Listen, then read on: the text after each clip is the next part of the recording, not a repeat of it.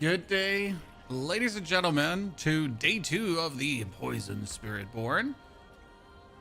It's going to be a busy one. We made it in 1 day, 5 hours, from level 1 to Torment 10.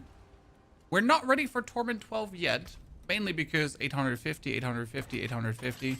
We finally made a good weapon, so that at least counts for something, but mostly, like, we're just didn't make, like, much cool items, right? So we're gonna push this, like, to the next level first before we can get anywhere. What we're currently want to try out is using the Widow's Web, which says your critical strikes burst your poisoning on enemies. And I gotta, like, I don't think it actually works well for bosses right now, but I wanted to try it out. What if I use it in a Helltide? Because sometimes, like, you poison damage enemies so much, but they take time to die, and that's annoying. So I wonder if this amulet would be good for actual farming. Right? When you're, like, going through enemies and then you poison them and then they poison instant explode. If that wouldn't, like, make things quicker. Because otherwise you sometimes have to wait for them to actually just succumb to the poison. But see, like, now I go into them and they pretty much instant poison explode more or less, even with, like, my minimal crit chance. And I think that might just literally be better for, like, a quick and dirty farm instead of just, like, waiting for this dude to die. Now, it doesn't work against bosses because, like, for bosses, like, these poison explosions, they don't do much. For these enemies here, it's actually absolute S tier. So that's an interesting consideration. Also for, like, Undercity, for example. Because in Undercity, the enemies, they really didn't want to die quick. Now we can, like, do multi-billions damage super easy just by, like, quick back slip slapping in there. Now, for example, the Lady of the Helltide, I would now swap my amulet back to the normal one, because that just does seem to then provide me better bonuses instead of, like, having the Widow's Web going on, right? Because here it doesn't matter if I just dish dash a bit around, right? I don't care if these guys don't instantly die. It really doesn't matter to me. So we'll just want to have it for the boss. I'm also using this build. How are you doing billions of damage like that? I just barely do a billion killer. Well, that billion of damage super explosion was from the web, because that's 300% bonus damage. So far, like, it's mainly we have Paragon points in, so we have every single node activated. I'm not sure how many Paragon points you have, killer. That helps tremendously. Then we already have skill ranks from the set, not many, but some, so that helps on top with cheese and cream.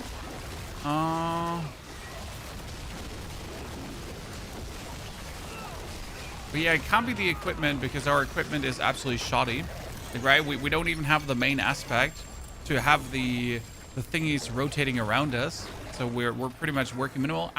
We have the amulet, Bloodman Idol. That could be it. So the Bloodman Idol gives us actually another 120% bonus damage currently. So that might actually be somewhat helping, right? With that bonus damage. Because like it's a doubling, right? 120 is it just double to what you do before. On Necro, there's legendary nodes that say damage whenever I gain or lose an overpower stack. Should that appear as an icon above my Paragon bar? I'm not sure if it will appear because of the density of icons that you nowadays have to look at partially. So it might just simply not appear, but it does work. I've tested it. I've seen that charm before. It's the Bloodman Idol that you get from the Butcher. It's the item that burns you. So you burn yourself. But since we're continuously creating barrier, it doesn't matter that I'm burning myself, right? So you burn yourself, and you get 100% more damage, plus you're always berserking. And berserking is a movement speed increase plus a damage increase as well. So that's actually like one of the niftiest bonus zips forward. Would it still apply even if you're constantly at max stacks? You're not constantly at max stacks. You're gaining stacks to stay constantly at max stacks, you know? Malitosis. So it says when you gain or lose. But if you're constantly at max stacks, that means you're constantly gaining max stacks, right? Because otherwise you couldn't stay constantly at max stacks. So yes, it does work. So long things long, short things short. It does work.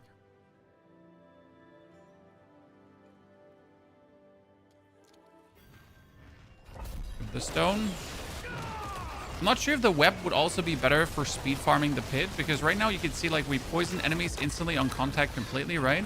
But then I gotta like dash back 3 instances quickly just to pick up these blips here, right? And that can get like somewhat annoying. Just have to get back to get the blips once again. And the load's slowing me down because we have to get them. So I guess the web would be good for this as well. Once we have reached like a certain power level. The problem is that it's just right now not working against bosses very well. So the poison just does more damage than if I would turn the poison into random explosions. I'm being followed. At least so far.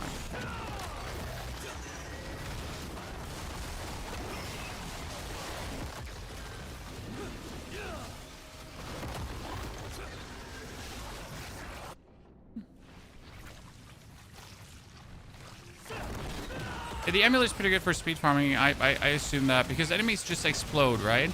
And then you just instantly get the blips, and then they explode again. And you instantly get the blips, so it's definitely an advantage. But we gotta like reach a certain power level that is actually useful against bosses. I guess for this I would want to have like my other aspects, because right now my main damaging aspect is not even max rolled, right? And we're missing one of the there's like one more aspect, so bit of a bummer. Now, one aspect I've seen that I really want to try out. See, like right now there's the boss, and see the amount of poison damage. If I wouldn't have like, if I would play the amulet, the spider amulet, we wouldn't do this amount of poison damage, and it just chunks for billions, right?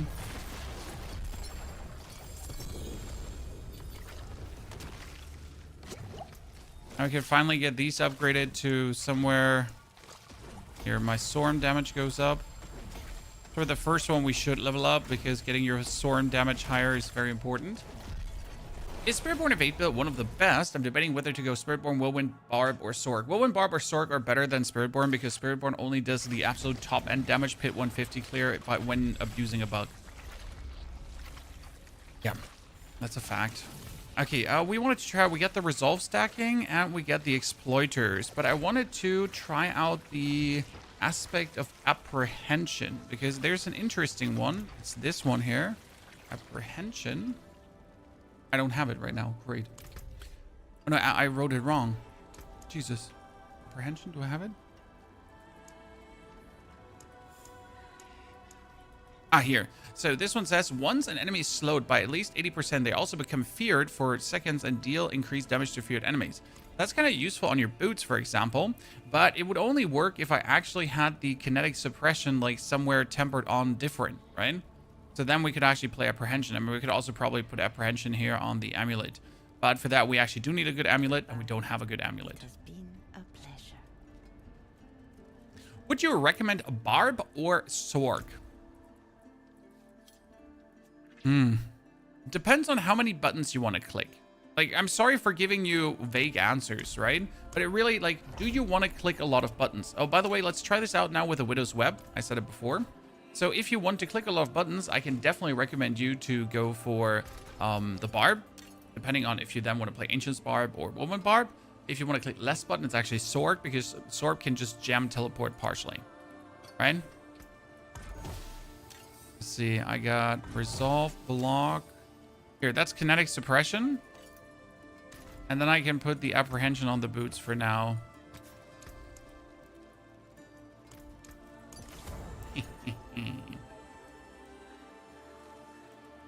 I like high mobility, then Sorg. The infinite teleport is insane. Richie, good morning. Thank you for the 9 months. What should I call our Twitch baby? I'm actually asleep having an amazing stream. Richie, thank you for dropping by just to drop that on us.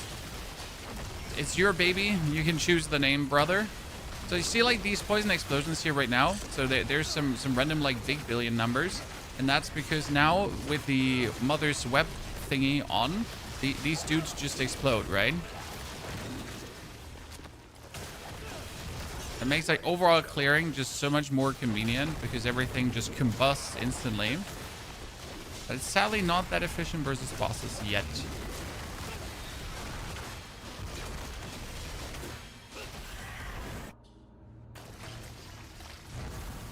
Richie, we can go with Hasselhoff. Yep. I mean, copyright claims, but I guess we can handle that. Right?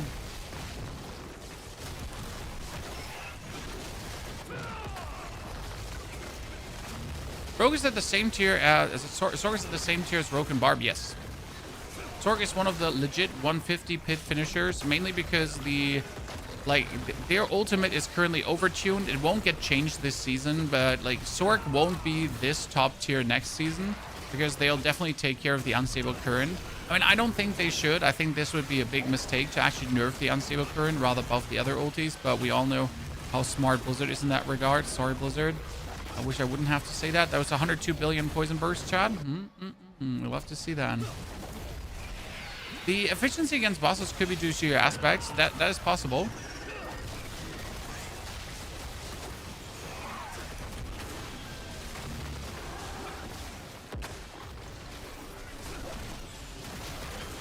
And I'm happy how it's overall working, like right with the poison burst, but you'll see against the boss now that it just seems to perform less amazing, right?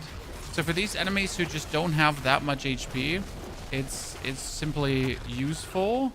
But for bosses that have a lot of HP, it's just not that useful.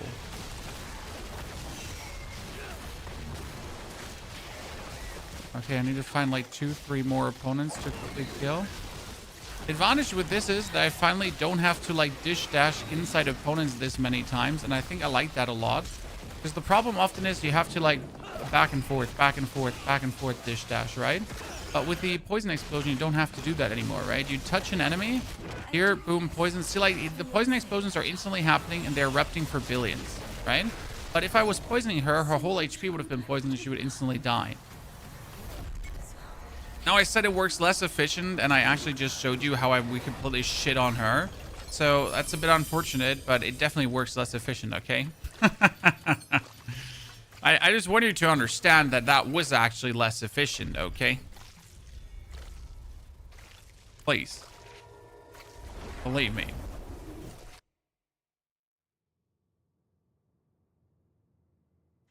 What things are the Zeal Paladin good bad at farming, Barney? So the Zeal Paladin does everything well up to pit 120. After pit 120, it just literally gets annoying.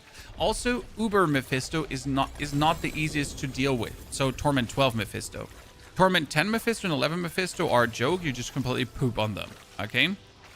So all in all, you can do everything with Zeal. But if you then want to push deeper into the pit or kill Torment 12 Mephisto, you would have to potentially then think about, hey, maybe I should go for a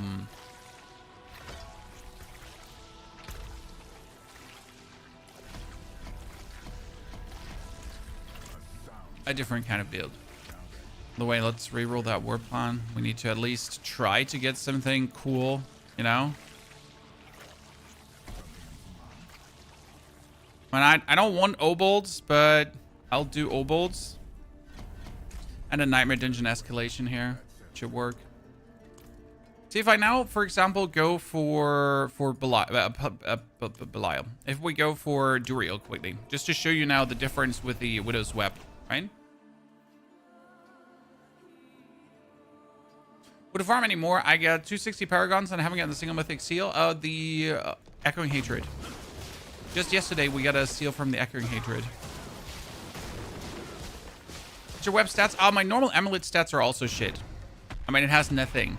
So the web stats can't be it. It's poison damage, dex, and resistance. My normal stats are vulnerable damage, potency, right? So it's not like that. That should play any role in any capacity. Like if we're now here at him, notice we're doing these billion blibs, right? If I was only doing poison, we would already have him like full poison, right? Like, it does work, but it's just...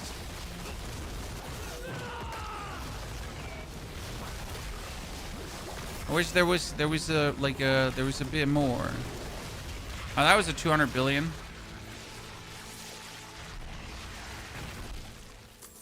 Maybe I should stack poison up more before we kill him. So it kind of works, right? But I don't know. It doesn't feel as cool. Oh, there was a mythic.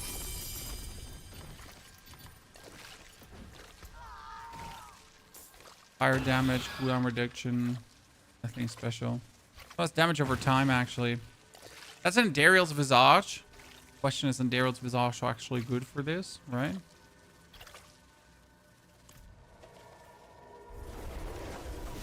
Is web better for clear and normal amulet for bossing? It seems like that, Barney, but I would hate that because preferable, I would just play the Widow's Web for everything.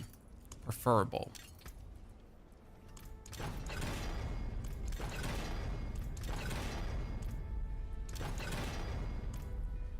For now, we can get the resolve stacks on and just masterwork it up.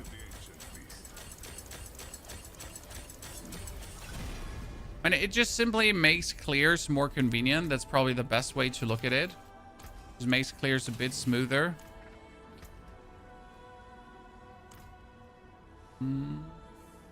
Let's try out like a pit with the web and see how smooth this goes, okay? Excited for POT node patch today. And the crazy part is Jonathan said on Friday the 21st, but the 21st is not a Friday. See, now that you're going in, the enemies just implode instantly, right? And that's the big difference with the web now. So like before, I always had to wait for them to die, but now like they instantly just explode to the poison, which obviously just makes things faster. So for speed farming, the web is definitely king. I mean, look at that. I just go in and they boom, explode, boom, explode. Like I'm just walking through, right? And they just implode into awesomeness. We already put a list together for the, like, we're obviously planning like 4, 5, 6 videos before the season of Path of Exile starts as well, my friend. So we're going to have the patch notes video, but we're going to have like start videos. We're going to have like tips for a good start, beginner guides, that kind of stuff to catch everyone up to snuff, because there are a lot of people who are going to finally start playing Path of Exile again.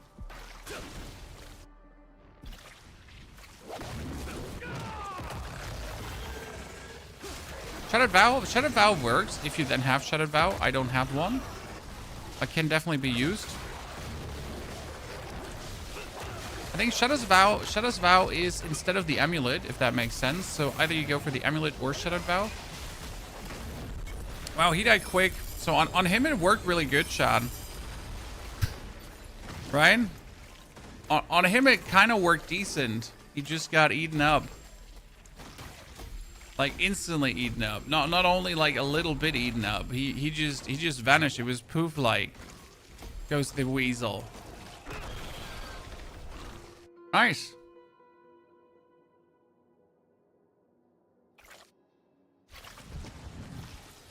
The Shattered Vow says enemies afflicted by more damage over time than remaining life are executed. And if you have the Shattered Vow, you don't require the Widow's Web anymore. So it's either Shattered Vow or Widow's Web. I mean, what we can do now is we can go into Forge Equipment, Uniques, and I can actually make 5 unique caches and just see what comes out. Maybe we'll get a Shattered Vow. See, I'm insane, guys. I'm a demon. So we got a Nessicum the Herald, and we get a Shattered Vow. So what Shattered Vow essentially says, right? It gives you the enemies afflicted by more damage over time than remaining life are executed.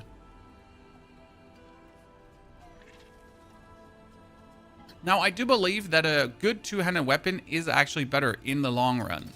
But we're going to keep this Shattered Vow just for the time being and then decide if we want to use it. Because the question is, either you're going to use Shattered Vow or you're going to use a good amulet, right? Like, you got to use one of the two.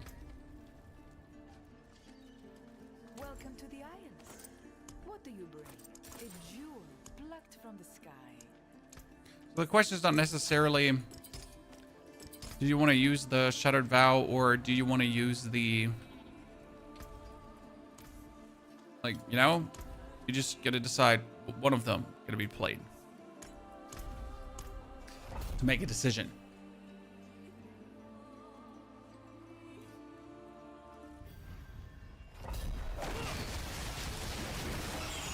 I like the explosions. This is definitely going to be my way forward. I feel like the Shattered Vow is though better because the amulet premature explodes your poison, right? While the Shattered Vow lets your whole poison actually stack up and then instantly execute an enemy. So I feel like that's just more efficient because if the enemy has all the poison he should have on him, he just will explode, right? He will just die. Whereas with the amulet, you pretty much have to have, like you just explode existing poison and then existing poison. So you don't even give it a chance to like stack up, right? I don't know how to say that, but I guess Shattered is like vastly superior in the long run. But that's not the point. We essentially get to make two versions, one with Shattered and one without Shattered, right?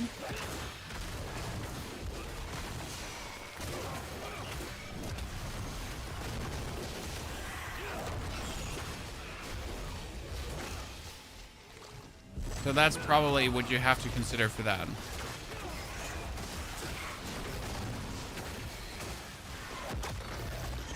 Let's stick without Shattered Vow for now. And once we found a good amulet, we can always go over.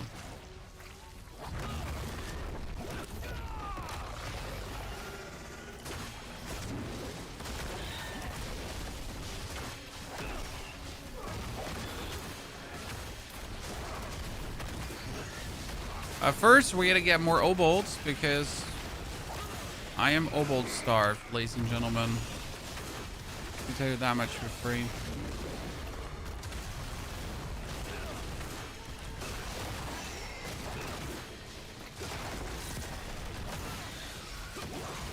The Warlock kind of buzzed. No, Warlock is fire. There's many amazing builds. Barely spent my obolds, sir. You always like when the obolds are full, they need to be spent. Boop, boop, boop. And she's dead. So much good. Number one rule of the Obol Club. As soon as they're full, they need to be spent. Number two rule of the Obol Club. As soon as they're full, they need to be spent.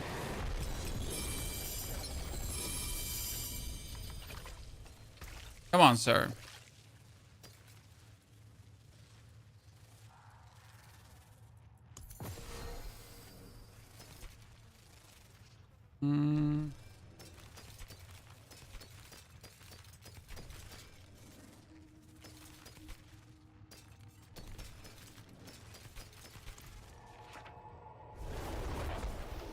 Is amulet plus the mythic overkill? Yes, absolutely, Jay. It makes no sense because the amulet and the Shattered Vow essentially do the same. They don't exactly do the same, but essentially do the same, right? And how much resin do I have? We got Gorilla, we got Focus, Gorilla, Centipede, Potency. Why are we aiming for Gorilla skills? Because everything that we have here is pretty much a Gorilla skill, right?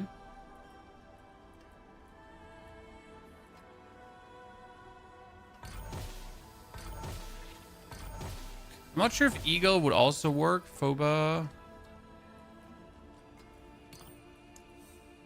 Because technically with the Harmony of Abawaka, it should turn everything into Eagle skills as well.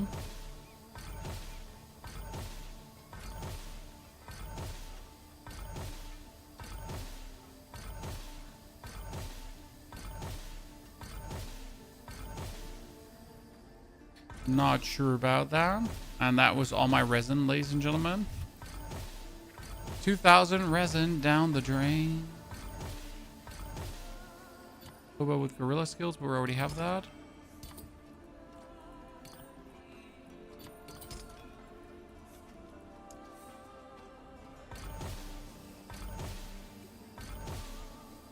I mean, at least I've seen Gorilla skills, so Eagle skills on a Beru. Now, the basic idea is that you get the Harmony. According to your secondary Spirit Hall choice, your skills are all additional Jagger, Eagle, Gorilla, or Centipede skills. Which means that when I have the Harmony of Abawaka on, then in a battle situation,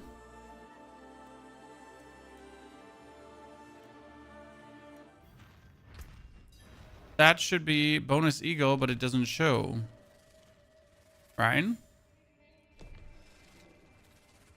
Because my second Spirit Hall, oh, he's still Tiger. Oh, now they're bonus Eagle. Nice. So those bonus Eagle ranks actually work, right?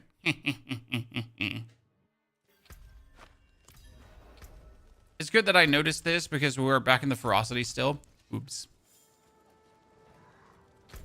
Kind of missed that.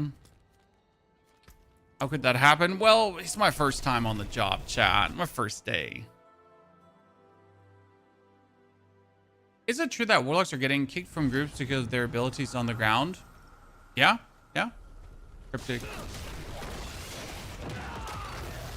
I mean, would I want to have a warlock in my group that completely splatters the screen with the elemental kaboom? No, not really. On the other hand, would I care? I mean, barbarians are undying, sorks are undying, paladins are undying, druids are undying. I guess the only class that isn't undying is warlock in itself, right? Here, the Spiritborn is also undying, so it would be kind of silly to kick someone for ground effects apart from headache, right? But yeah, like it's not like that in any way. This would kind of like make the gameplay experience worse if I can't die from it. Like, you know, what do I care?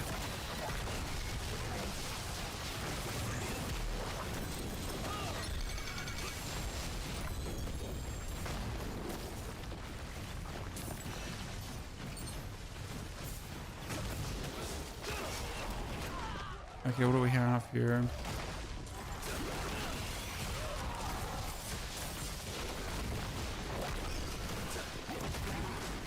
Oh, they're like, I love these billion damage explosions that just randomly happen. We need to get our aspects. We need to get our rings. We need to get our ovals. There's so much I literally need to get right now. We need to get our shit leveled up. Shit leveled up. Shit leveled up.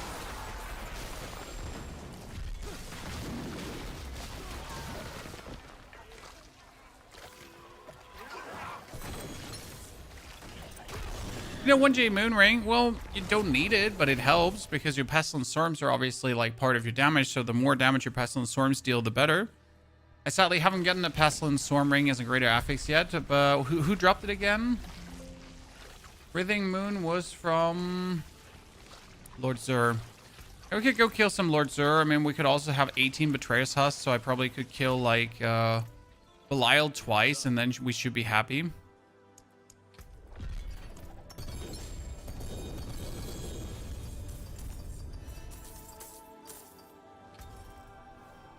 Oh, did I not get a gift of the Yonkima Boinky? Oh, robbery.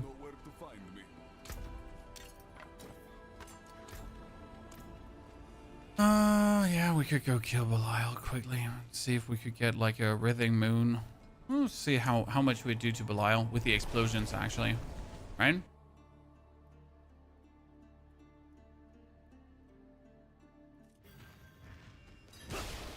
Funny Ravager skills. Oh yeah, you need Ravager to be at 20, but that has everything to do with obviously here the infinite dodges. Let's get some Writhing Moon, like get some counterattack staggered here.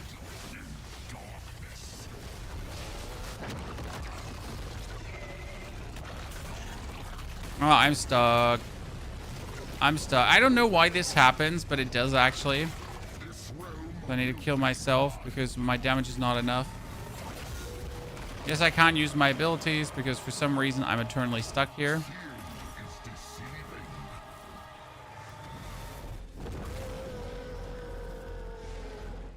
When he can't even kill me if he wants to kill me, which is the crazy part. I'm trying to die.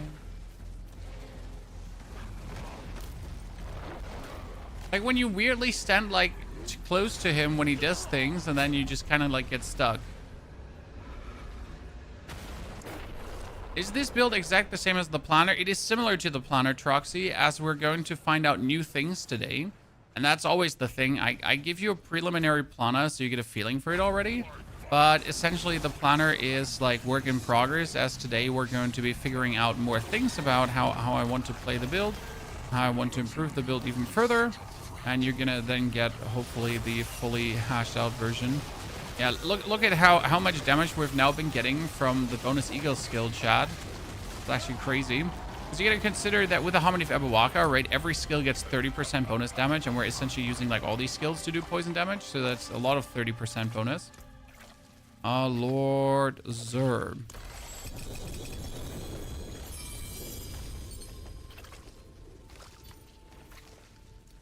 Trying to get the ring in better. Its damage over time multiplier, at least that, is not the high roll we're looking for on the... That's 7,000. That's the high roll on the actual damage.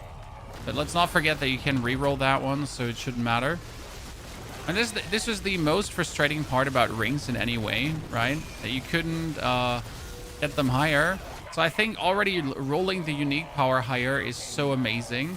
That's why I don't like really understand when people complain about random affixes, right? When it doesn't matter that we have random affixes on these rings, you can at least roll the power higher. I mean, right? Isn't that already solving like tons of these issues? Okay, why can I not select the chest? Belial wants to be bugged wholesale today. This hasn't happened to you yet. It has happened. It happens to my druid consistently too. So my bear druid, when he attacks, it ends up in a weird way too. Ring ancestral. Okay, let's see what we got there, ladies and gentlemen.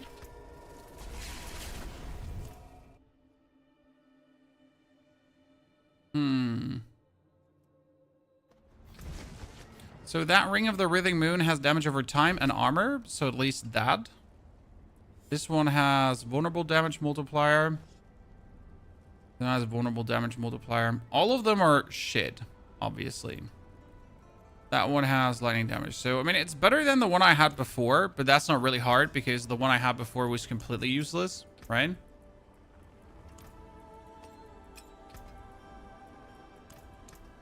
Let's get some additive damage over time here.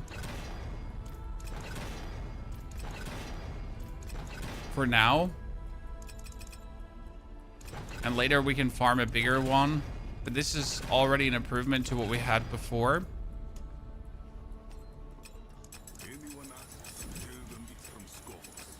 Let's hit the thingy on the damage over time. Thank you. The other two we're gonna be keeping because we can still turn them into something better, right? This is all just staying in my inventory because we can smash them together later. Now we need to do a nightmare dungeon. So what we're gonna do is we're gonna do the new nightmare dungeon farm trick. But I don't think I can actually do it yet. That's the problem. Since we don't have the double portals, right? Shit, that's true. So in case you've missed the video, there is an interesting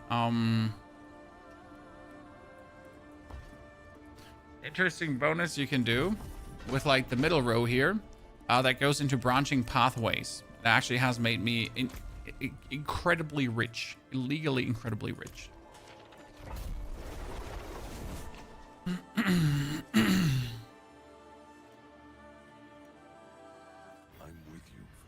You likely hit your toggle. Yeah, I actually turned something weirdly on here. Wait, let me...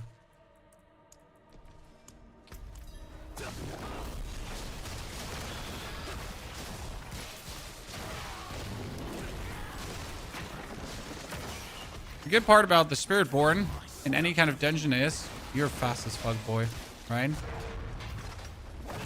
I mean, if I need to do a nightmare dungeon escalation, that's just a joke because I'll be instantly through said nightmare dungeon escalation, right? I mean, that's it. That was the first nightmare dungeon already of the nightmare dungeon escalation.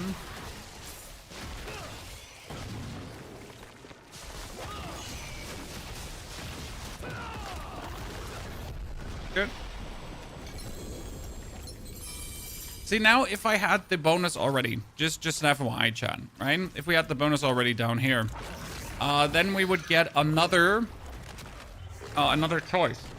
So now we wouldn't have to guess anymore.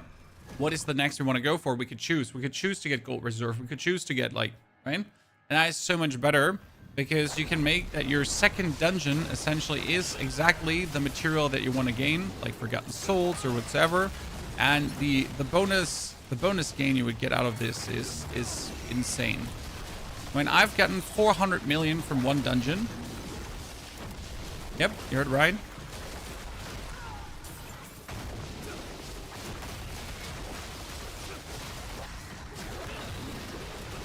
Just like that, 400 million bonus. me the obols. Thank you very much. I intentionally went for an obol reserve here because I would like to get the obol reserve. Since obols are king. Hello, Mr. Butcher. Sent me a dream. Da, da, da, da. You think the Butcher can actually keep up with me? Where's he? Oh, there. Combobulated, Chad. Combobulated. Split him up into his atoms. I just looked at him. And he was like, oh no! See, like, the amount of obols that guy drops is insane. Completely discombobulated, Chad.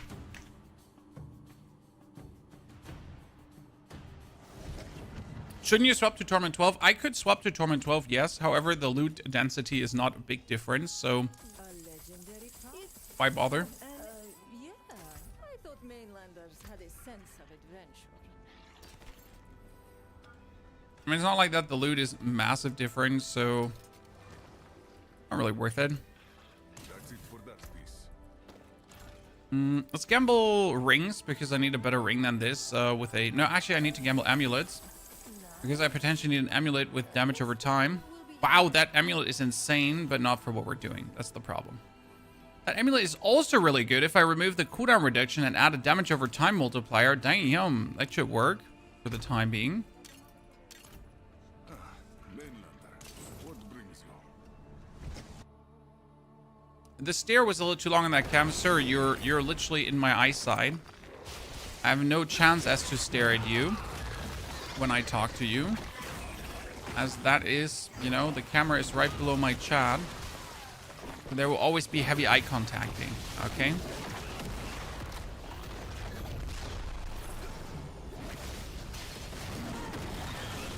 Okay, more obols. When you do an obol reserve, you really need to try to find the chest because obol reserve is just cheating. How many obols that one provides. I mean, see, like, we're back to 1-8 already. To find another big chest of obols, that would be fire. There's another big chest of obols. And there's another big chest of obols. Yes. Dude, this is why Nightmare Dungeons are key. Like, why Nightmare Dungeon escalation is crazy. Because the rewards escalate as well.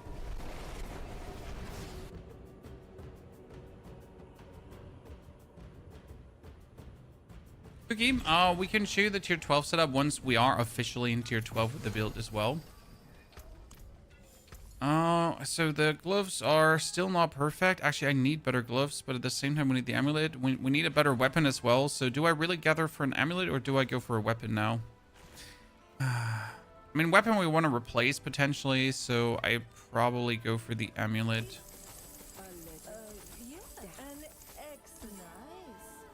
All damage multiplier. All damage. I'm looking for damage over time. So like getting an all damage multiplier is like nice and dandy Andy. Not what I want. So every ancestral item needs to be upgraded to legendary. Why? New aspects. So right, if I put these in, even though like I'm not planning to use this, they're just getting aspects, and this could exactly be the aspect I'm looking for, because I'm actually also looking for a specific aspect right now. And we can also upgrade the normal yellow ones, right? But they will never be a max roll. So right now, see, this one that I upgraded did actually get like a better one. This one get a good one. So we're actually making progress. Back to it then. Is there any one page you'd say most accurate in the current meta? No. I mean, you find good builds on every side, but it always comes down to the creator, right? There's always a certain amount of creator bias. Some people like to build their builds in certain ways, and that will always influence the outcome, right?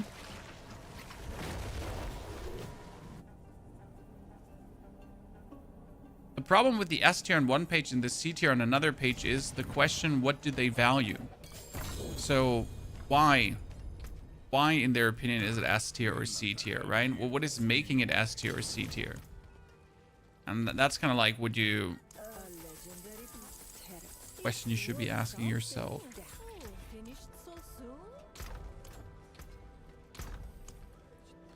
Oh, critical chance. All damage and movement speed. Bunch of useless. So legendary. Legendary. Legendary.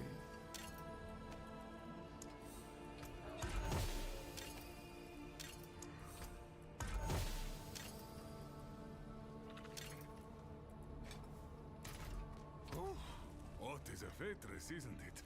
Still not getting the aspect that we're looking for. Okay, now let's pick up the rest of the obols, and we're back to 1.5. And the last one is a diamond reserve. Jeez, this is going to drop so many diamonds. It's going to be crazy. All right, Rake, good to see you there. You're creating such good content. I've been away from gaming for a couple of years. We played PUBG together, back with Jensen and another Dane. It's been a while, sir. But I'm happy to see you back to gaming, and I hope life is stable for you. So you can enjoy said gaming, not use it as an escape. See, now one single chest currently drops 32 diamonds, because this is now the third escalation, okay? So it's like insane amounts of fragments are just dropping, because it is the third escalation, you know?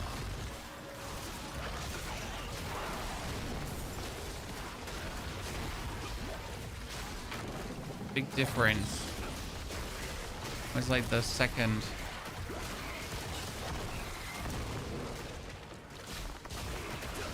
Where's the box? There's the box. Leave me alone. Let me get the box. I'm just trying to pick up the box. Let me pick up the box. Or I'm gonna murder you all. Just kidding. I'm gonna murder you all anyways.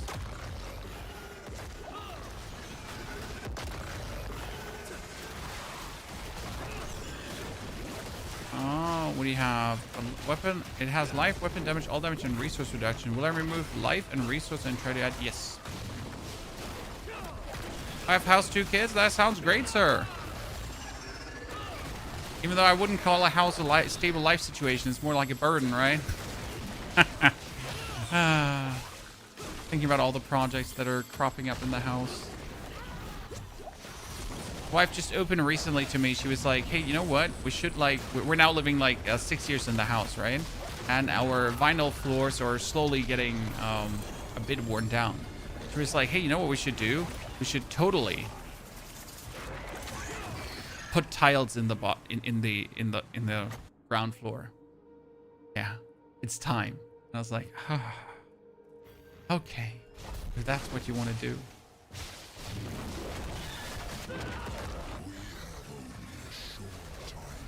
Ah, he just imploded. To 100. Oh, this is gonna be able to go for the highest tier, sir. This is a pit 150 clearing build. If we're using a certain bug that gives 600% bonus damage. Without the bug, I think like, what is it? 130, 140 possible?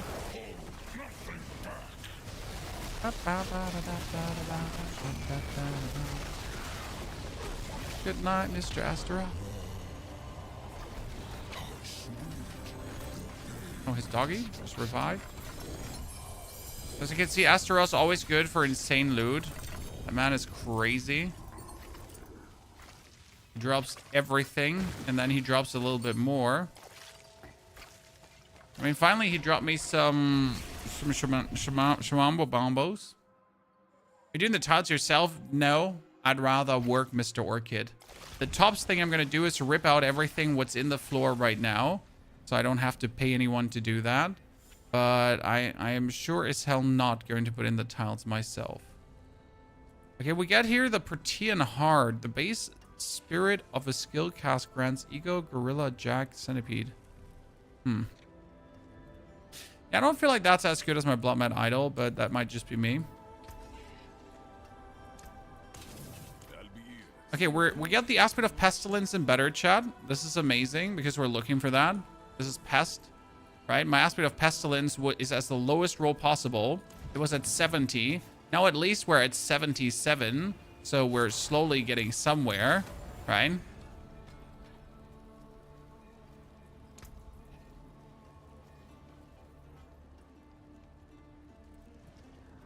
But actually, no, Pestilence is the one we were missing. Yes, exactly. That's what I was saying. Finally. So, Pestilence is the one we didn't have before. Toughness. My infestation is as low as it can be. It's at 260 from 350, right? So a lot we still have to get from that. Max life, damage over time multiplier. None of this is good. Mainland. What brings you? Okay, what do we got here? We need to do more pits. That's important. Pit. Keys. Pit. Obolts. And right now, I'm actually do want to have obolts so I can gamble more. Okay, we are going to do a pit 90 now. We could do a pit 100 already, but at the point, going for pit 90. The Protein Heart one, it looks funny, but I like my Blood Mat more. How are you liking the Spiritborn? I thought I would hate the dish dashing around of the Spiritborn, but I will admit that it's not as bothersome as I thought it would be.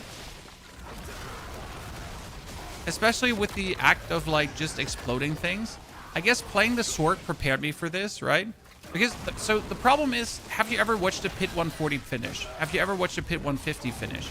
It's super annoying when you play one of these builds, because every fight is like you doing this, right?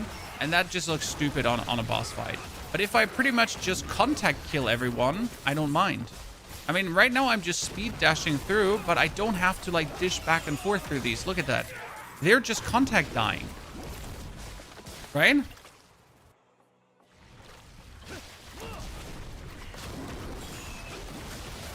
That's where I'm actually enjoying the build, because I don't have to do this back and forth, back and forth. I mean, sure, against bosses, it's a bit, but like, how often are you really fighting bosses, and how often are you just zooming through areas? Like, you're more often zooming through areas than you're like fighting bosses.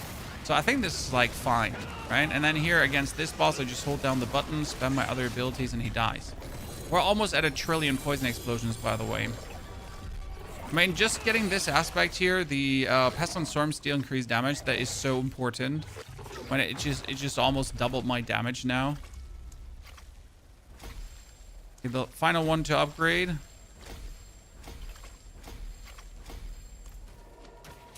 Oh, I almost forgot to put the heart in. And then we have all of them up. I had a bug where the dash is still targeted even when I take the untargeted node. Interesting. Are you able to spam your abilities? I'm working on the same build and I have 20 seconds cooldown. Simple, Tanner. You have to have Ravager at 20 ranks. At 20 ranks, the Ravager will have a minimum of 4 ferocity stacks. That means you always have 4 ferocity. And Rushing Claw resets the cooldown with 4 stacks of ferocity. So if my Ravager is at 20 ranks, right? And I always have 4 ferocity, then always the cooldown is reset. There's never a maybe the cooldown is reset. Eventually it is just reset. Let's go into the pit 100 quickly. How do Ball of Lightning Swords farm bosses? I feel like with your ulti it's rough. Your ulti is always up with Ball of Lightning. I mean, I don't play Ball of Lightning, I play Crackling Energy Sword, but your ulti is always up. I mean, once your ulti ends, you instantly have the cooldown back up, and then you do it again, and do it again, and do it again, and do it again. I mean, it's not like you're ever without your ulti.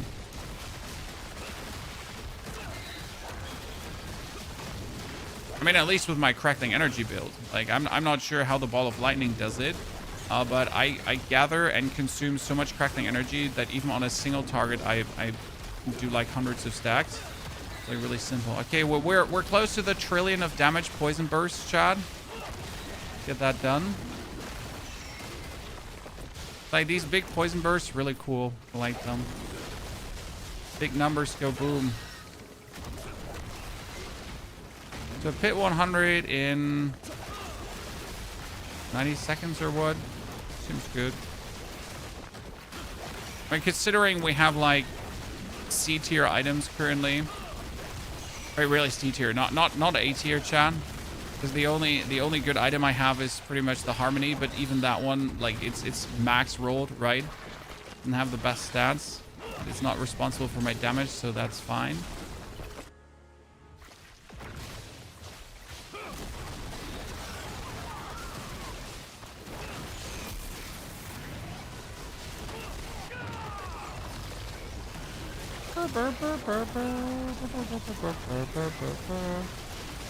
And he's dead to the poison.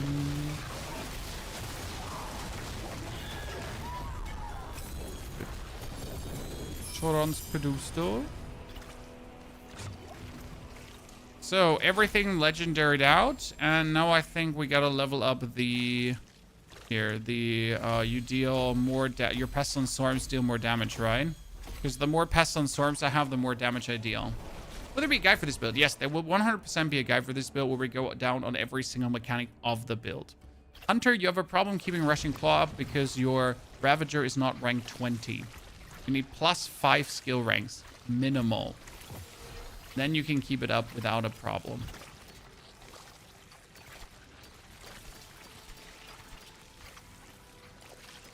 Otherwise, you won't be able to keep it up. Bushnak Pa. I don't think that's worth it. As a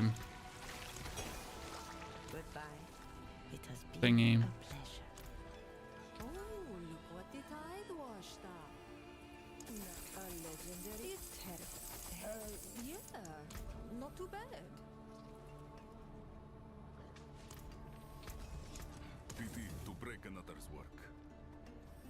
We got infestation. Oh, infestation went up. Yes. Aspect of infestation went up by 1. By 1, chat. It went from 260 to 280. Okay, by 20%. I'll at least take 20%. Okay? But I'll still be peeved. I messed up my weapon. I forget to put gem sockets in. I got gem strength. Don't worry. That happens more often than not. People are getting that left, right, and center.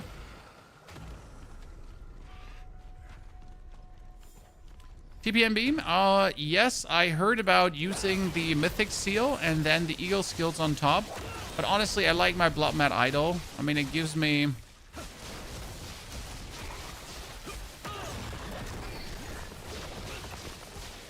I guess we should probably swap to Torment 12 now. I like my blood mat idol. It gives me...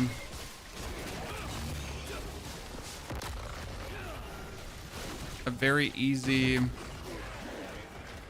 125% bonus damage. I like that more.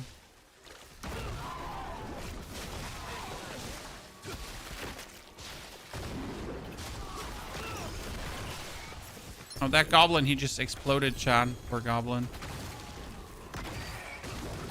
Yeah, I gotta say I enjoy the web version here with the bonus explosion. It's kind of cool. We're gonna test a... what is it called again? We're gonna test a... Infernal Horde at some point with this. Also, I reckon this is like really good for Echoing Hatred as well, right? So we're gonna do an Echoing Hatred today with the community. Once we are sufficiently strong enough. Look, Mom, everything just explodes.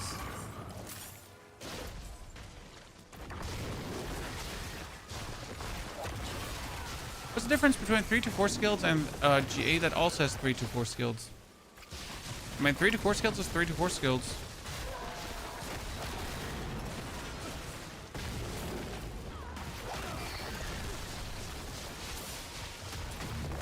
That's 3 to 4 skills.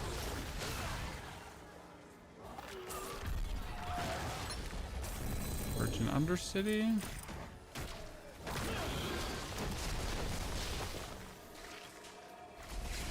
Had some friend of mine rush me through so I can farm Butcher and others things. Finally get some biz pieces for the build.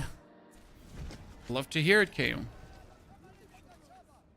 Vigor, dexterity. I think good. We're gonna do more talisman items. Yeah. We're still gonna get that. I'm starting to get my Heraldric material. Any suggestion on a good way to farm that? Heraldric material, you get the Undercity for that and the War Plans. In the War Plans, you can choose Heraldric Regents, and that's pretty much what I go for Heraldric Regents whenever it pops up. I mean, you don't need Opticide, you don't need Obolts, you don't need gear. It's like Salvage and Heraldric Regents is really what I focus on whenever it pops up.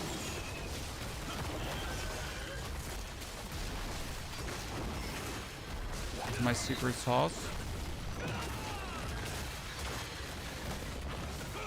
That was 900 billion, chat. Very close to the trillion.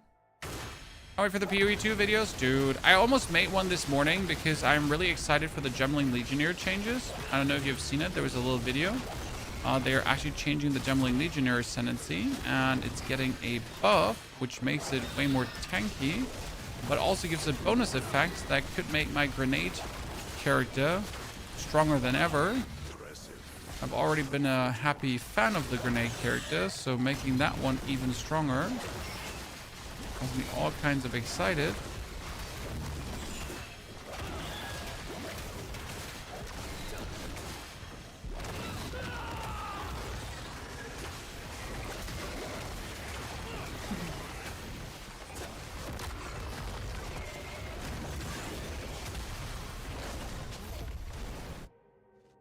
I was wondering if you had any tips, things you wish to know at the beginning. Oh, we just released 2 videos of things I wish I knew sooner, sir. I mean, simple things like you can favorite a teleportation spawn. Okay. You open up your map and you right-click a waypoint, then you'll always be teleported to that waypoint when you hit your T teleport button. That makes life tremendously easier because instead of now having to open up your map every single time to teleport somewhere, you simply press T, and it will always teleport you to your favorite place, aka Toughness.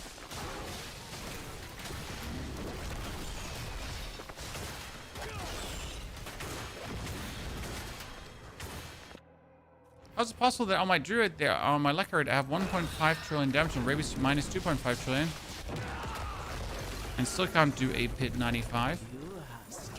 I mean, you should be able to do a pit 95, sir. But I wouldn't really look for the tooltip damage.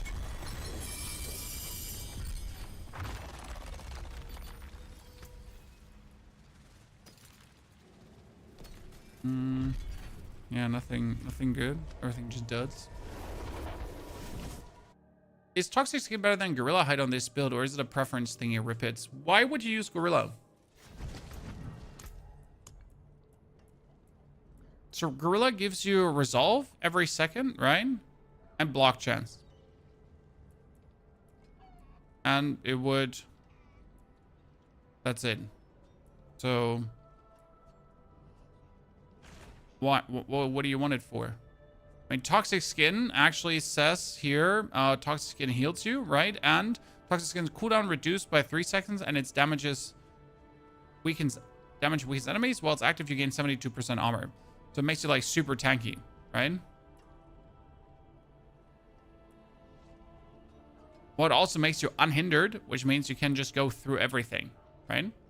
And you do bonus poison. And since we're exploding the poison, it's obviously insane for Widow's Web, because we just go through and explode stuff.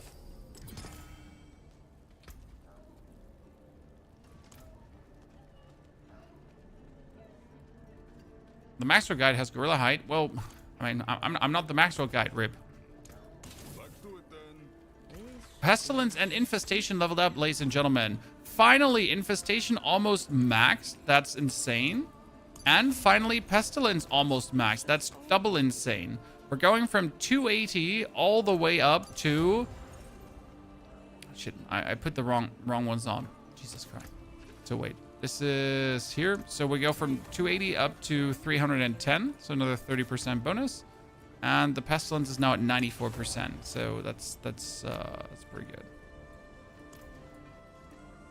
I can do that pit 100 now without even blinking. Could probably instantly do pit 110. Consistent way to farm Air of Petition. Well, you just gamble it with your sparks, or you just target craft it. I mean, I gambled all of mine. I think 1 dropped from the world, but I pretty much just gambled all of mine. So just throw sparks at the problem. I mean, ultimately, when I don't have multiple airs, I just use 1 across all my builds, which is really, really annoying because whenever I lock in a character, I gotta remember who has the Air of Petition and who doesn't, and then just move mine around. So that's a bit of a nuisance, but it is what it is, you know? There are worse things in the world. I mean, optimally, or ultimately, you could also just gather all the runes and then just target craft it at the jeweler, okay? But you'll need like 6 Ya runes, 6 specific rare runes, and so on. And if you already have an overabundance of runes, or you have an overabundance of rune tributes, then you could just farm the Undercity to get like a lot of runes, and then you can easily just target craft it. So if this was like a new season that I was trying to race for the leaderboards, I would probably just do like Undercities to get set runes, right? And then just target craft it. Like, let's say solo self out, right?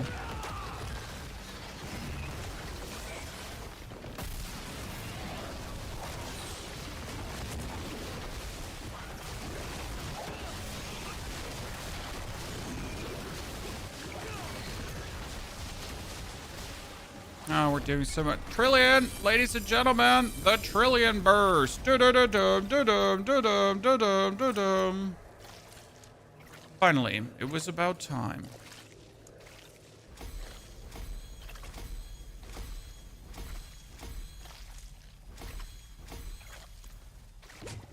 We're gonna upgrade to 63 now, every single one with pit 100s.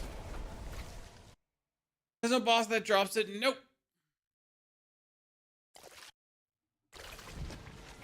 How do I make normal stream orientation? You join the stream that doesn't say vertical in front of it. That one is normal stream orientation.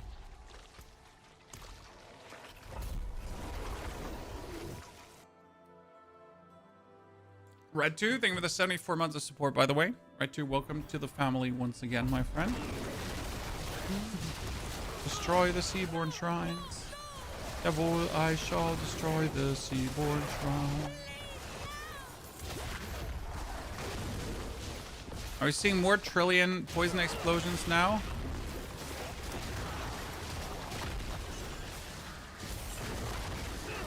Oh, high billions. I just like how everything is just contact destruction.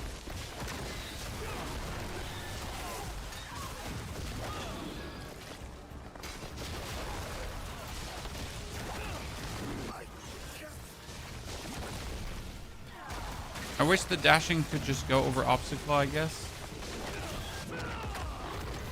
Hi. Hi. We're done. It was quick. Have you tried Torchlight Infinite before? Yes, I've tried Torchlight Infinite before. I think I had a sponsorship for them as well. I like what they do. I think they do a fantastic job. They're like the perfect in-between ARPG. If you like really, if there's no season right now, if you did everything in your current one and you really think about like, hey, maybe Torchlight Infinite. It can't go higher because that ring can't go higher. That rotten. Finally, Gutterfilled. Gutterfilled means we could do a mythic tribute, ladies and gentlemen. Gutterfilled means we could do a mythic tribute right now. Huh? So we're in Torment 12. We made it. It is done. Finally get the one aspect that we're looking for. Did the Tree of Whisper event already end? It was so short. So sad.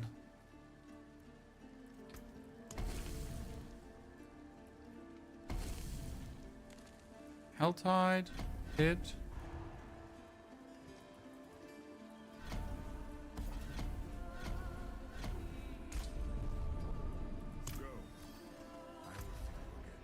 Helltide Harvest. Do we have enough time? Let's see what we can do. I miss it already. It was so much fun to have the event. So right now we need a new ring, chat, because our rings are ass.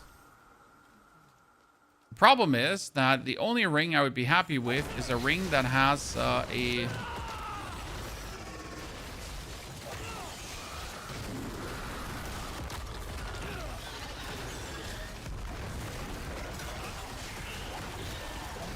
Oh, we're doing trillions of damage finally. A ring that has a damage over time greater affix, right? I don't want anything else.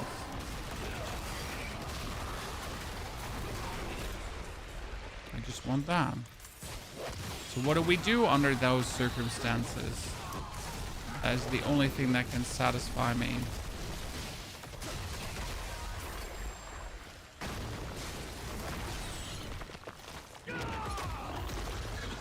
Forgotten soul.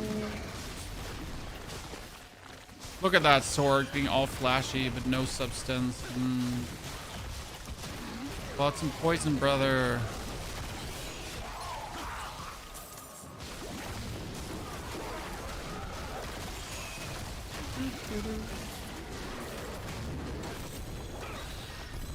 Oh, he just randomly died. I'm sorry, sir. Diablo Life helped you a lot with aspects. It's probably one of the most underrated websites still. Diablo Life is like the Opal gambling tool, chat. I keep recommending that over the years, and every single time it just helps people. Ancestral quarterstaff. That we needed. Okay. Get out of here. I hope that we get a better ring. Perga, thank you for gifting Silver Wolf a subscription. Oder Silberwolf. This is not the English Silver Wolf. It is the German Silver Wolf. Step up to my entry. Back to it then. Can we do a pit 110 just to see how we fare? I guess. I want you to do a pit 100 in like no time. So let's see how hard could a pit 110 be.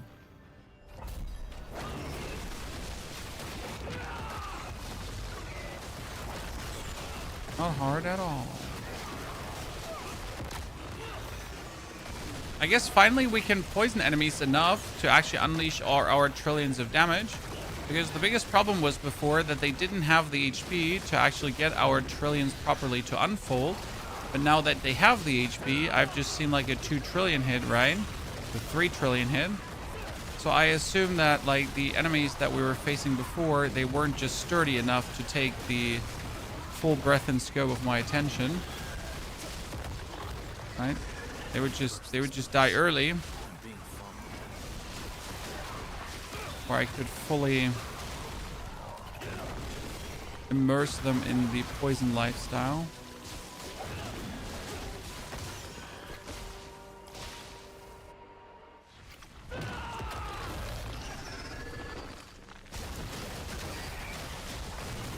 So glad you don't sound like Rob. Hey, it's really hard to get rid of that German accent. It's extremely hard for Germans because they often lack any point of reference unless you're consistently talking to native speakers and actively trying to improve your English.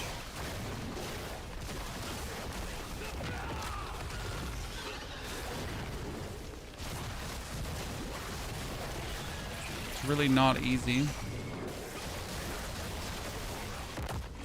It's like a conscious effort, right? It just doesn't happen from alone. It's not like the more English you speak, the less German you'll sound.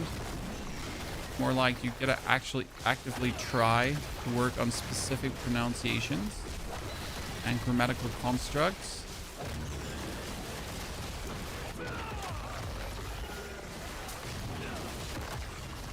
If people are not instantly gonna point the finger at you and be like, German! Ah, German! He's the German! We have spotted him!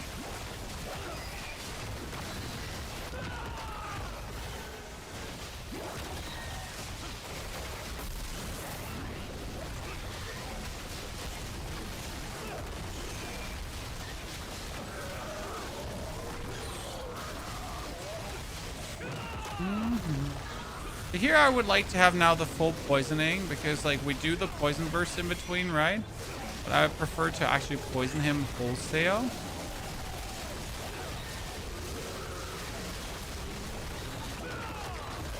I'm pretty sure this is like slower because we're bursting the poison, right?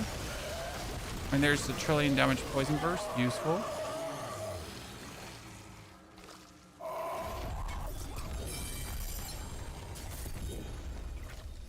Does your weapon have gem strength already? No, my weapon is actually downright horrible. I mean, it does have damage over time multiplier and all damage, but it doesn't have it even as a greater affix. I'm currently running the life as a greater affix, which is obviously, who wants that?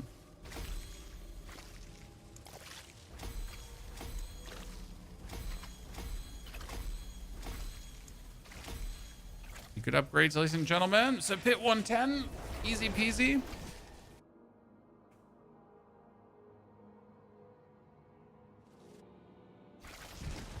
If you already worked on the written guide on this build, you do have the planner in the description of this build, Back to it then. but without explanations, obviously. Have you seen what GGG did to the Gemling Legionnaire? I have seen, my friend, and I'm positively pumped for that. So I am definitely looking forward to play our good old friend, the Gemling Legionnaire. It might actually tip me towards finally playing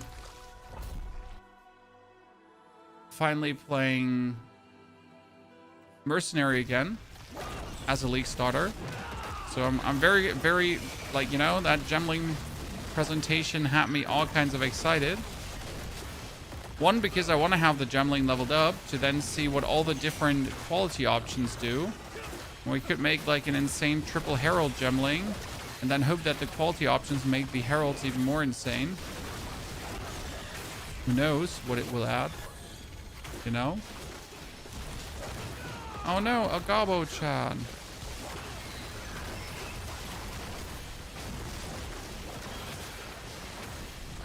A portal prankster. And another portal prankster. Woo! Big things ahead, ladies and gentlemen. Big things ahead. Portal prankster down. This is like a rune run that we just did. That's what I told you earlier, right? Especially when the Undercity is now triple ranked already. You can do a rune run and potentially get yourself an insane amount of runes. They do something about the echo drops. The easiest way to find echoes is the Undercity. Why the Undercity? Because the Undercity has the largest density of big chests, right? So if you do an Undercity, if you get some portal pranksters, you can get like 3 to 4 chests. And these chests, since they are high quality loot chests, have like a very high chance to then have the Echoing Hatred in. So if you want to reliably get Echoing Hatred, the best way is really to like just spam Undercity.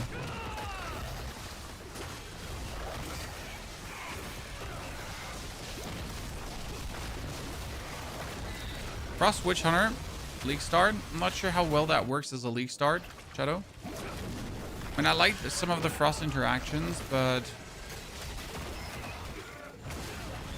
I mean, for a Merc, I would always go with Grenades. Grenades is such a no-brainer. Like, you really don't have to try and you're just gonna win, right? Oh, another Portal Prankstar. Jesus. This was a Mythic run. Do you know how useful this would be? I think since we have Gutter Filth, I actually need to open up more of these. I was about to just like speed through, but open the last one. The final Portal Prankster coming out.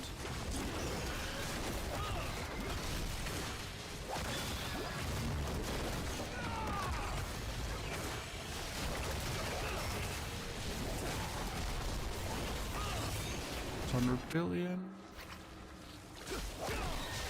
There's a planner in the description of the YouTube video that gives you an inkling for how the build works. The planner just has 0 explanations, so you might miss the important breakpoints, like 20 ranks in Ravager. Plus, the planner doesn't have like the burst variant in that we're playing right now. The burst variant. Ah, look at the runes, chat. Look at the runes. Yes, queen.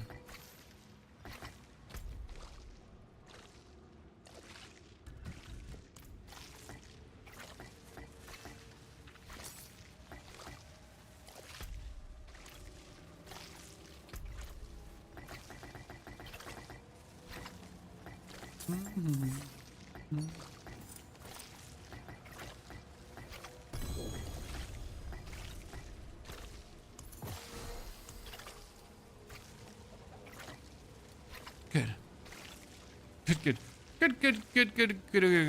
We have the Druid Earthen Bulwark that we really don't need. So the question is rather, what do we do instead of the Earthen Bulwark? I mean, we had like nothing else, so it's kind of like sad. We could go for crit, but that would make sense. With the Vortex skill. There's like nothing we would want to have. I mean, Vax, yeah, for more skill ranks. But you do get so many. We have this one upgraded here.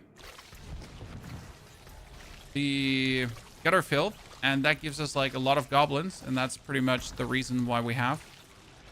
Okay, Vex. I know my other characters have Vex runes, so I need to quickly check on the Sork. Paladin. Didn't Paladin like steal my Vex runes?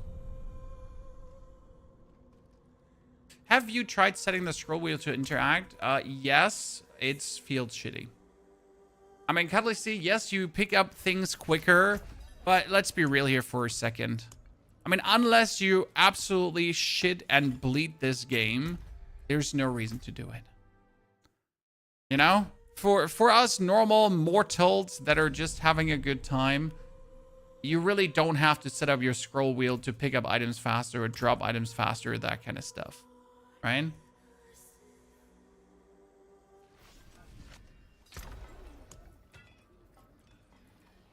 It's just really not required. Do the poison swarms, pestilent swarms, count as summons? Could they activate the Nagu rune?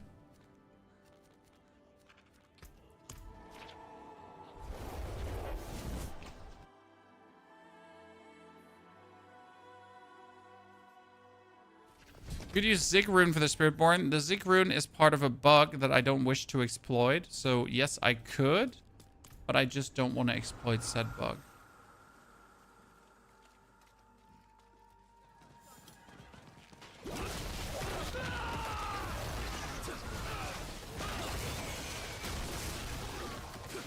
We don't know when exactly the Path of Exile patch notes are going to come. I mean, we could tweet at the lady, the community lady, if she has like a timing for us.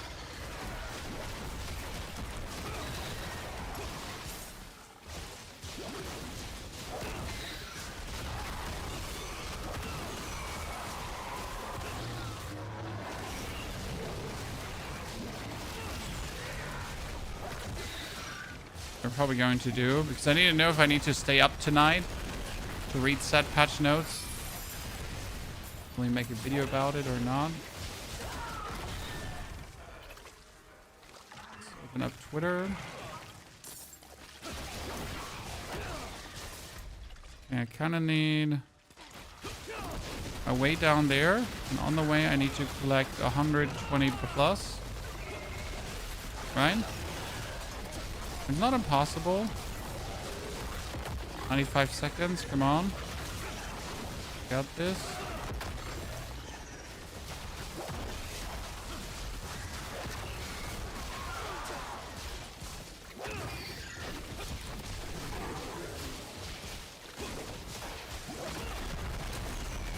Let's kill that guy and that's it, right?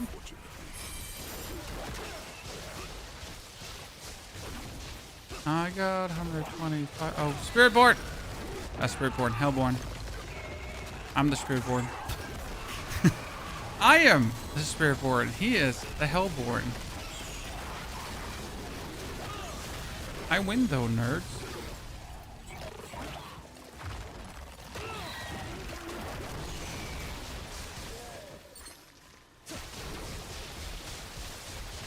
Pestilent Storm doesn't count as a summon. Yeah, then it's not going to trigger the Vex rune ever. I was hoping the Storm would count as a summon, so it'd have like an easy trigger of the Vex. But I could probably just go for the bug, to be honest. Because we're traveling like 5 meters, so I'm just going to activate this like there's no tomorrow. Right?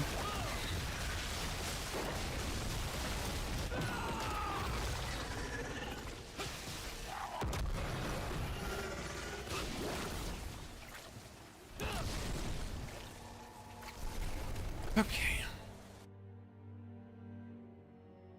Hearing those big billion hits are very simple through the Widow's Web. The Widow's Web is giving us the big poison burst explosions. So I have to get a better Widow's Web because mine is not so hot right now. But that's how we're cheesing that. Let's do one of these and later one with the community together. I get like 2 more. Sorry, Chan. Let's do one cheesy bone.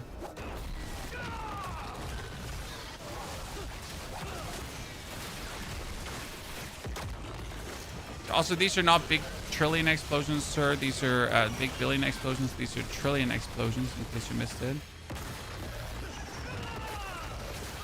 See, there's a trillion. It's 1 billion. We're not at the double-digit trillions yet. And you know what the crazy part is? That we're doing this right now without the bug. So we're not abusing the bug for 600% bonus damage, but I could currently get 600% bonus damage, right? You think about it. How long are you playing the Spiritborn already? 7 hours. 7 hours, sir. 2-3 minutes.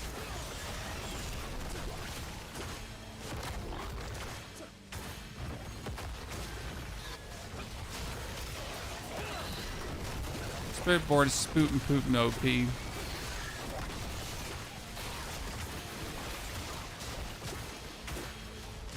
Is Dragonkin the Banished good? Graphics are bad. Gameplay is fun. Especially the skill system of Dragon Lord is really brilliant. So if you have the money to spare, if you want to have like, you know, some fun in a single player game that you can join at any point again, definitely intriguing. I mean, the amount of builds you can actually make with the skill systems are really cool. I enjoyed that the most. You know, trying out, making different builds, trying to like fit them into the grid. It's cool. I think for ARPGs, it's like extremely important to have like an interesting skill system. That's why I'm obviously a bit disappointed in what Diablo has done with their new update, right? So yes, it's better. Don't get me wrong. They have done a good job. However, they still went very basic Andy with what we have right now, correct? So they could have been a bit more risk friendly and done like even more, right? Give us like another layer of upgrades. But it's fine. You know, I'm not too mad. I'm like happy with the mix of everything we have, especially the Horror Cute now. But I am still obviously saddened about missed potential. I'm finally getting Gigabyte internet installed today. Yeah, I still don't have that. I was supposed to get like faster internet, but the telecom is like fucking it up. I probably have to go to a competitor because they're really unable. Like next big city is further away, and the company that's responsible for like laying the fiber lines is like in the next big city, right?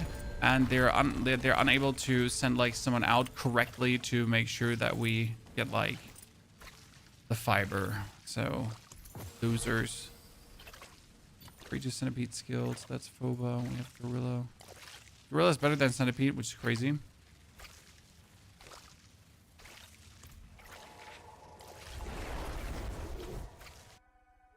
It's bonkers with the Mythic Polearm. We have the Mythic Polearm Medulian, but we are currently playing the Widow's Web intentionally over the Mythic Polearm because the Mythic Polearm does do kind of the same as the Amulet. So either you choose to play the Amulet or you choose to play the Polearm. So no matter what you choose to play, like both options are good. I do believe that the Polearm is probably stronger, but I kind of like want to play the version without the polearm until I hit a certain wall and then feel like I should go for the polearm instead. Right now my plan, a whiffle bit. That, and that. See, Roderick materials, easy. And we definitely got to make sure that we get a better web. System, thank you very much for the 25 months already. System, quarter century. Slow and steady. Throws the support into oblivion.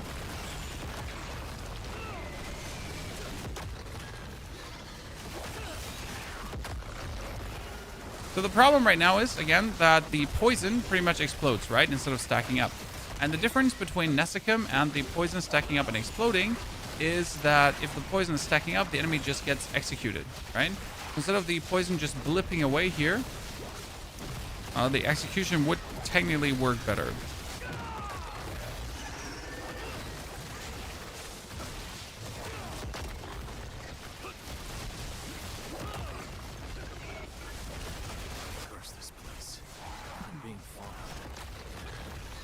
I like to see big numbers, though.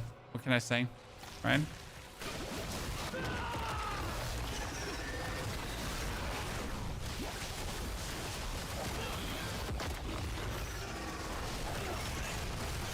And in the leaderboard, you find both versions, right? So you find people that are actually using Nesicum. You find people that are using the web.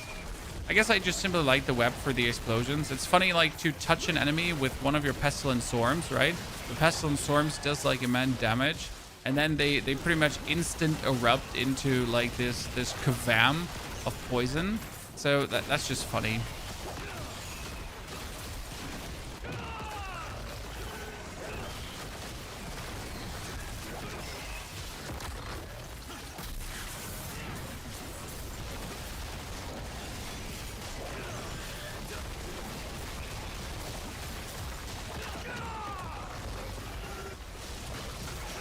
Ah, 4 trillion. Let's go.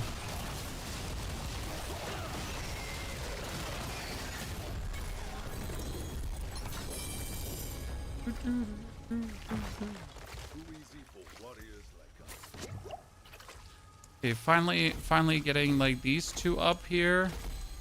So again, I can get everything to 63, right? With plus 3s. No, higher actually, to 73 with plus 3s. Yeah. Do you know if this scales better with poison damage or damage over time multiplier? Damage over time multiplier and poison damage multiplier are the same. The difference is that the damage over time multiplier is just higher. Right? Right, it goes up to 60% with a greater affix, while the poison damage multiplier is just lower. So that's where the damage over time multiplier would be considered better.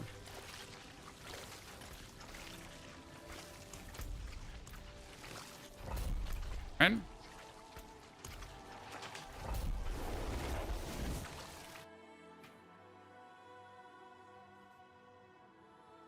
The polearm is bad if you use the Baza set because it interferes with the 5-side bonus. Yes.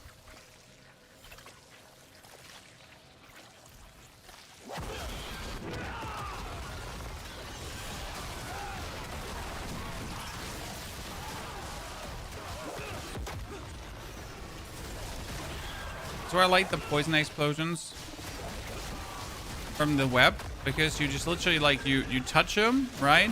Then they get critted by you just dashing through them, and then they just die.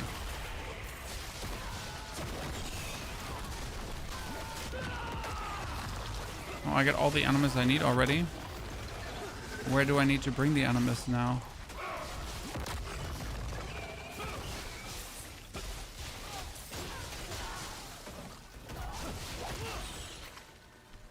If there's with a mythic, you can, but you don't need to. I mean, there's literally not a single mythic that makes this better. For example, the Harmony of Abawaka actually is better than having...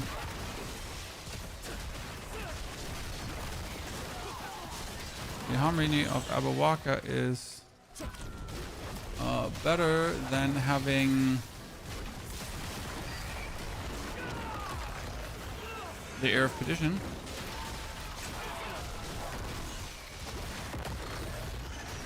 Sounds crazy because technically the Air of Perdition is always the thing that everyone wants, but not in this case.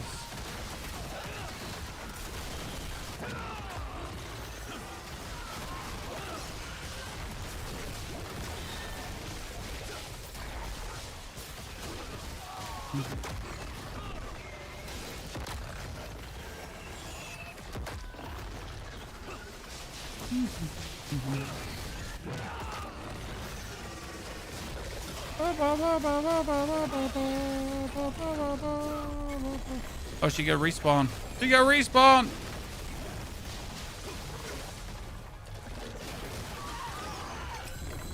I wonder if I'm supposed to like have her get touched by my whirling thingies. Probably, right?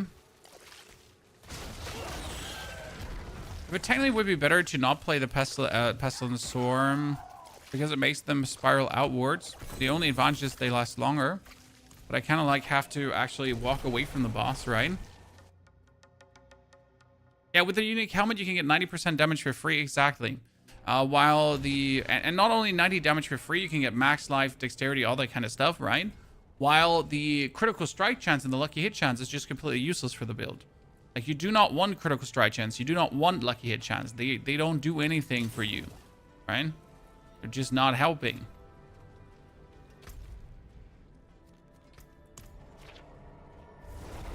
Is there a way to test if you're ready for a higher Torment? I'm Torment 9 with ease, but 10 is rough still.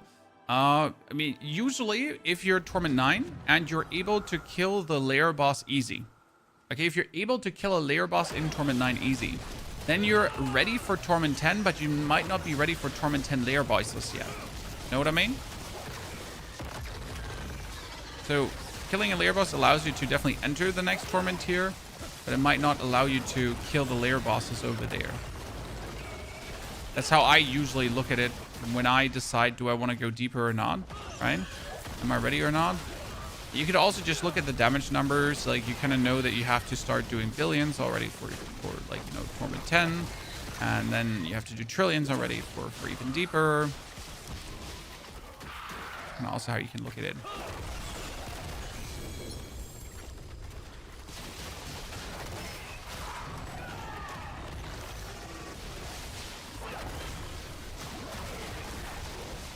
Okay, here, this is per Pestilent Swarm, and I can have 15 Swarms up, chat. 15 seems to be the max, right? You can't have more than 15. So that's 30% bonus damage from that Paragon. That's nice. Yeah, 15 is max.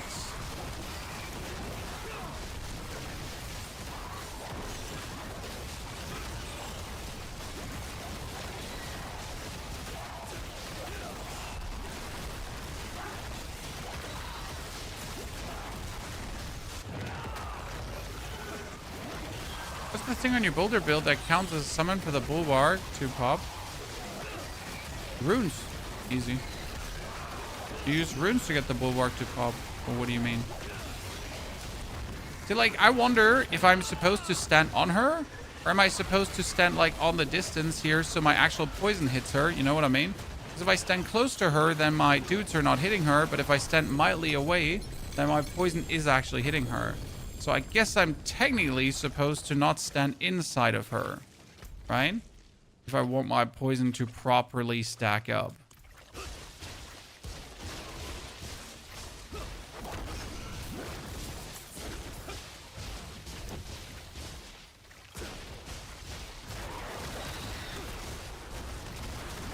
And for normal mobs, this consideration doesn't really matter because they just implode on contact again, right?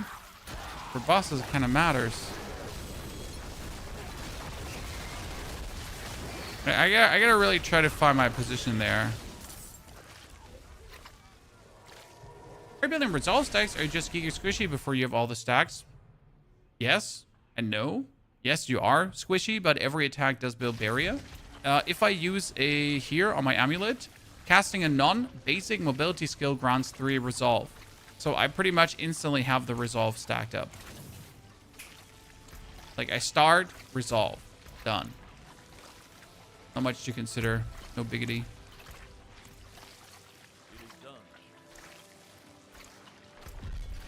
Okay, we gotta kill the butcher now. Let's see. Nagu Quay to trigger the bulwark. The runes. The wolves. The wolves that you can trigger are considered summons. So the Circe rune gets you the wolves. Those are the summons. And then you can trigger your bulwark. Also, your companions also count as summons. Like, if I want to kill him, do I now just rotate around him instead? Like, because I could dash through him, right? The problem is if I dash through him, then my poison doesn't really hit him. So I kind of just don't have to dash through him so much, right?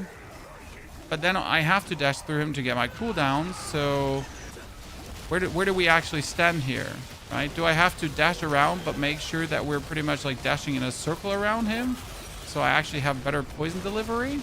So obviously need to dash as often as possible so we get our like 15 thingies up, right? Otherwise we're not having it.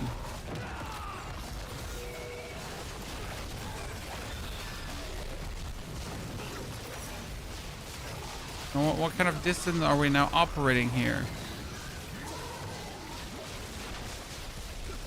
Da da da da da. Can't burn me if I'm just freely dashing through everything. Are we doing that because we're crazy and like, you know, nothing better to do?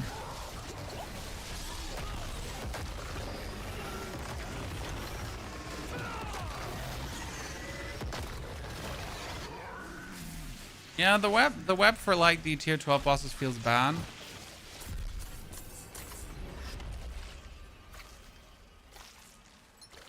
I know, Easy, we're not running Cersei, but it's like an opportunity. I thought you were asking a general question. In the build, we were having... In the first version, we're having the Ravens trigger that. That had... That... But yes, I think we went back to Cersei, if I'm not mistaken. Easy. I'd have to go into the build. It's been a while. Emulate is Widow's Web? Yes. What aspect is down here? Emulate? I mean, the aspect down here is called the aspect of kinetic suppression. Kinetic.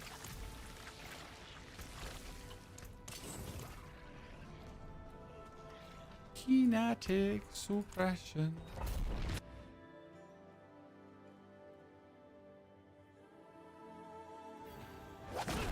I'm gonna play Where Winds Meet. What is there on Where Winds Meet currently? I haven't kept up with Where Winds Meet, so I genuinely do not know where we stand right now. What is about to release, what is about to not release. But no, we have no plans for Where Winds Meet as of now. I know there was a martial arts balance coming, if I'm not mistaken. But yeah, there's Path of Exile around the corner, sir. Erwin's Meat isn't going anywhere. Do you like the PoE 2 changes? They're insane. I mean, we're finally going to have an interesting endgame to talk to people about. So it's going to be nice. I might finally actually play the endgame. So that's cool. And finally be able to, like, not just rush multiple builds up, which is going to be sad for many people because many people want to see me rush builds up. But we're going to have to just change the way how we do things. Probably engage a little bit more with trade. To just get builds up faster, but I can pretty much just, you know, show you things quicker. But they also made the campaign playthrough faster, so that's going to be really nice. But that all will be covered in our next videos to come, so no worries, we got you. The aspect you get is random, but since you can press the button many, many times, as random as it is, you inevitably get the one that you're looking for. Right? I mean, I have hundreds of Kalian tuning prisms. You usually take like 5 to 10 rolls to get exactly what you want.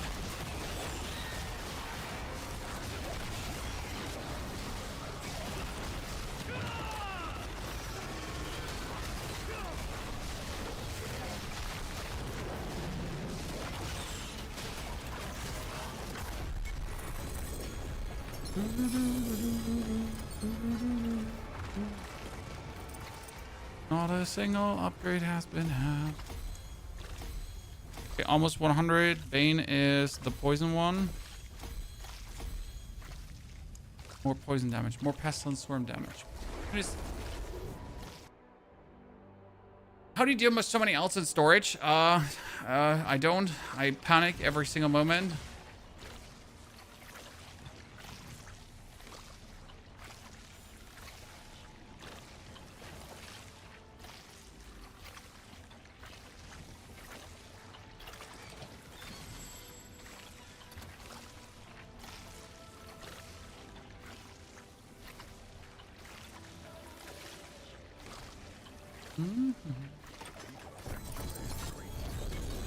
So, tuning prism. Okay, we still don't have a ring. I mean, right now we're just running a random 850 item power ring that does nothing. It's like really sad. I didn't want to like bother with crafting a ring that does nothing for me, right? Because we have like a bunch of rings, but none is like in any way good. But at least at like an all damage multiplier ring, I would be fine. But we don't even have that. So it's a bunch of sadness. I mean, I could take a maximum life ring, but what is really a maximum life ring going to do? There's attack speed on it.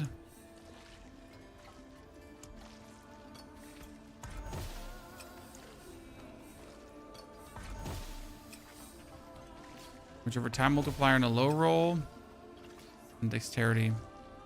This is just a bunch of sadness. I mean, it's still better than what we have because the current one we have is just completely useless and it can't get the max roll of the pestilence. So I guess at least that, because this one can now get pest. You can get the aspect of pestilence at 97%. The worst comes to worst, at least it has something, right?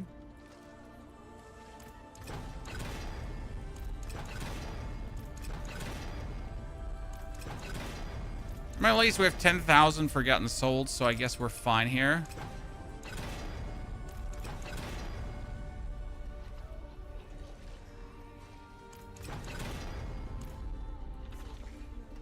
That's gonna be it.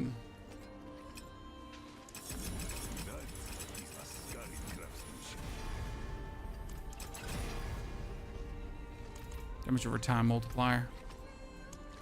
We could try to reroll the attack speed at least to vulnerable damage multiplier. Yep. Whoop whoop, ladies and gentlemen. I mean, that's better than what we had before. It's still not exciting, but we'll see. Okay, what do we got here? We got Nightmare Dungeons up, so that's amazing. We can do like one Nightmare Dungeon that will make us rich. So let's try to get a double Nightmare Dungeon in a row here. That's Undercity, that's Nightmare Dungeon, Helltide, and Undercity again. Fun part is how we just really don't look for defense, right? And we're just Torment 12 Zootin. Kind of stupid. You know what we're going to do with our weapon? We're just going to transfigure it because I just want to see what happens when I transfigure this one right now. Yeah. So, what do we got? We got the Greater Affix on...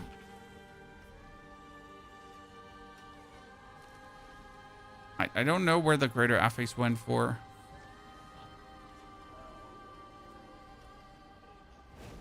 For the all damage multiplier. Yeah, that might actually be. And we need to unique power reroll this one. We don't have many of these, so I don't want to waste like a lot, but I at least want to have this higher, right? Are you permanently starved for Roderick Resin? Well, you have to consider that I have 6 different characters, and each character I've tried to max out. So I am sure as hell completely starved of Horodic Resin at any given point. It is horrible, my friend. It is beyond horrible. Like I am struggling. It's not funny. It's really bad out there. But we cope. What can I say? Gotta cope somehow.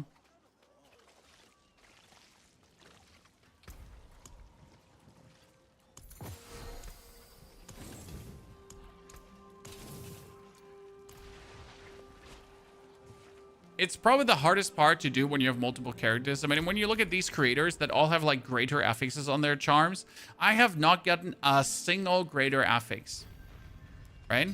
I don't have a single greater affix on a single charm right now because I simply have too many builds, too many classes, too many things done. That is what it is. I mean, I'm not sad. It's just like, it's a choice of mine, right? This is how I create content. I could have also just hug one class and just make the same build and then push out another 10% strength and make an update video for you how I pushed out another 10% strength. But I find that ultimately extremely boring and it will make me stop playing the game, right? This is not how I enjoy playing ARPGs, but just hogging one class and just making it always stronger. The final version. This is really the final version. This is now the final version. And then I'm going to present you items that you'll never find. Right?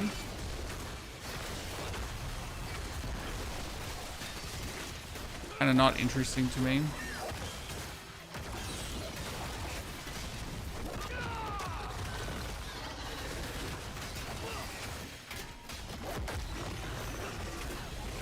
Not getting a single gobbo. I guess I used up all the goblins, chat.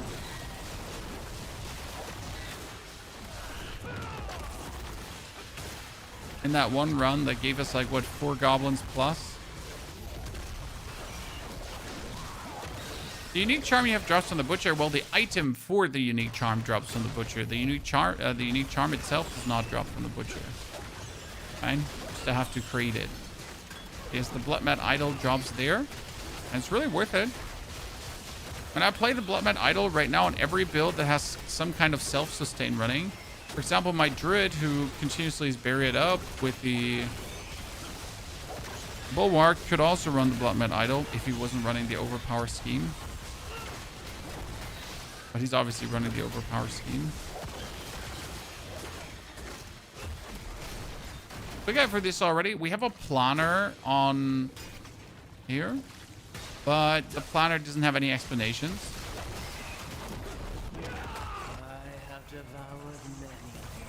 So there will be the video obviously coming. If I now stand away here and just wait for my poison to touch him, and then I go through, and he just dies.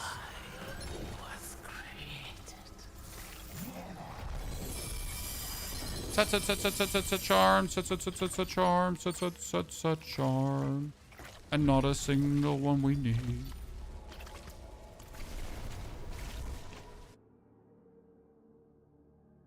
I never played the Barb Spin to Win build Marvels, so I can't tell you how to keep your fury up. You would have to find someone who's actually playing the Spin to Win build to tell you that. I mean, I'm German too, but I'm not that German, okay? I'm not that German. I'm the other German. You know? There's multiple. There's actually quite a lot of Germans playing ARPGs. I mean, it's Rob, it's Moody, it's Cliptis, it's Mippy. Yeah, we're everywhere. Germany. Dominating the ARPG space. Gorilla skills with the Foba now. I need the Mlor and the Linta faintly as gorillas. Or eagles. That's the fun part. So again, it's gorilla or eagle chat. Both actually work. But at least we finally have the skill ranks up.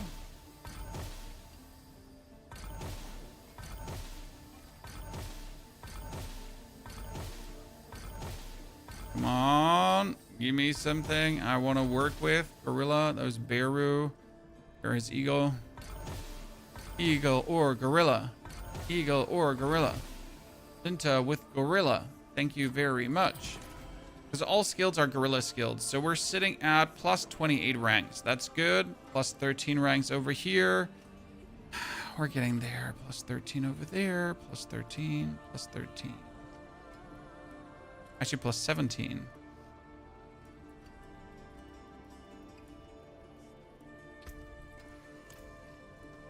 Because we have counterattack running. That is true.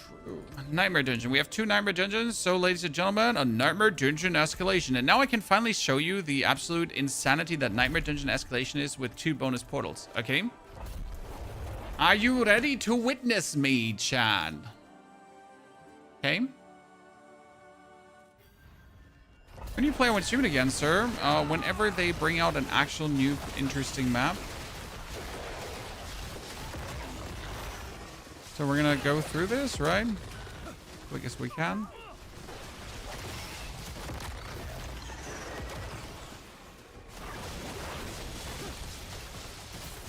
Not getting stopped by anything.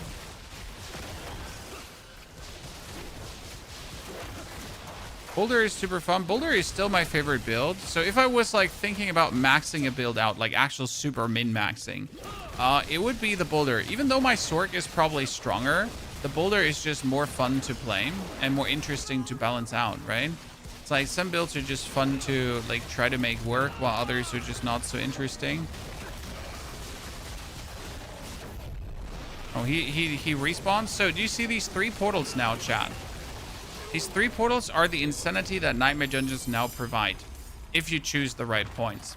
So I can choose now to go for a Material Reserve, I can go Obol Reserve, and I can go Artillery Shrine. If I go for a Material Reserve, the drops out of these boxes are going to be insane. They're not going to be like just 25 Forgotten Souls.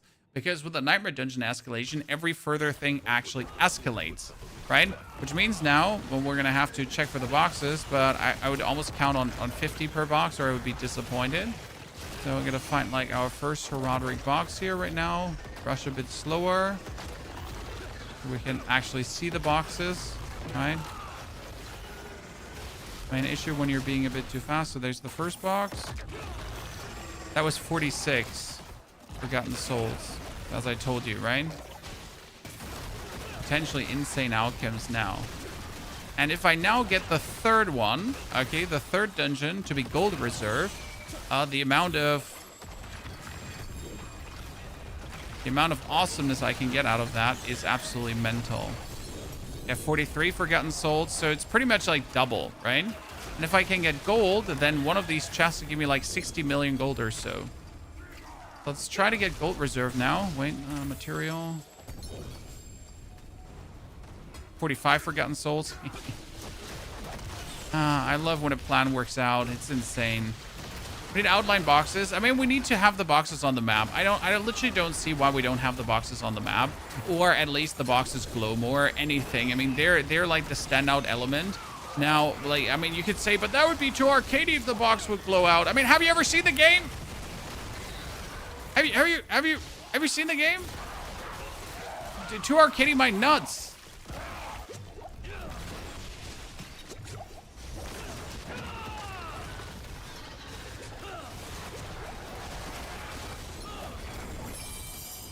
You know? Just make it more arcadey.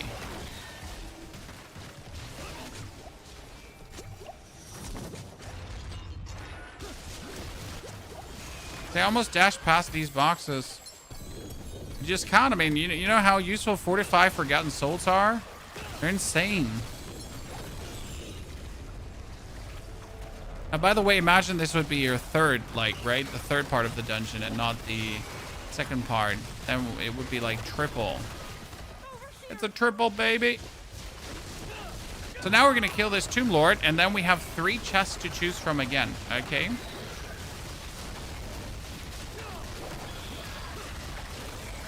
Kill him. I still need to learn the proper positioning of this one because it really makes a difference. So now we get 3 portals again that we can choose from.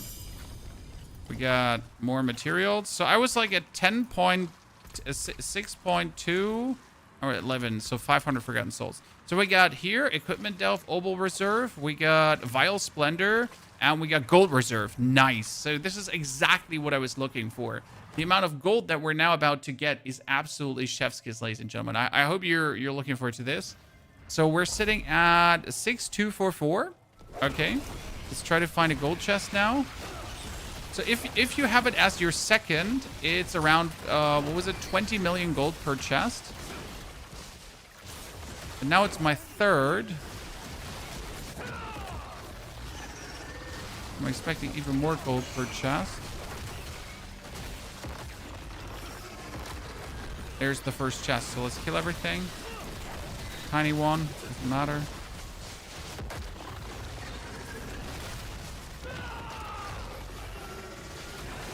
Let's kill everything so we can in peace and silence and quiet. Look at the box, right?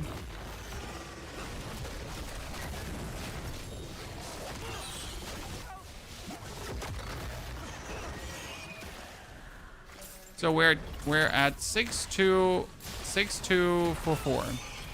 We're gonna open this up.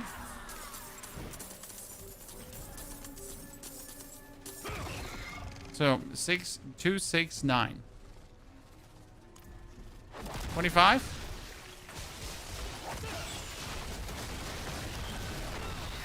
And the end of the dungeon is gonna give a big infusion as well. 69.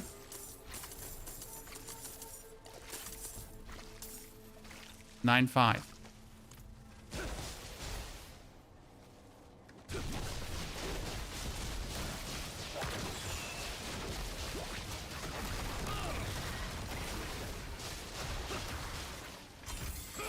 Open that one up.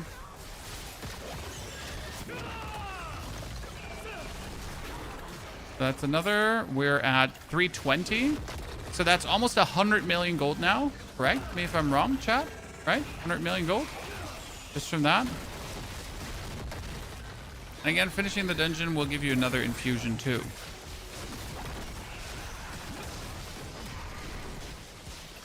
Let's find the end of the dungeon.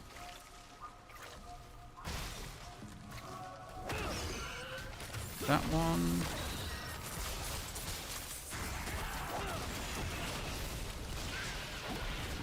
If this was like the start of the season and you were still trying to get your money, right? You can do this. And the thing is, you can repeat this easily. The crazy part. So now I'm sitting at 6. So that is like 150 million so far, right?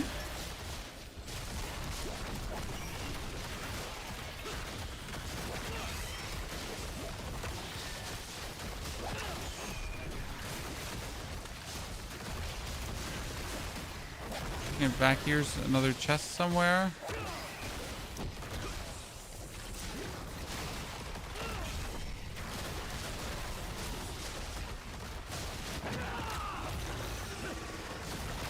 Don't miss out on a single chest, chat. Ah, there's another one. The longer the dungeon, the better in this case.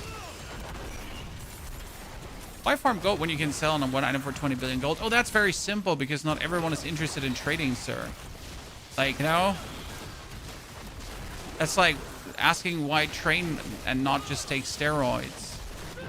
You know, people actually like to play the game and they like to find out ways how to play the game, especially without having to trade.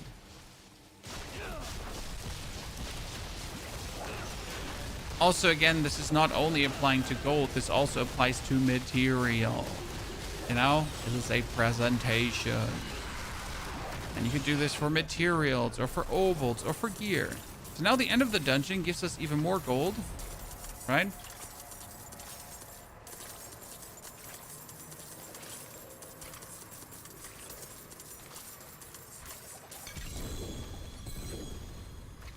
So we got 250 million gold for this dungeon. Nice. I'll take it. All damage multiplier, maximum life. I had a vulnerable damage multiplier, it's higher. And now for the final one, you can also choose, because this is now lair keys, this is unique spoils, and this is unique spoils.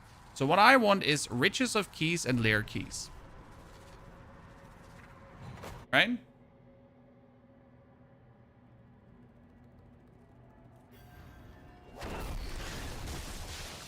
What's the trick getting the cooldown down so quick? It's actually very simple. You just need to get yourself 20 ranks in the Ravager skill.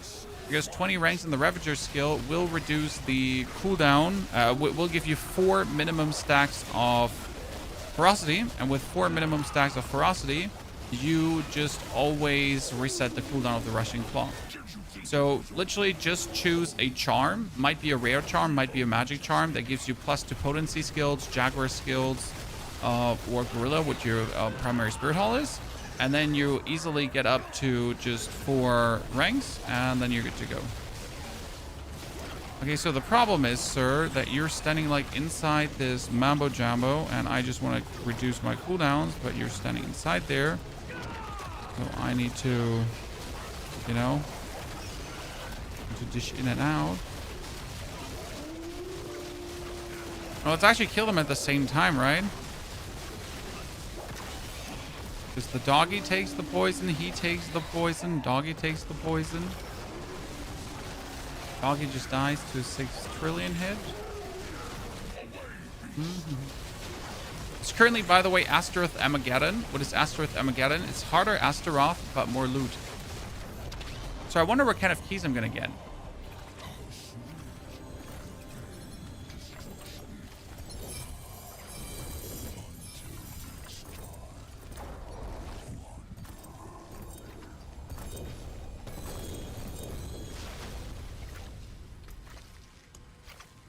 I would have assumed a mythic armament is coming, my friend, but we got scammed.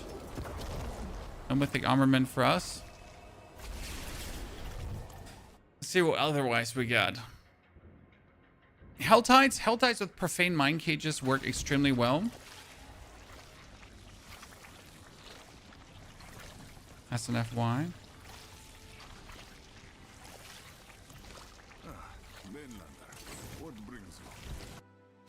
You play this build with controller. Yeah, because the dashing, once you're on target, actually dashes you on target. So it's not like that you have to control the dash, right? You have to dash in a certain direction. No, once the dash is on a target, you just go ba ba ba ba ba ba ba ba ba ba ba ba ba ba ba ba.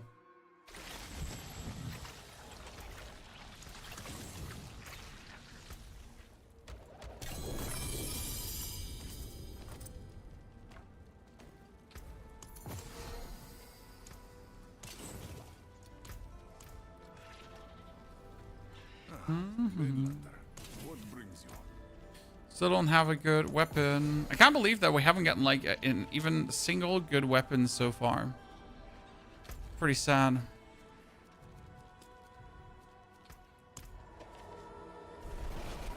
Can you make your teleport always go to Toughness? Yes.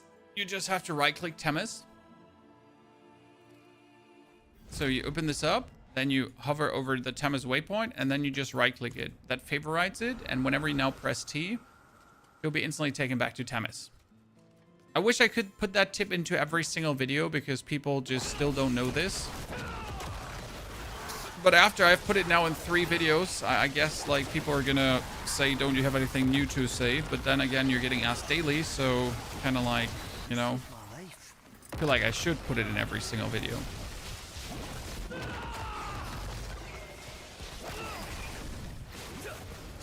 It's like the same when you're talking about Path of Exile, and it's like, so did you know that the vendor refreshes every level up? Did you know that if you're under leveled, you get less XP? Did you know that you're over leveled, you get less XP? And the XP penalty is like 50% or more. No, you didn't? Well, you know, I should definitely mention that every single time. Kind of feel like.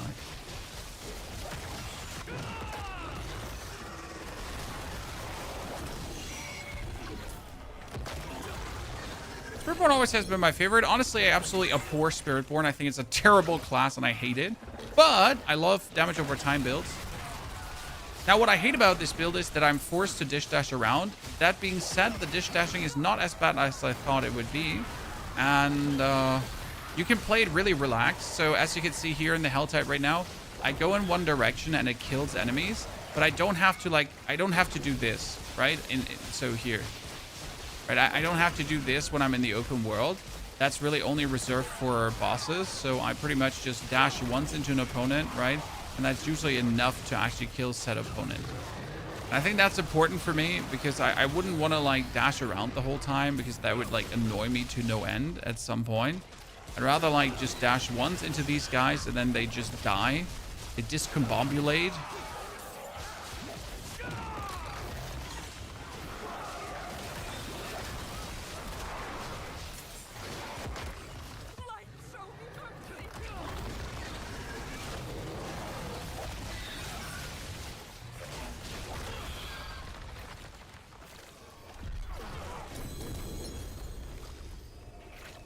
Another Undercity card. Pure crushing.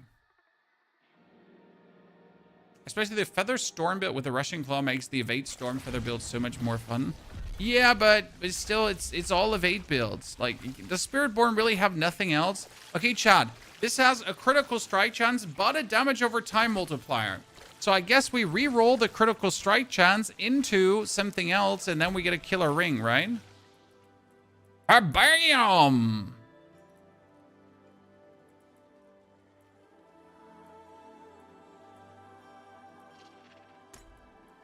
Critical Rod recruit materials. We need more Ravens of the Tree in the Helltide. Like in Season 7 in the Green Zone, still wondering why they didn't add this. Bullet, like, be aware, we're bullying Blizzard for such a long time already that they do something about the favors. That you can only stack 10 favors and have to, like, leave the location what you're doing right now is absolutely stupid game design. It's like a break in the gameplay flow that simply doesn't have to exist anymore. I am sorry. Right? Why are you doing this to us? Why are you making us like take a break? I'm an adult. I know when to take a break from my grind. So the reality is that like they should give us either more favors, like 30 or 40 favor, or that you can stack favors. So once you reach 10, that you can just keep playing and it just overstacks, right? So I could go to the Tree of Whisper and then instantly hand in like 30 or 40 favor, like, right? Get the reward, get the reward, get the reward. That would be nice.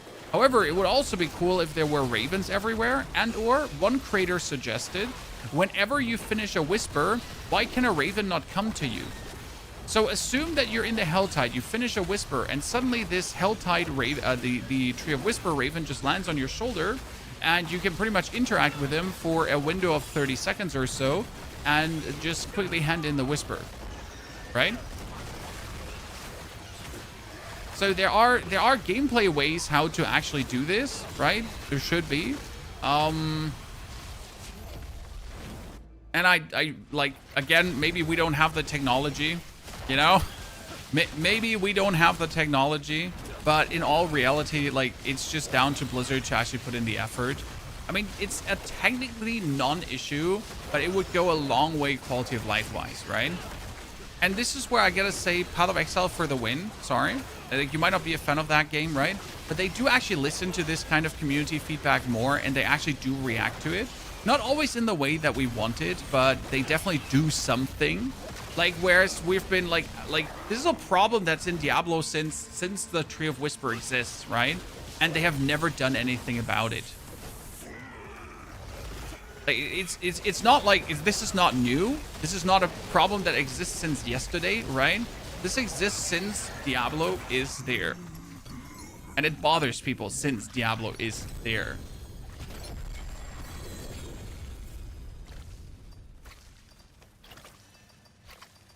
So how can it be so hard to do something about it? What's this build? It's a poison Spiritborn VNK.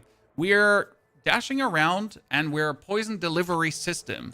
So the dashing actually doesn't do the damage. It does some damage, don't get me wrong. The real damage is being done by your counterattack, which spawns these pestilent storms that go around you and around you and around you, and the Devourer doing poison damage. Then with our set, we're exploding poison damage on the enemy and do way more damage, which is nice. And with the amulet, we explode even more poison damage to be an absolute madness mother trucker. And that kind of leads to absolute obnoxious amounts of damage. Yeah. I mean, if we don't play the Widow's Web, for example, we do actually not have these poison explosions, and we just poison the enemy all the way. But the Widow's Web is actually nice because it explodes your poison for 300% of its damage, which kind of leads to poison, poison, poison, poison.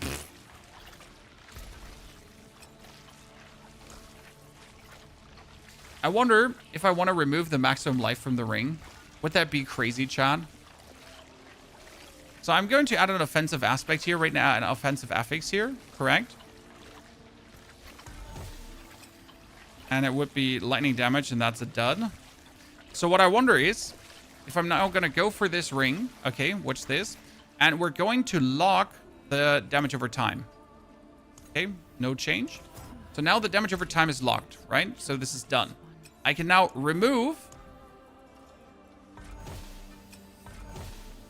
all the other affixes, and we can make a wholly offensive one of this. So this poison damage multiplier, that's nice. I like it.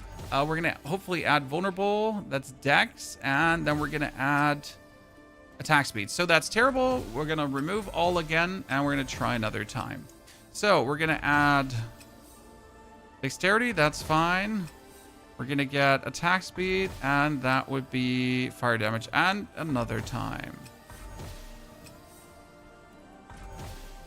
So it's like kind of like how you can just mix and match how you feel. Now I don't want critical. I'm gonna reroll critical. So that's poison damage again, 9%. Now we're gonna hope to add vulnerable, but that's dexterity. That's fine, and we're gonna add vulnerable damage multiplier. Look at this ring now, ladies and gentlemen. So now we're gonna remove the dexterity because sadly you cannot focus reroll it. That's like a little stupid because you kind of wanted to focus reroll to make it higher. But I'm just going to remove it, and then we're going to add it back up again until it is actually the, like a higher value of dex. 121, perfect. This is the perfect ring, ladies and gentlemen. It doesn't actually not get better. So now we can masterwork this to go for the damage over time.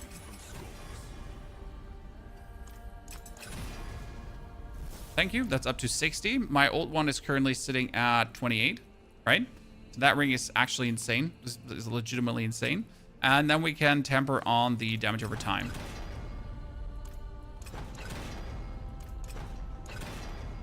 Nice. And we got a fully fledged out Pestilence 97% ring. And if we wanted to, we could now transfigure this one after adding a socket. Why masterwork before tempering? Because if you temper, there's one more stat that you could hit with a masterwork crit, but we do not want to hit this with a masterwork crit, right? We only want the masterwork crit to hit one thing, and that would be our damage over time. So by having less, you actually have a higher chance to then hit that damage over time multiplier. It's just simple probability, right? Nothing too crazy. So let's destroy this, and we're going to transfigure it, even though it's missing 3% damage, but I don't care. 3% is fine. Hopefully, we're going to hit... Wow! 13 quality. That's nice. I like it. That's a good improvement. Killer ring, actually.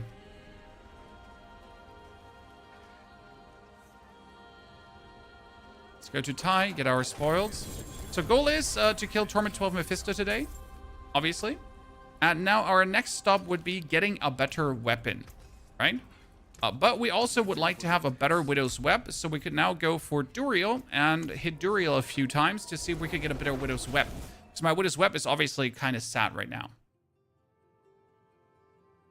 So I refuse to play the build because of the sloshing sound. It legit, Mike. It really bothers me in the city when you get the sloshing sound. So I totally feel you there. I mean, it's the same when you're playing the Barbarian Warcry build and you actually get these Warcries. That is annoying as hell. Fun part is we can do all our cooldowns and everything before we even get to fight him. I get all my cooldowns pumping, right? I got like tons of poison build up already. I expect double-digit poison damage crits at this point.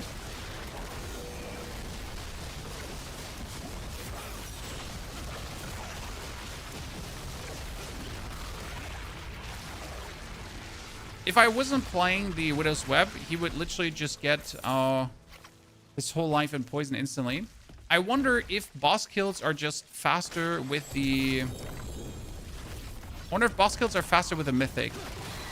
Because technically boss kills should be faster with a mythic, because you would just poison the enemy and he would just instantly get executed. Does the execute work on... Yeah, we have to try this out. So let's actually get a amulet. Just here, where is it? Nest. So we get here. Nest. No, I don't know what it's called. Here. So we get the Shattered Vow.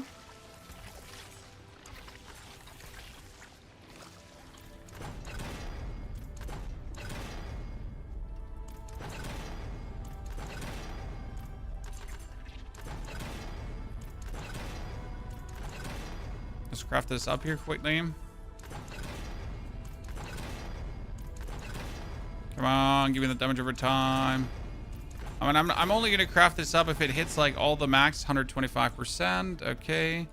Then you're going to try to hit the damage over time duration, or what are we going to try to hit on it? Chat, what would you say?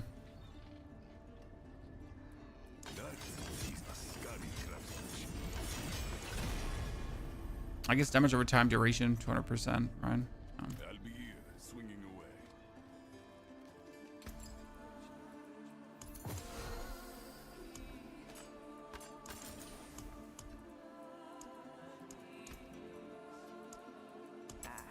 Beautiful, no? So, if you play Nessikim, you can't play the amulet, FY, just so you know. So we need to get another amulet that I'm now going to craft up quickly. Let's actually try to roll one quickly. Feeling lucky, man? Yes, they can't all be winners, can they? Bunch of sadness. They're like not even remotely good, you know? Not even remotely good. So I would consider playing one.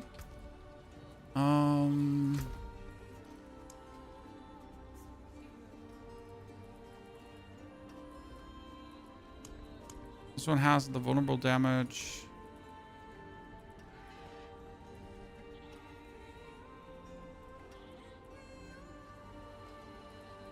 I just have nothing. I have like all crits. Like this has an all damage multiplier. I guess we can work with that, right? We can remove the life on hit. Is life on hit?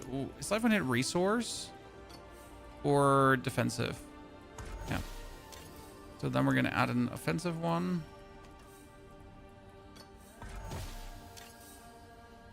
Vulnerable damage, but it's a low roll, which is bad. So what we're gonna do again is we're gonna take the amulet. We're going to... No, actually, you know what? Let's See, so like first we need to see what the other outcome is. Damage over time. Also low roll. We're gonna take the amulet. We're gonna take the all damage multiplier. We're gonna lock it. We're gonna remove. We're gonna add all damage multiplier. See, that's nice. Then we're gonna add attack speed is useless. And we're gonna get vulnerable damage. You know what? That's a pretty decent amulet apart from the attack speed, but I'll take it. We're being plenty lucky today. Let's go for damage over time. Nice, thank you. We're gonna hit the damage over time multiplier, and yes, we should have masterworked it first to hit the damage over time multiplier. Then we're gonna go transfigure it. I mean, first we need to put the aspect of infestation on. Yes. Then we're gonna go to Boolean tuning prism.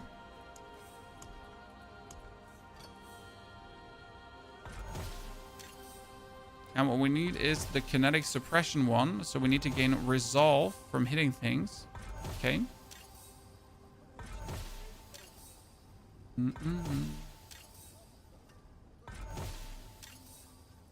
You gain resolve for each vigor. No. Power controlling. No.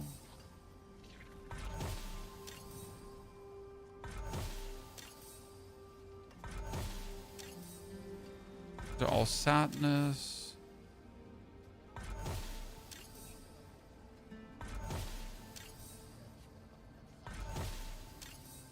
Here, that is kinetic suppression. So now we have the amulet, right? Just to show you the difference between now like going full poison and going for the poison burst. So we have the web, and the web is great for farming.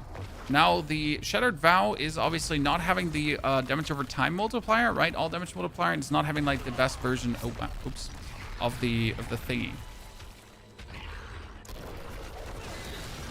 No gem doesn't matter. If I have my stacks of oh, by the way, I forgot this doesn't get damage over time multiplier. It actually gets resolve stacks. Oops. So now instead of like exploding the poison, look at how much poison he builds up, chat. So his whole life is almost poison, right? And we do more of this. The problem is I don't think I can poison him. Oh, I cannot poison him through the barrier. Or can I? No, I cannot poison him through his initial barrier. Oh, interesting. And he's dead. So was that now a faster kill than with the web? Yes. It was. So the advantage of the web is that they just explode, right? Explode, explode, explode. And if there are multiple enemies, it kind of works. So that's nice. Poison damage multiplier, nice. All damage multiplier. The rest doesn't have to stay. And now, like, just to give you a comparison again, now we're going to swap back to the web. Okay. Back to the web. Obviously, this amulet is just better also than my web, but my web gives me a 300% damage multiplier, right? So you do web with weapon together again.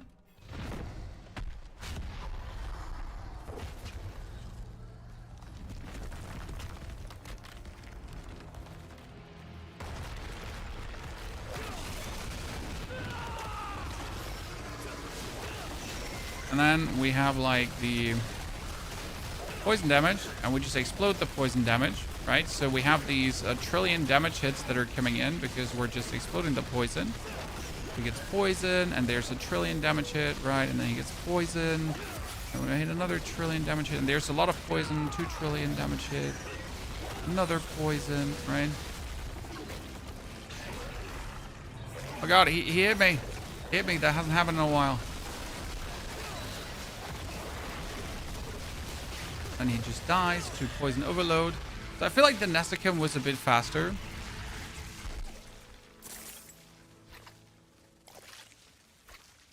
I'm not sure which one would be faster for pit pushing, to be honest.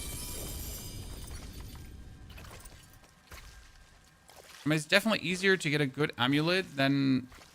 Nah, it's equally easy to get a good amulet and a weapon.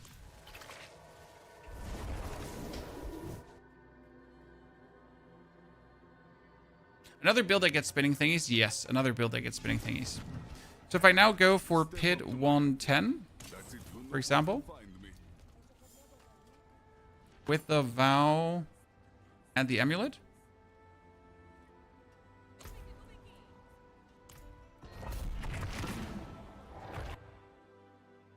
See how fast that one goes.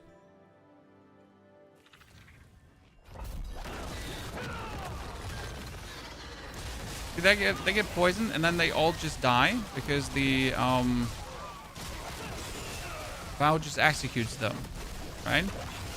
So they get touched and then they get executed. So it's pretty much the same as with the Amulet.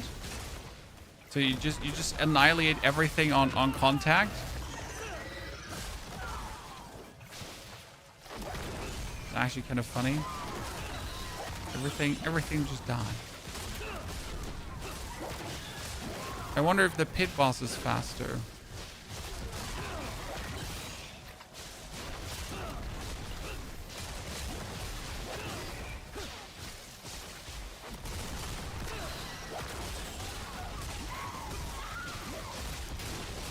So far, say the Vow feels quicker. We're not blessed by... The thing is, I guess the Shattered Web is better if I find like an insane Shattered Web, right? So if I find one with a greater affix to poison damage, I guess the web would be better, because then that would be like absolute mental.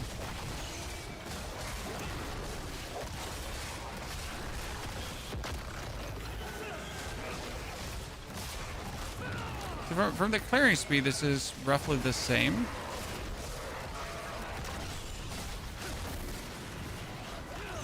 See the boss? Okay, the boss is almost fully poisoned, ladies and gentlemen. Yeah, the boss fight is the boss kill is faster, vastly faster. I mean, he just got eaten by the poison and died. So I guess for the pit, this might be better. The Vow, because that was insane. Let's not kid ourselves, chat. That was fucking insane.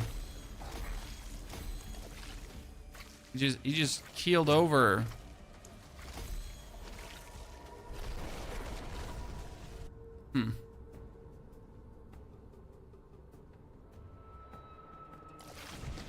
You could try to use the Quatly's Grace set. What does the Quatly's do? We got the Embrace. That is for your Gorilla skills deal increased damage.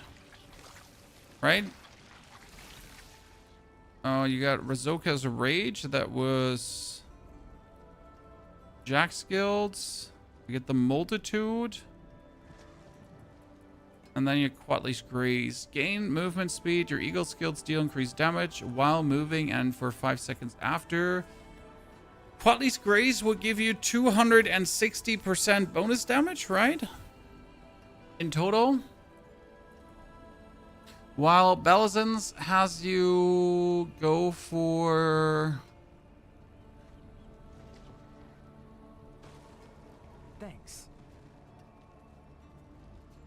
I mean, the thing is, it says Scorch increases your poison damage by 250%, but we're casting Scorch, so it's either 250 or 260. Right? I mean, I cast Scorch, so it doesn't matter. I cast Scorch every 10 seconds easily. So I get that 250%.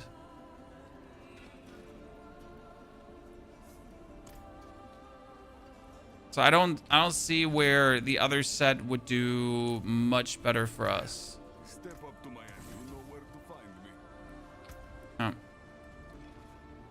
I mean, interesting so far. Should we try to corrupt this one here, chat? Prince Figure. We get sockets on. We hit that one.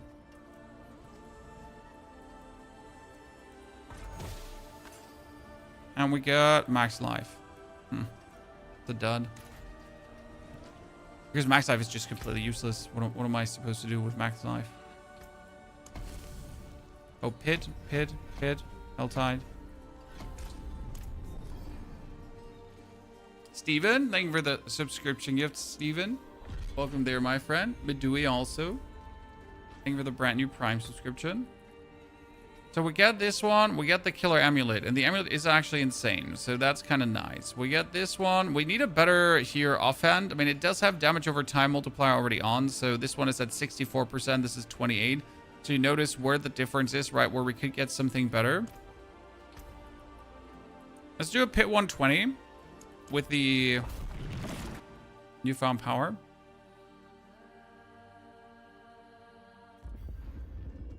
Do you need the unique charm? The unique charm provides me with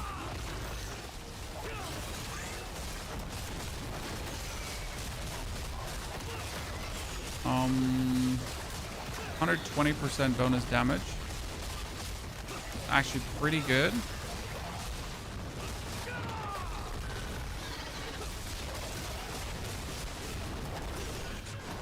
Oh, I almost died. It's been a while since I got so much damage that I almost died. Kinda cute.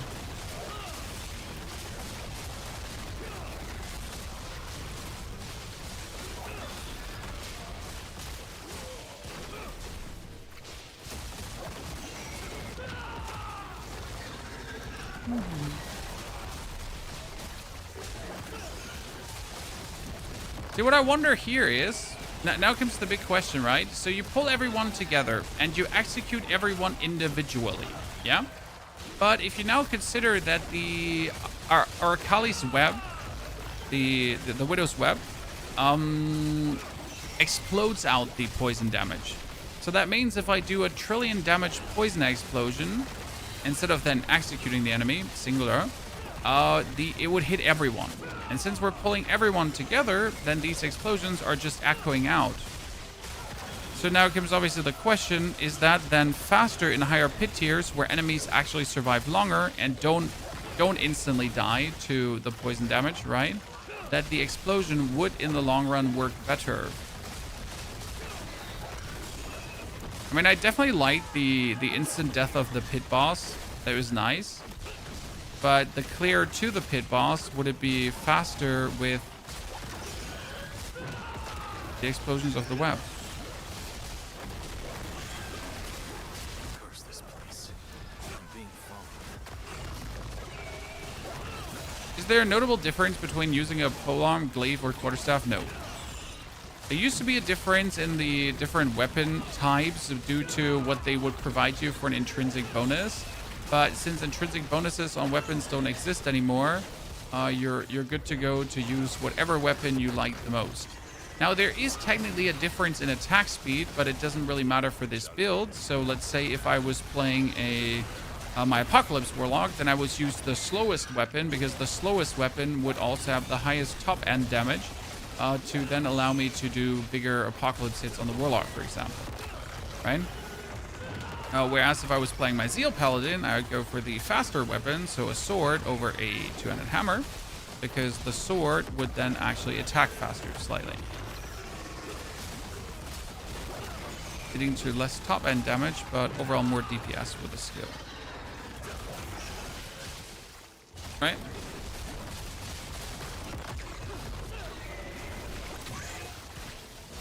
Looks like your tune is more flushed out than yesterday. I mean, we already had huge improvements, my friend. I mean, we finally got like a ring that has like 64 damage over time. We haven't swapped the weapons, so that one is the awful one from yesterday. But we finally get the aspect. So what we were missing yesterday is this aspect that has the pestilent storms rotate around me. That was what we were missing, and that's like one of the main aspects, because it actually increases the duration of the pestilent storms. That you can really maintain 15 at any given point. And like here, we have here the number. So that's 15 pestilent storms, and each pestilent storm is also giving me 2% bonus damage. And since the pestilent storms are my main damage, you obviously want to have as many as possible rotating around you, right?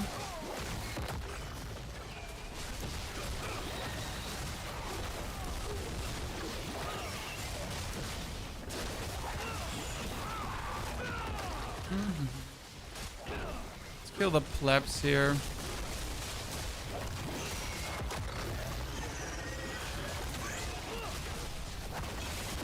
Killing the plebs should summon the big dude. There it goes.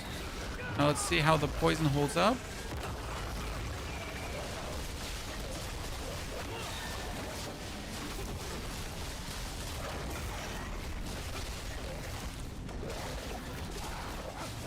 Oh, he's also the poison opponent, Chad. Look, he's the poison guy. I'm more of the poison guy. You're gonna look out that the poison just like stacks up on him nicely. Like not stand too close to him. You gotta like stand close enough that he's like getting hit by all the whirly twirlies, but not too close so he doesn't get like overly hit much by all the whirly twirlies. Okay, so now we killed him. Okay, so that was, what was that, like a 5-minute clear? Didn't really look at the timer.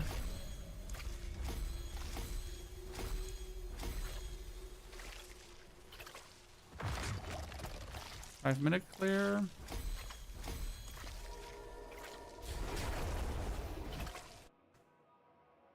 And if we now go for the...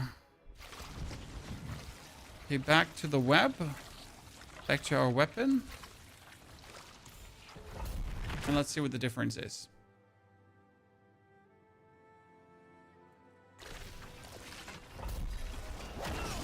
So what happens now is that we are, instead of poisoning the opponents, right, we're pulling them, we're erupting the poison, which leads to these trillion of surprise eruptions that then, when they're actually gathered up like this, should lead to more damage to everyone surrounding, especially as we then pull them together, right?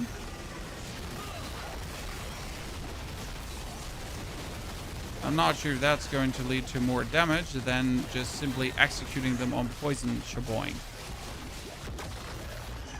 Get my stone back.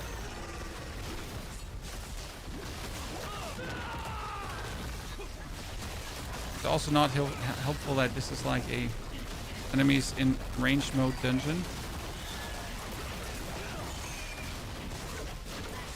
We're like round about a 5-minute clear, right? So we're gonna see here now.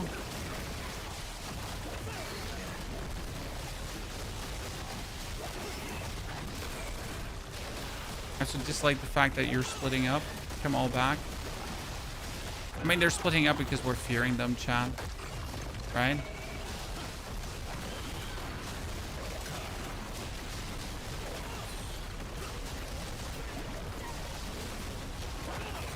Because we can confidently send this is already slower.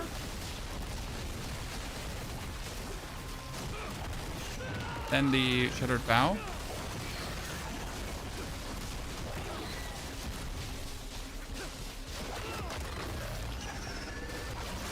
Currently, right? Might simply be that we have to get like a comparable Arakalis as an amulet. Right, because my Arakalis is a terrible Widow's Whip.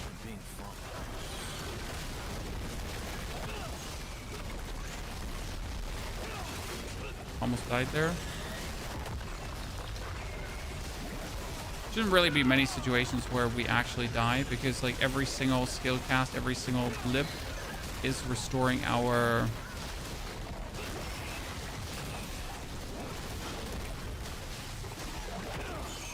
area.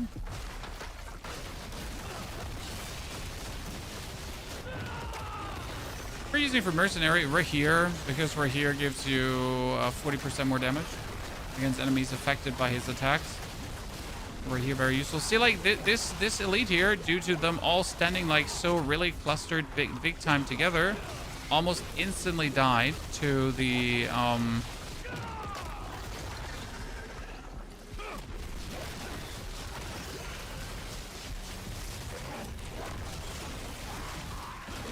I kind of want him dead, just because I can. Not because there's any reason to actually kill him. Just we can.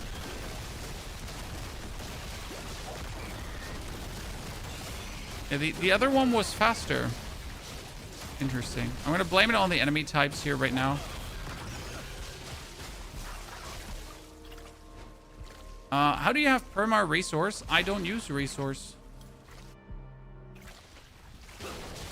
Not a single one of my abilities is actually using resource. They're all just using cooldowns. The cooldown build, not a resource build. So my Dish dashing around here. My claws, they are just a cooldown skill. My other skills are all also just potency cooldown skills. Now the execute was faster. Let's still go like all the way to the boss. Oops. Quickly, when you die, you have to do this. So I get my resolve stacks up. The stone back there. This shows me maybe we should put diamonds in our gear, chat. You know, when we do a pit 120, maybe we should finally just put some kind of resistance in our gear. It's actually silly that we could still do this even without.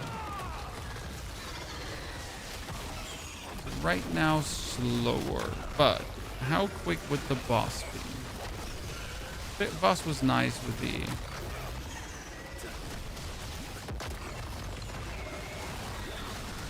Are we spawning the pestilent thingies? I mean, we have counterattack. Counterattack is spawning them. We have a ring that's spawning them. And we have our rushing claw continuously reset our cooldown because every third cast of a skill in a row actually does reset our cooldowns. That's why we have to actually rushing claw so much, because rushing claw, as you can see, just bumps my cooldowns down, down, down, down, down, down, down. And that then resets the counterattack. And the most important part is that also spamming rushing claws actually does increase the duration of skills. So you might notice how my actual like thingies here are literally just staying up forever because of me just dish dashing around.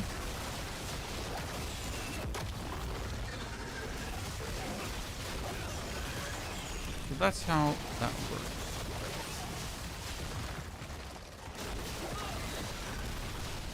Okay, give me the boss. Very much. Almost the... it's the same boss, Chan. The same dude. Let's see if this is now faster or if the Nessikum was faster. At least for the boss fight.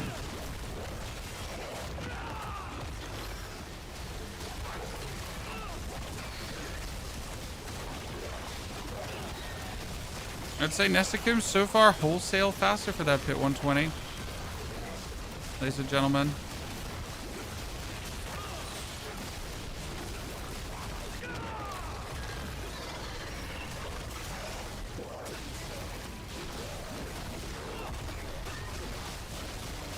$10 trillion finally.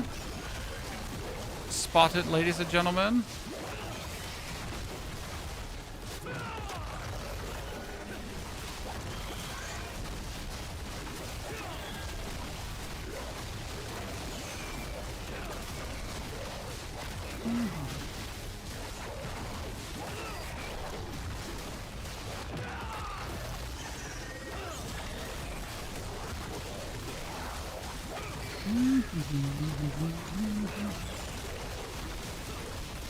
Yeah, the Nethicum like killed him like twice. I mean, we're sitting here at like 7 minutes in, and we did it like sub 5 minutes on the other version, right?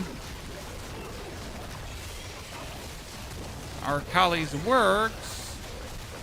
This just works better.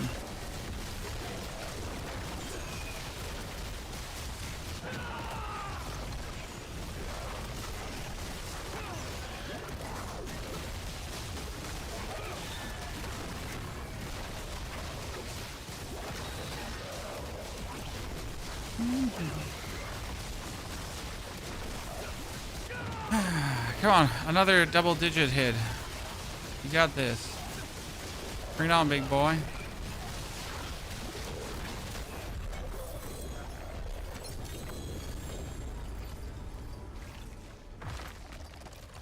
So, Nessikum with an amulet, superior. As it seems.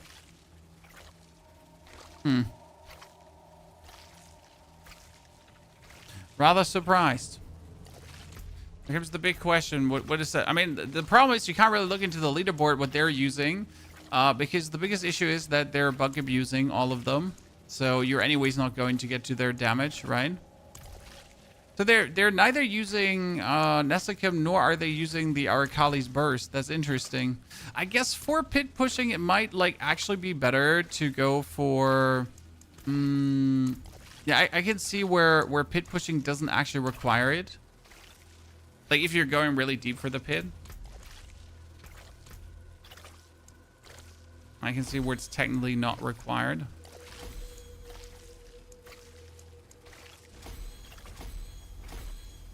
Why is it not required? Because you don't care in deeper pits if your enemies die now like fast or not, right? Shattered Vow with mob is the ultimate mob killer. Yeah, but you don't need both. Like, both just seems absolutely unnecessary. I'm not saying that you can't do it. I'm just saying I don't see it. So if I now go for the Storms and that, I need to move a... I have one aspect over. So if I wouldn't play any of them, which aspect am I missing? Let's check. We got the Supremacy over there, right? You get the Pestilence Storm over there. You get this Pestilence Storm that, and then you have to... Ah, yeah, you have to take the Staunch Tube. I can see that. That'd be the... What is the Staunch doing? The Staunch is stacking up. Chat. So let's do... no, what is called again? Damage over time. Over time. So enemies affected by damage over time just take more damage over time. It's called writhing. Yeah, writhing. So.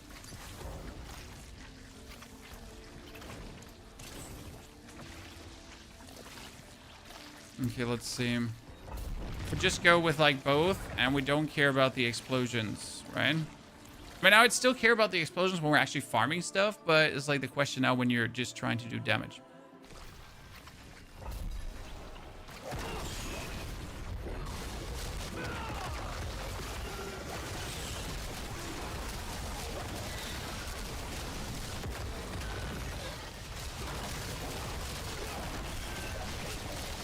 You would now not execute them, but you would like poison them so much that they anyways die. And you just don't care about the execution because you're technically undying, right? So you don't care if an enemy is like sturdier and just lives longer because you're just there.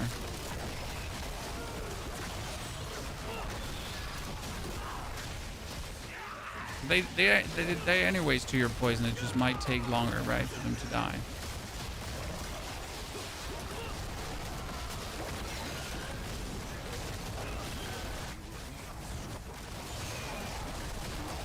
And that permanent damage increase is certainly interesting. Especially when you're fighting like a boss.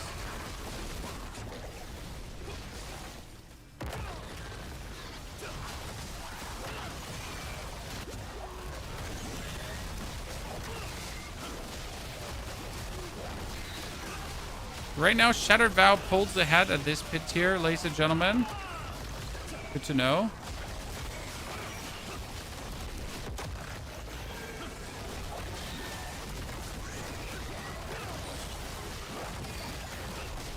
I usually just swap to the insta-kill on the Centipede for the clearing, then swap to poison duration for the bosses. Interesting thought. I mean, there's definitely a few like thought bubbles to have here.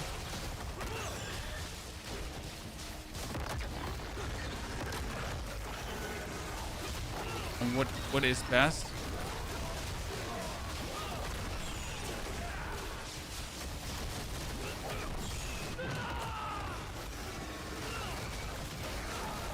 Howdy from the Windrose to the D4. Favorite class this season?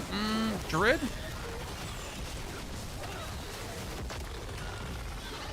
Boulder Druid was absolutely amazing this season. Way too much fun to play. What character do you have when you tried another one? So I want to bring a character to Torment 12. Check. I want to at least clear Pit 120. Check. Because I just really don't care about clearing deeper than Pit 120. And I want to poop on Torment 12 Mephisto, right? Because these are technically things that every player wants to do, right? You want to push a certain depth into the pit. 120 is like a good depth before it gets actually annoying to push. Then Torment 12 Mephisto is needed for the seasonal journey, so I guess people want to do that too. And obviously you want to be able to just absolutely poop on everything in Torment 12, right? So you want to have like a very smooth, fun gameplay loop, preferable rather zoomy, to just have like an absolute grand time there. So yeah, that's my goals for every single build. And once I have achieved that, No matter like how perfect my gear is at that point, I'm just like kind of done with the character because it just does everything. If you now wanted to then push deeper into the pit, you would obviously have to farm gear. If you then wanted to like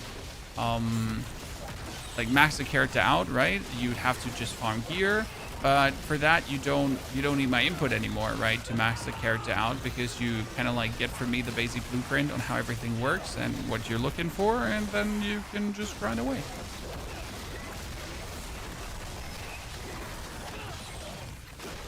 Oh, everyone gets wrecked by the red electricity, my friend, because electricity does poison damage. And that's why you're dying to it. And poison damage is obviously completely overtuned, as we all know. And yes, don't ask me why electricity is seemingly doing poison damage. Has for a while now. Okay, this is faster than playing the web, but slower than playing the Herald. Which might literally be because my weapon is not OP, right? If I now had an OP weapon.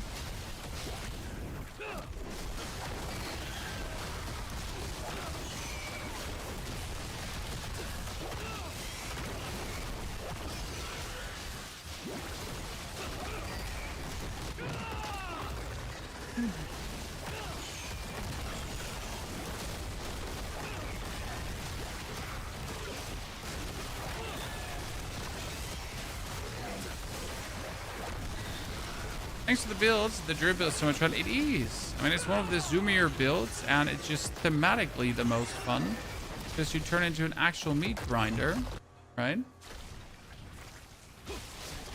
I'm trying to kill Torment 12 Mephisto, but the jump from 10 is crazy. What tips do you have aside from the common ones? I mean, the main tip I have for you need to have a build that is actually good for Mephisto. So you can't just expect, let's say you have a build that's good for everything else. That's pit pushing. You have a build that's even killing like Torment 12 bosses and that kind of stuff. You are dominating the Infernal Hordes, Helltides, Undercity, whichever. That doesn't mean that your build is good for Mephisto, right? So for example, my Zeal Paladin was good at everything. Absolutely everything. Absolutely tearing up Torment 12. Not a single issue. Pit 120. Easy peasy lemon squeezy. But then now, like, finally taking down Torment 12 Mephisto, big So no matter what I did with the Zeal, unless I obviously got like a gem strength to 333%, I would have not just felt great with Torment 12 Mephisto. But then I swapped over to Clash, and I just held down my right mouse button, and Torment 12 Mephisto died. So make out of that what you want, right? Not every build is literally able to do that challenge, and you might need to accept that the build that you're currently playing is just not suited to take down the Mephi. Okay, this is faster than the web. This is slower than the Herald. Whatever the root cause of that problem might be.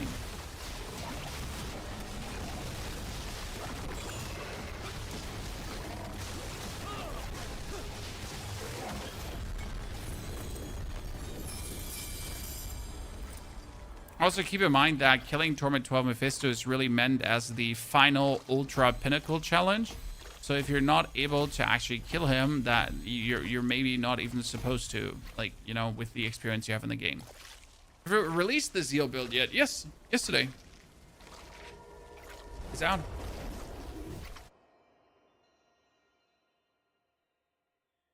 So what character next? Well, technically we only have the Rogue next, but we also have Path of Exile right around the corner. So I'm not sure how much more next you're going to get, because I gotta start rolling out Path of Exile content soon. So what do we do with this knowledge now? And technically Nessicum and get the amulet and then put the pestilence aspect on the amulet. That's currently the best case scenario, right?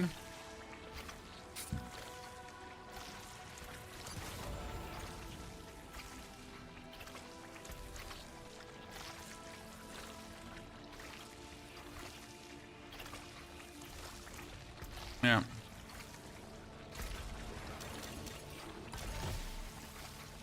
Poison damage. Not as good as the poison damage here. I'm not sure. Would I be able to ask questions about Spiritborn? No. No. We're just playing Spiritborn, but we don't answer questions today. Scrubs. But please do ask away. We'll try our best. And you get one unique charm at a time, unless you would go for a specific seal that allows you to equip more unique charms. You might see this is like an absolute destroyer of Torment 12. Everything just dies instant. Like, right? It just gets touched by Nesicum, it's dead. So it's definitely working better than the web. What I wonder is if it then would be better to play the web as a charm. Like, could I play the web as a charm instead of the Blood Mat Idol, or is that too much? Because right now we're playing the Blood Mat, which gives me 120% damage multiplier. But I wonder if I play, like, I have my problems with playing the Shattered Vow together with the actual with the web, because I just don't see what the advantage of that would be.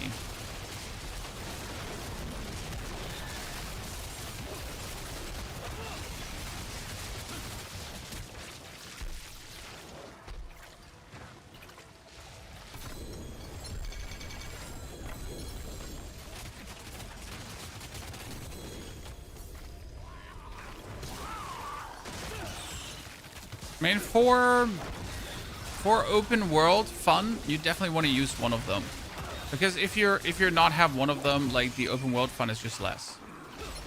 So that's clear as day to me. Like, you either play the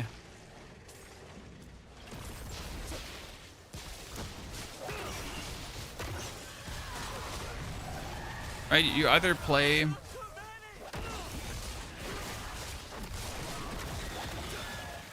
the Nesicum, or you play the web to do, like, the booms.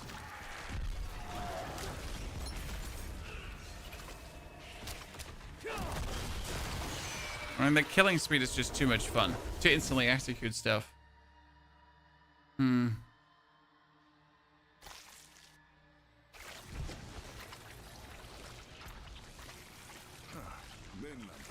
What brings you?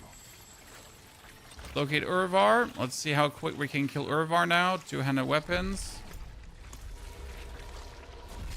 Torment 12 Urivar. How fast will he die?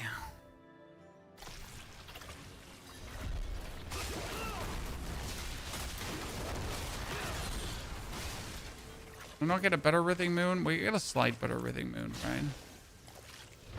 Is there a way to farm Banished Lords? Yes, you get Ancestral Amulets and then you turn them into uniques with the Horada Cube. So, like, the weird part about poisoning bosses is that I am poisoning him, but now I cannot poison him further, right? So he first has to lose his poison before we can further poison him, because it kind of gets cocked by his shield, right? So now we have broken the shield, and then we can actually further poison him, which just seems kind of like stupid to me. And then we have to break his shield further to then further poison him again. So that's kind of dumb.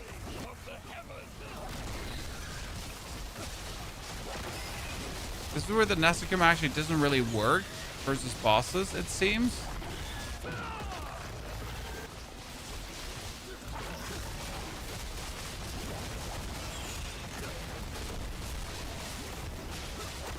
I mean, make it make sense, I guess. So now we break him again, so like his HP goes down, right? He gets his barrier, and then he gets instantly executed on the last one.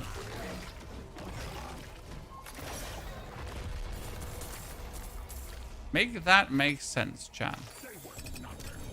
See, the difference now is Belial, because Belial, Mini Belial, doesn't have these faces, right? Mini Belial just gets damaged, and then he gets damaged, and he gets poisoned, and he gets poisoned, and he gets poisoned. So, like, his poison just stacks up, and he gets more poison, and then he gets more poison. And he just goes over, right? So he's half poisoned without having hit the first area yet. So you just over poison him, and if I just get him to this point, then he would have just died. Scab.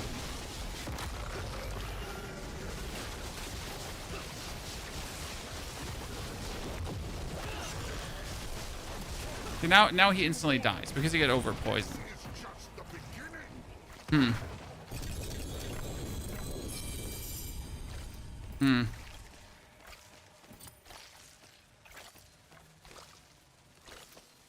That's weird. That's weird, and I don't like it.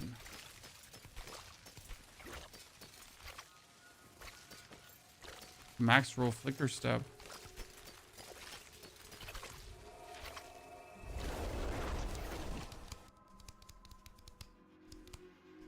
How do you get your helmet? The harmony from Abawaka was from Harmony. Bartik. Phoebe, to break another fork. Hmm.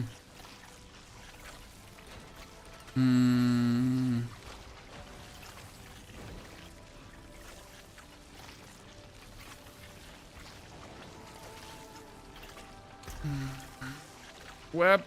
Not charm.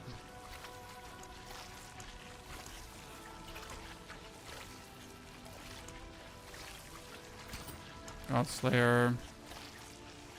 Brown. So we're going to take this web here.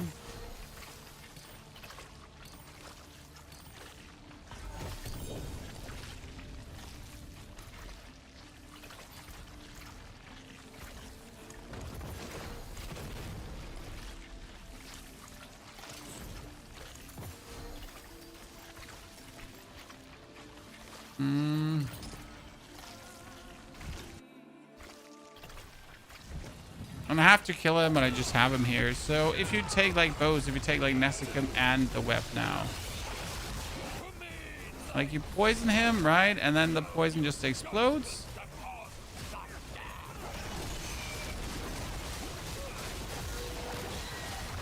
And then you get him like over the second step here, right? So you can finally get him over the step.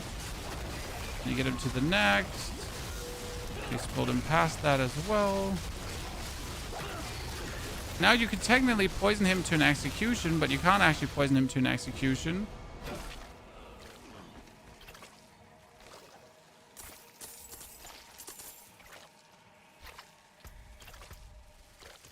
I mean, the web says enemy burst dealing of the poisoning instantly to them and 10% of the surrounding enemies before removing the poison effect. The thing is, if you have 200% increased poison duration, does it actually make the... Does it apply more poison? Because technically, if I apply 10,000 poison, right? Does the duration, the increased duration, make out of the 10,000 poison a 200% more poison? Right?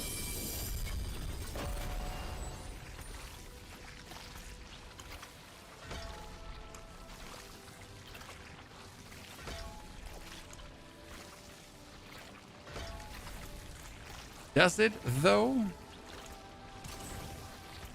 Let's do another 120, ladies and gentlemen.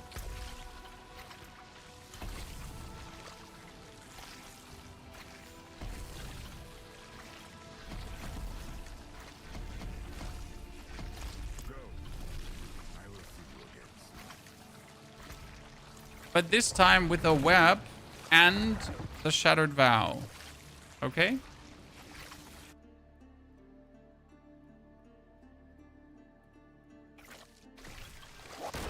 So a little bit of both.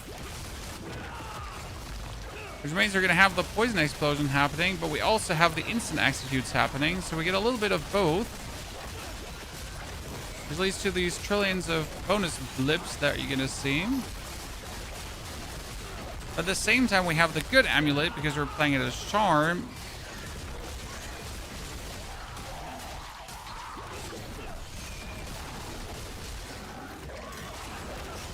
Aha! I managed to pick it up.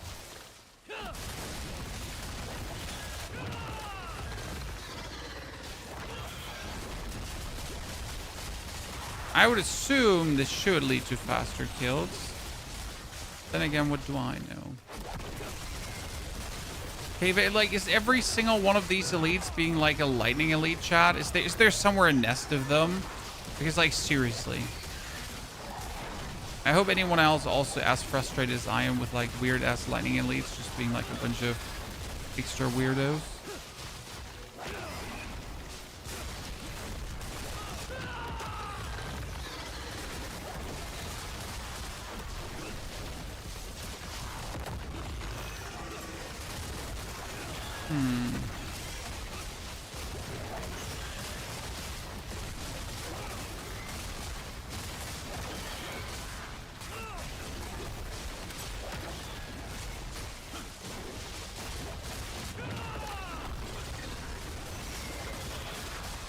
Thing is, we're missing, that's 12.8 trillion explosion. We are missing the 120% that the Bloodmad Idol would provide us with, right?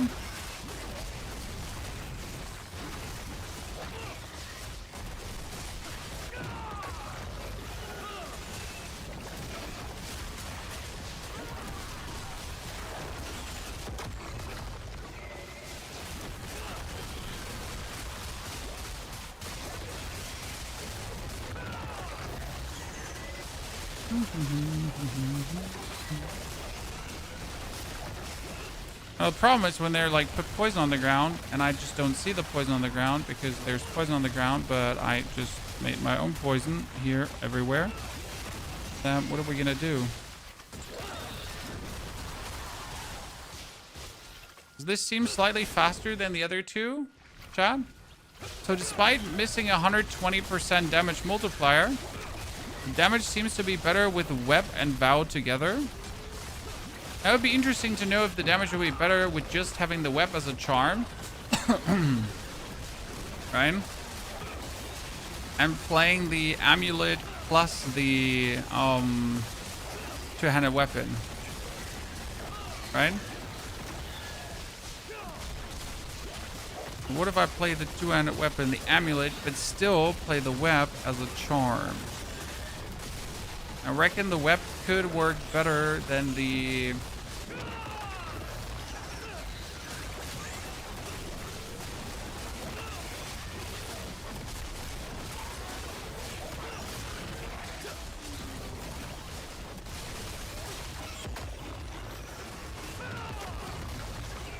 Probably be aspect maxing.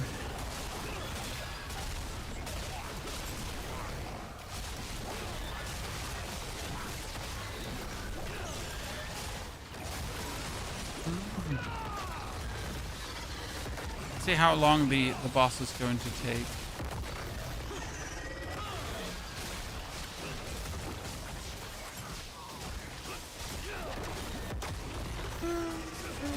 So I'm using Toxic Skin in the build, but don't have it up all the time. There are a few seconds where it isn't up, but I'm playing through the second DLC right now. So Toxic Skin is up all the time as soon as you get the Paragon board. Because in the Paragon board, it says when you cast a skill 3 times in a row, and in this case it would be Rushing Claw, it reduces the cooldown of all your other skills by 30 seconds. So it's really easy to have everything up at any given point, to be honest. Because you just simply dish dash around as you would be doing anyways.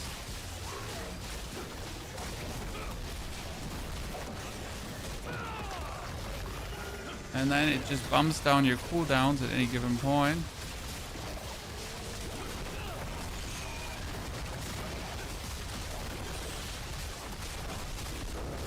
And that's how you're getting everything up at any given point.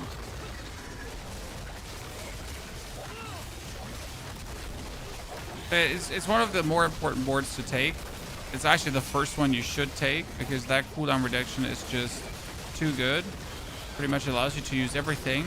Considering that your main damage dealer is actually counterattack, so you're trying to get this counterattack up.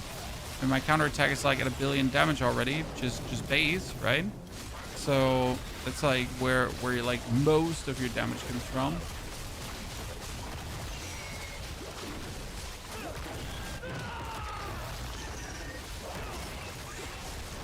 Still feels like after all these tries that Shattered Vow alone has been the fastest one, right?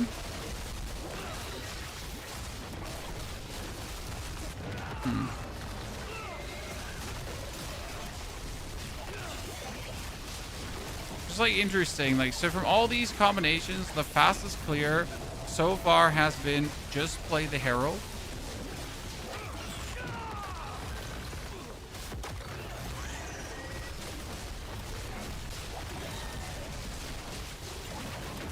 And I guess that 120% bonus damage that we're missing is noticeable from the Bloodmad Idol.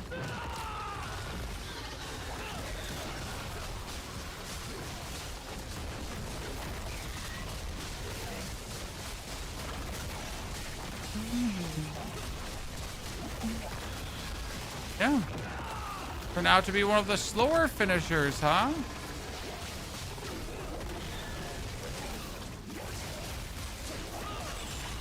I mean, the push was good, the boss was bad. Which is very interesting.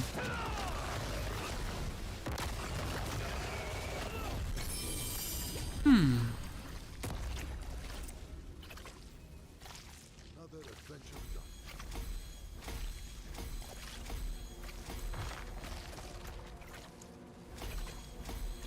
Intriguing.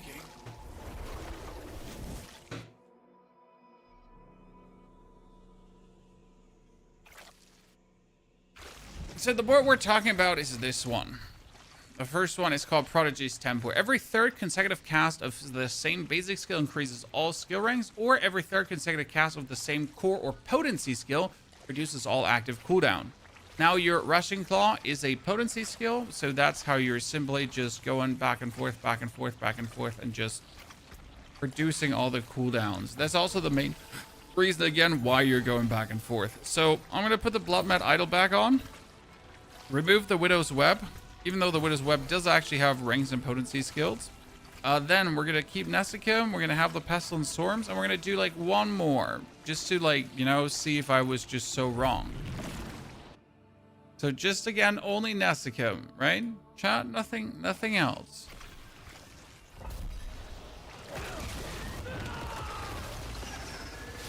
That has been, in my estimate, the fastest one so far.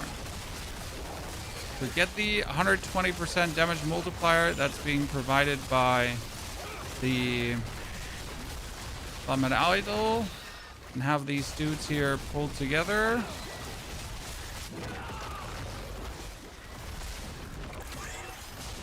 Okay, these are stupid whirlwind dudes. I don't like them because I will continuously just dish dash into their whirlwinds, right? The whirlwinds are gonna stop me from casting, and we're gonna hate it. Because now you just poison them to the max, right? And they instantly get executed. And it's just one of the best things to do, especially like with these mob packs. If I get like fully juiced in here, right? We get everything like rotating around me. It's just the fastest kill with the Herald. I mean, this might like change down the line when you go like deeper and deeper and deeper in the pit. But again, don't really care about much deeper in the pit.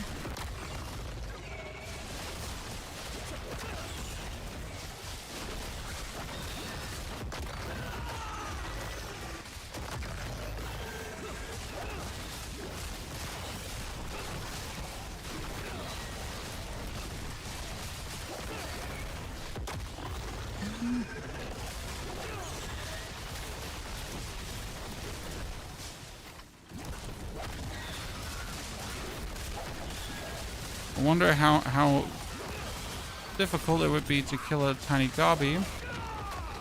The whole only poison stick. Because with a double combination, that gobby survived for quite a while.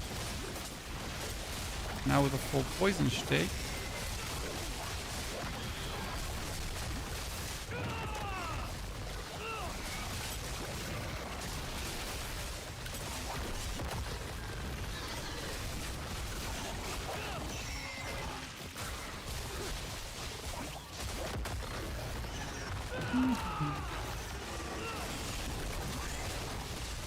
See how fast we like partially just can alienate the rubble. And head here, like rubble just instant dies.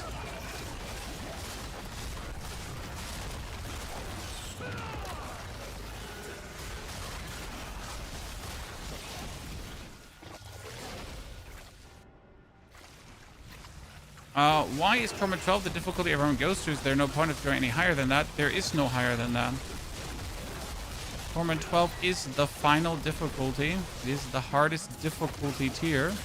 So after you've reached Torment 12, that is the pinnacle of what you can reach. And there's nothing more to reach in terms of Torment tiers. Now, obviously, there's still pit levels, but pit levels don't really equate to Torment tiers. Also, after Torment 10, it's technically useless to go deeper because the actual loot difference between 10 and 12 is not given. So, might as well just enjoy Torment 10. Be already very happy about it.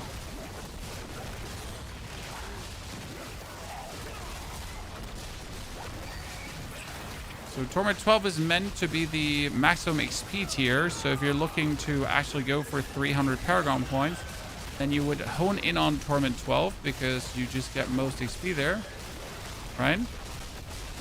But if you're actually not interested in 300 Paragon points, then technically you can just stay on Torment 10 and have fun and only go for Torment 12 when you feel the need to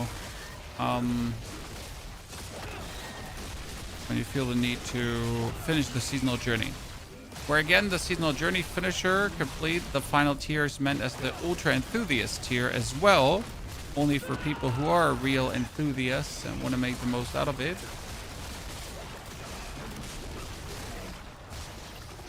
Is it worth to upgrade rooms? What do you mean to upgrade rooms?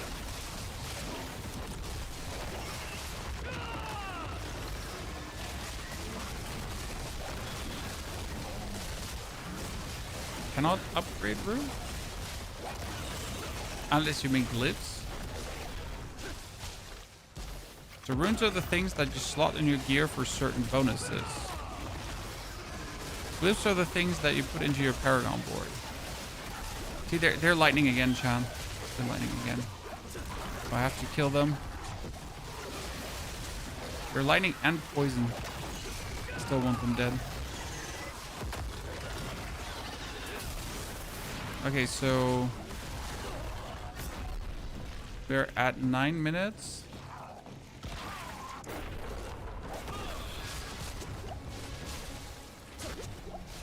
Get my stacks back up.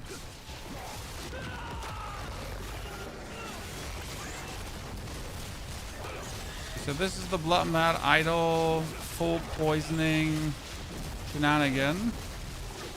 Plan is to get him now so hard poisoned that he would die to the consequences of his actions.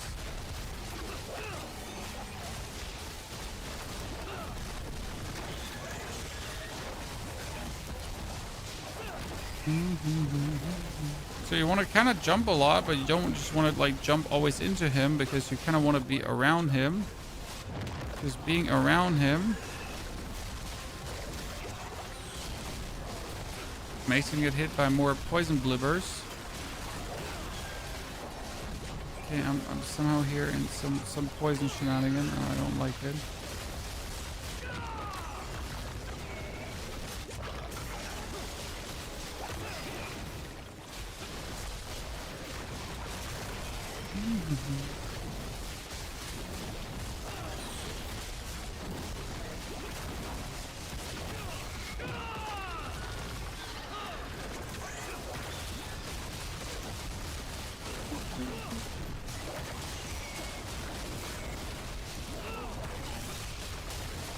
Let's say now every build suddenly feels slow.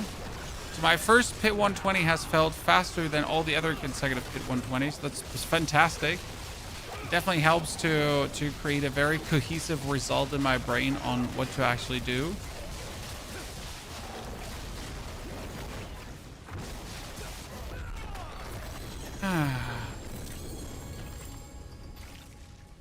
So now Nessikim wasn't actually faster than using the Veil together with the others. What are we going to make out of that, Chad? What are we now going to make out of that? If everything is like equally fast. That's weird.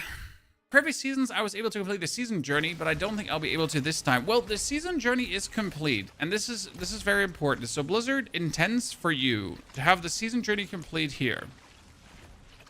Okay, rank 8. Afterwards, rank 9, that is marked, as you can see, with a skull.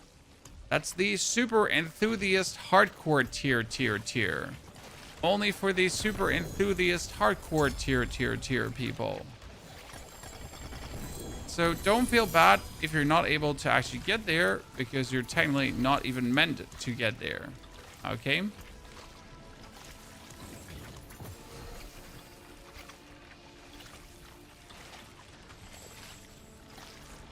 Eagle, gorilla. Okay, so we get at least the ranks together. Our charm is, though, useless because it doesn't provide us with bonus damage. You know where to find me. Is crit strike damage the same as the crit strike damage multiplier? The crit strike damage is additive. The crit strike damage multiplier is multiplicative. Now the additive damage comes, and then it's being multiplied up. Okay. So now, after testing all of this, the conclusion is that there is no conclusion, right? I mean, I still want to have a better Widow's Web.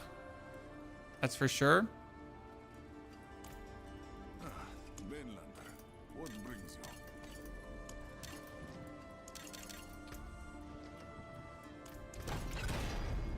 So my Widow's Web ain't hot.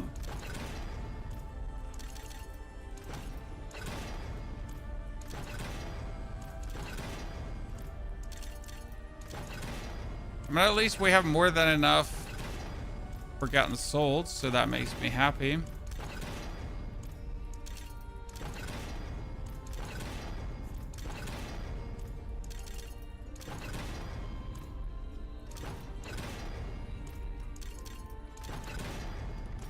But I clearly haven't decided which, Okay, could you just hit the maximum resolve stacks here? I'm gonna stay with 5 then. Jesus. Okay, we're gonna go for, so let's go with our web again now. Quickly.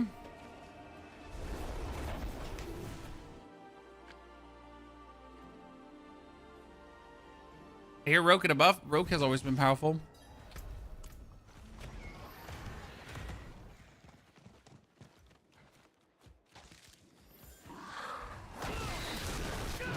See, that's with the web, and the web is exactly the same as the Herald. Everything just explodes and dies.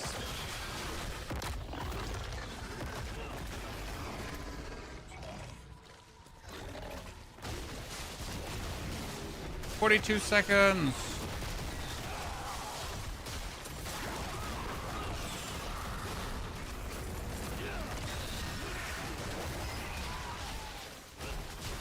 The feeling the game is just laggy right now. Someone correct me if I'm wrong.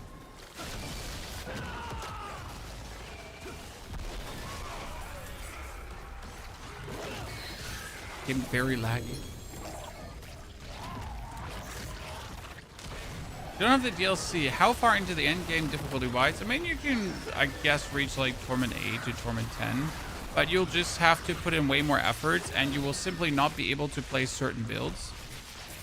So that's probably the biggest upset. It's not that you like, you could technically reach Torment 12 as well, but you cannot play certain builds because, listen, if you don't have the DLC, then you cannot take the third skill. So for example, for this build, you actually do require the counterattack third skill, you require the third skill for the evasive swipe, and that's it. So you can literally not do this build. It's like impossible to do this build. And there are other builds, for example, the Clash Paladin, where you have to get the third one as well, and you can't get it. What's that? So here, you, like, if we don't have the Nessicum, you could technically go for the instant kill on the Devourer, right? So right now I have this one here. It says that while the Devourer is active, your poisoning effects have 20% increased duration, okay? Which works, but if I don't play the Shattered Vow, I could technically go for the instant kill.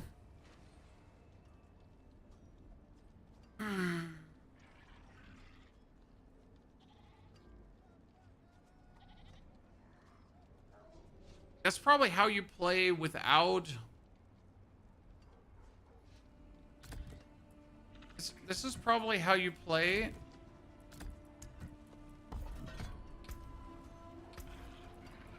You go for this version with a weapon and with that, right?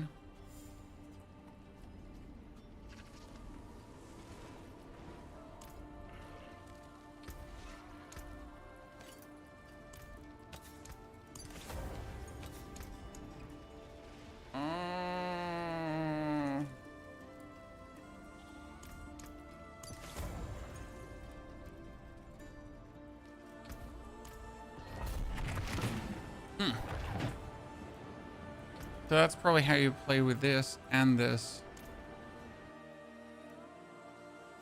I reckon.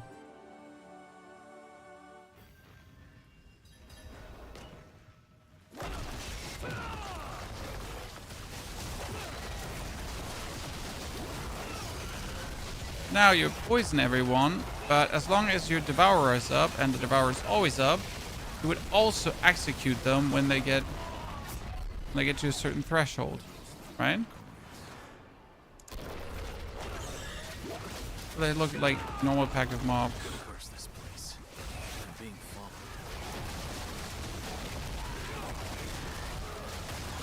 Yeah, it would work.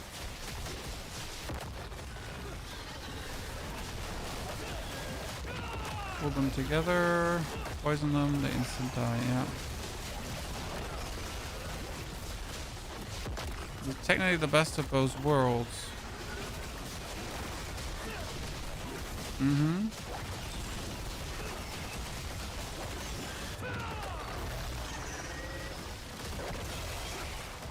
It just isn't stays the question. We still need the web, but technically we don't need the web because we just poison enemies so fast. It would instant die. It would still feel bad for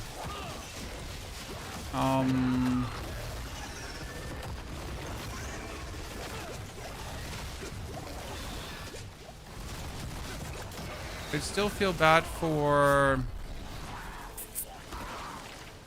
tossing, I reckon.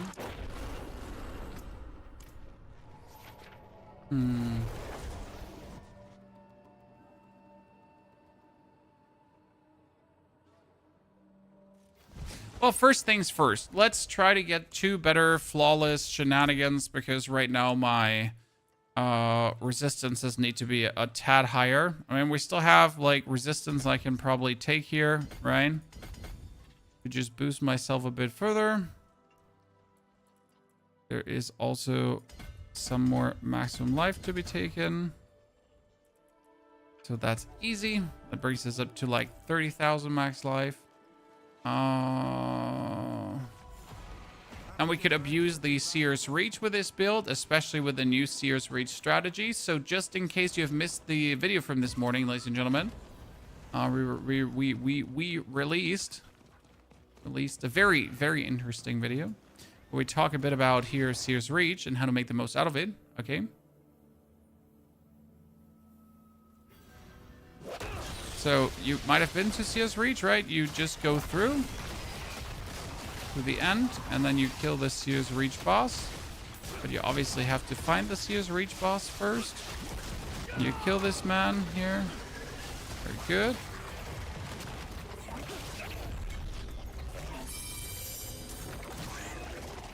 You get 3 royals.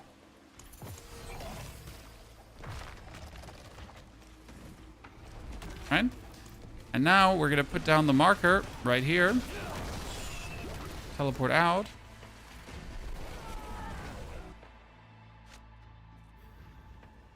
Reset the dungeon. But our marker. I started playing Diablo with the release of Season 13 and your videos helped a lot. Well, thank you. Now the marker is still there. So we know actually that the boss is all the way at the tippity-toppity. So we can just...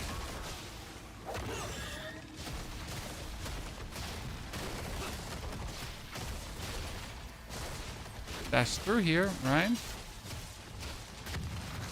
And we know he's exactly there.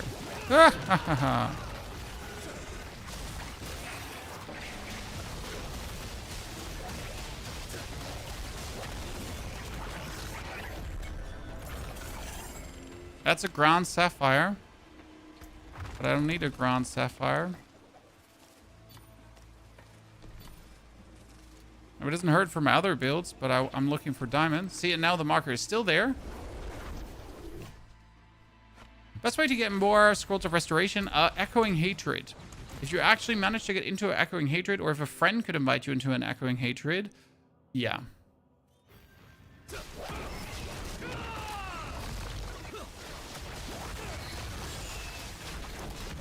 That would be very useful. Oh shit, I went to the wrong turn. Because I knew it was up here, and I still went to the wrong turn. And there we are, again.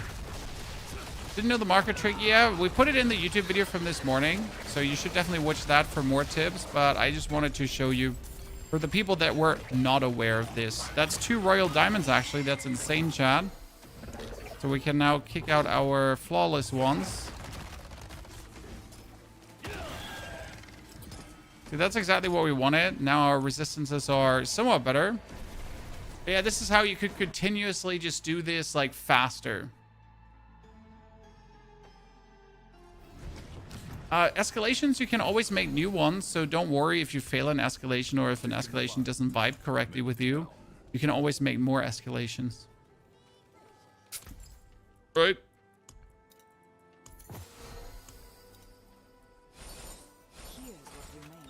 Okay.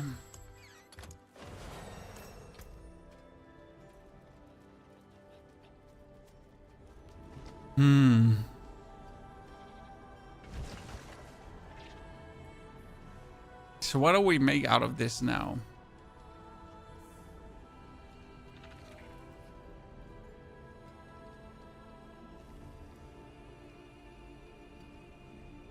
Oh, we got the good damage over time here. We got the good damage over time here. We have the aspects relatively high rolled. We could get another 50%, obviously.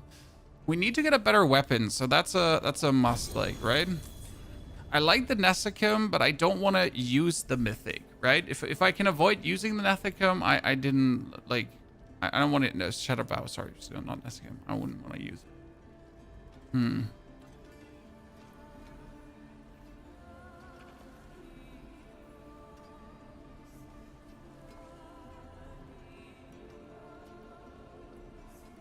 Well, I guess I need to get a better Writhing Moon. That's for sure.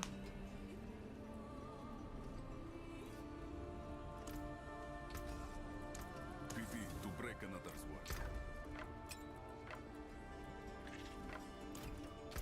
We go Bully Lord Zur.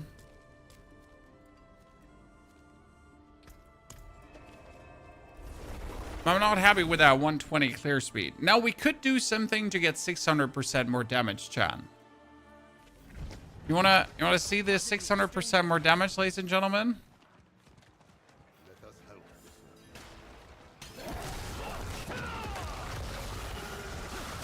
Instantly trivializes every piece of content. But now I'll show you because you need to know with the Spiritborn. Again, only necessary if you actually want to push deep in the pit and compete. Not necessary if you want to be reasonable. Don't do it. Oh, we showed it yesterday already. It's like, so this is very important if they're TV. The problem is if you want to push deep in the pit, you need to bug abuse, right? So there's not like, there's almost not a single pit push that is not bug abuse. Not a single tower push that's not bug abuse. So every class has the one or the other bug that's being abused. Well, Sork is just overtuned, obviously. But if you wanted to, for example, compete, like if you wonder, hey, I have the exact same build that the dude has that's doing 150, but I can barely do it. How is that possible? You know? Is that possible? How can he do it? But why can I not do it?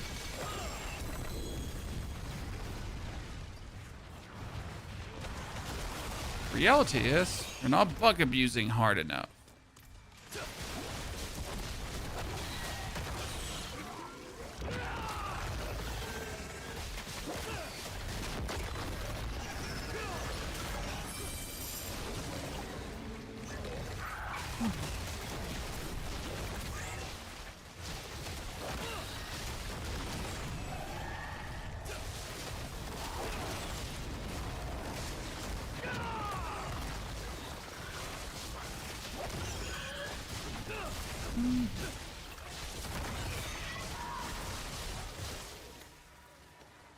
So, I need to go all the way back to that.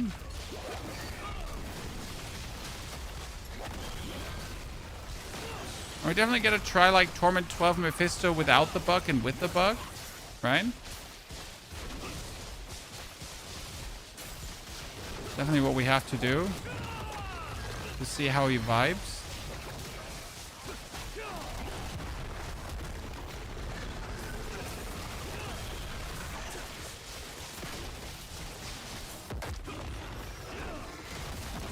I turned off the charm sound. What? The charm sound is dopamine. Sir. I would turn it louder if I could. I mean, I have specific filters in Path of Exile that will make certain currencies just drop a different sound because it's going to make your brain happy. Every time I hear that sound, I'm like, bam, set charm. Let's go.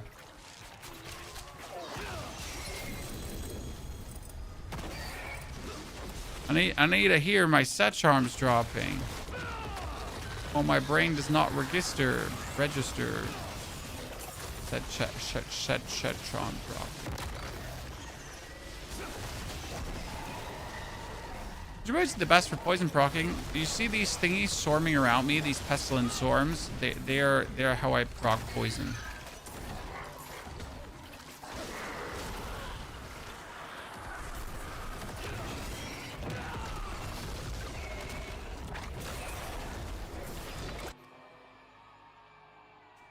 So the counterattack is the best down the line. Counterattack. Okay, ladies and gentlemen, sirs and ma'ams, dudes and dames. So what we're going to do now for bonus damage is we're going to pull out the 2 points here.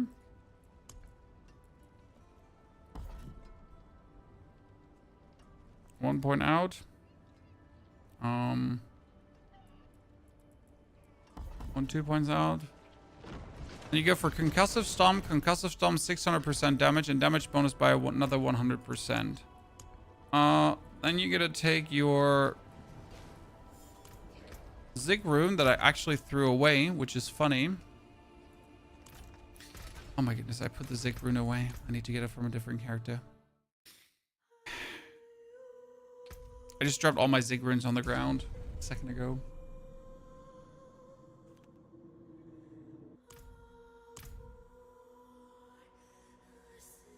The Waken and Wrath of the Zerker active more than the Whirlwind Zerker. I never played Whirlwind Zerker, sir. I'm the other German. Still the other German. Not that one German, the other one German.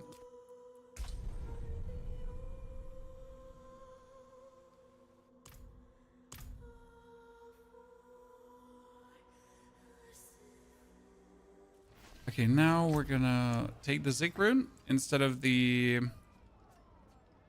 plus all skills. Now what does the Zig Rune do? The Zig Rune triggers the Concussive Stomp. And that Concussive Stomp would then give the Concussive Stomp 500% bonus damage. Okay? But for some reason, when I now trigger the Concussive Stomp, instead of giving the Concussive Stomp that 500% bonus damage, it gives all your abilities 500% bonus damage. So suddenly you're having 600% bonus damage. For this obviously to work, the Concussive Stomp needs to be triggered by your rune. So it can't be that you trigger the stomp yourself, right? Because then it's not getting bugged. But as you notice here already, my clearing speed is almost twice as fast, right? Suddenly everything just dies. That is because of that Concussive Stomp. And you'll be like, wow, Pony, what did you do to get this much damage? I'm going to be like, ah, yeah, you know, like damage multipliers. My amulet is just really well rolled. I'm just that good at the game. And I'm just never going to tell you that it's like the Concussive Stomp like bug that we're abusing here for that. And you're going to be like, well, but Pony, that's crazy. You're so talented. I'm like, I know.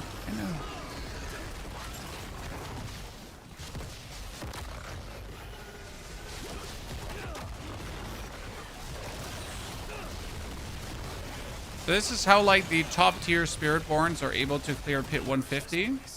Without this, the top tier Spiritborns would not be able to clear pit 150. I mean, look at the timing now. So you saw how much did we take before? This was like a clearing speed of like 6 minutes, 7 minutes for the dungeon. Now we're looking at 2.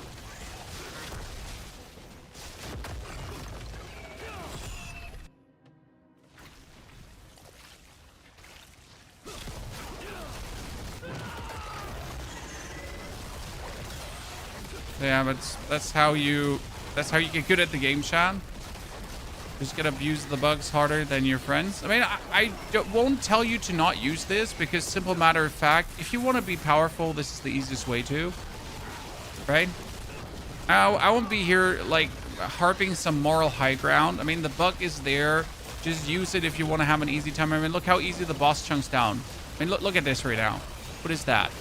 That's 600% more damage. He's being hit by trillions here. 27.2 trillion damage tick. Okay. Like I won't pretend to have any moral high ground here. Just use whatever you feel like. Here, let's take this quickly for spin against our friend Torment 12 Mephisto, right? I don't have a Spear Harmony of Ebawaka, sir. I have 7 different characters with 20 different builds.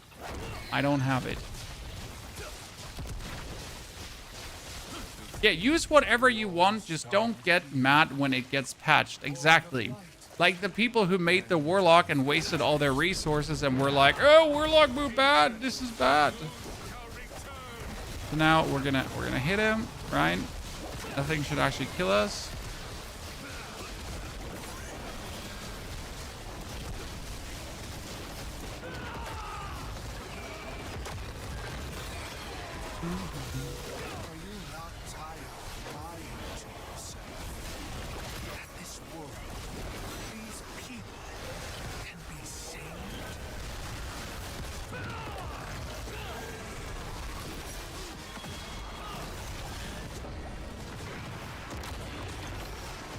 Okay, so that was phase 1. Yay. I wonder if I could survive the poison that he casts on you in the middle. What do you think, Chad? Could we? So be it. By chance? You want the truth of what I am. Let all illusions burn from your eyes.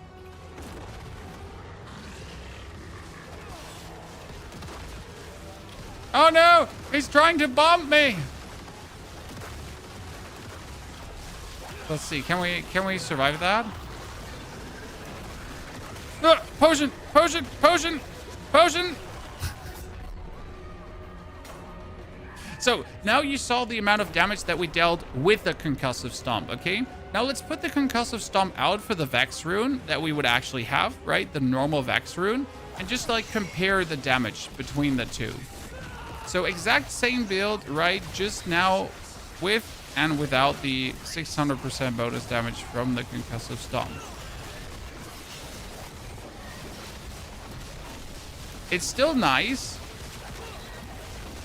but it's just like here a 900 billion tick. So like you see, right? He's ticking for 1 trillion, but he's not ticking for 20 trillion. So could I still do it with this? I would say so, right? I would also work without the Concussive Stomp, but look at that. The damage tick is 2 trillion instead of 20 trillion.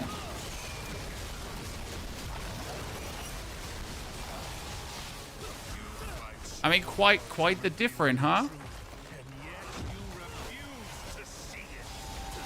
So like he takes 2 trillion damage now. You can actually see this. He died. He took poison damage while he was up in the air, chat. Did you see that? I didn't even know that was possible. It's just like, oh, it's like poison, poison, poison, oh, poison, poison, poison, poison, poison. So be it. Okay. You want the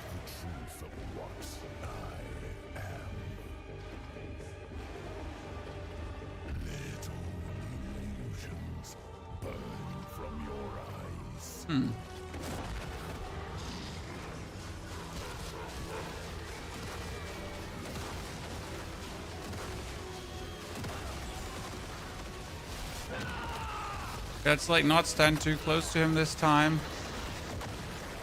Alright, go away from the poison.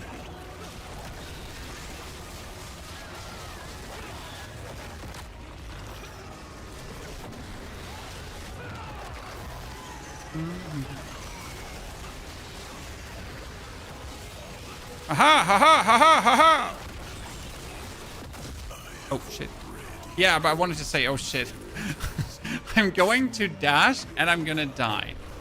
So obviously, if you now wanted to kill him, would you abuse the bug? Yes. I mean, why wouldn't I?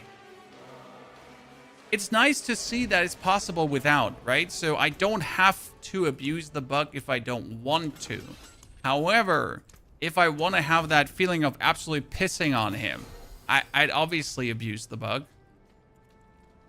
That's not a question. Now, we still need to get a better two-handed weapon because my two-handed weapon is obviously super sad. I'm looking for one that has... Wow, that doesn't have what that has. I mean, we would like to have an all-damage multiplier and bonus damage over time, right? That would be great. And I could try to remove the two. So here, remove. What is it? Fire damage and life on kill. Can't really remove bows, right? And life on kill is defensive, but maximum life is also defensive. And the fire damage, you know what? We could just try one focus reroll and see what happens. I mean, it might hit the what is it called again? It might hit the stat, the weapon damage, and that was unlucky. So we'll have to accept that now. Dot it away, ladies and gentlemen. You know where to find me. Mercs. They cooked on that fight. Oh, I do love the Mephisto fight. It's absolutely fantastic. Definitely one of their better creations. I mean, if you compare Mephisto to...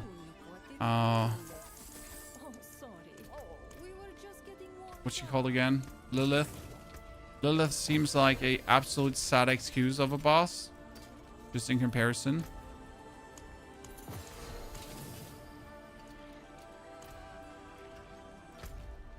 Okay, where are my glyphs at? So my glyphs are, this one is 81, this was 99.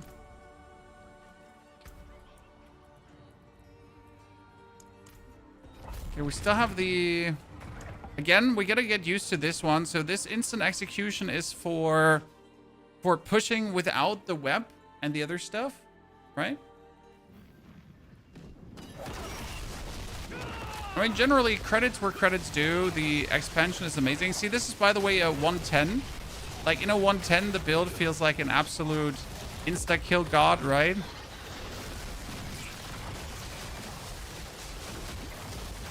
This is the stage of the build I wanted to achieve. So again, like, we don't want to pit push, right, chat?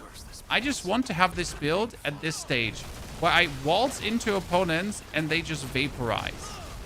And that's the stage where we're at right now. Right? It's just my favorite. This is like my favorite part about this. You just want to go into them and then poof goes the weasel, right? That's such a great feeling. And the good thing is, like, this works then without the mythic, right? You just literally have to have your Devourer up, and that's it.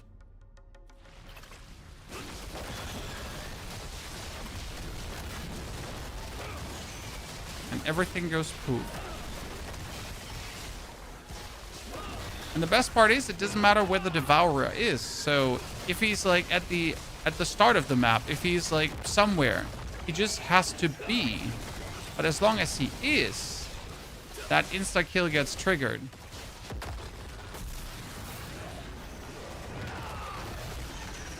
And then we do him, see, and now that thing just dies. Perfect. Absolute love.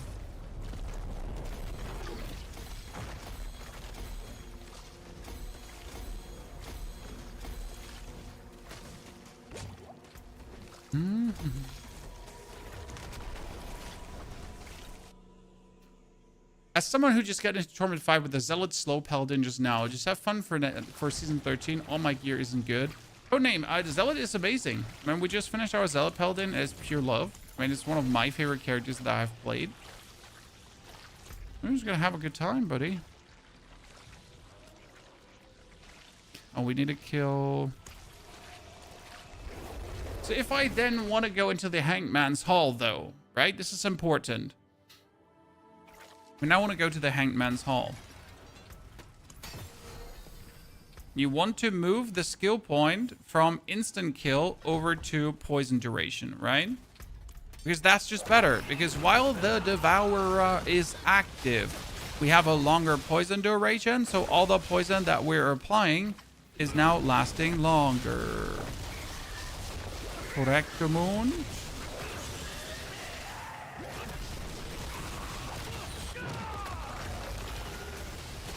The biggest problem is, though, still that you can't over poison them, right? You see how quick she just died from the poison, though? Jeez. Ah, beautiful.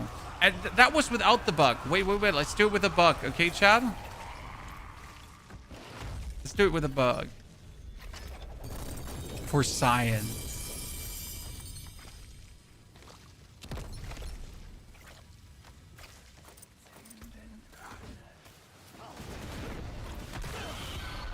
For science.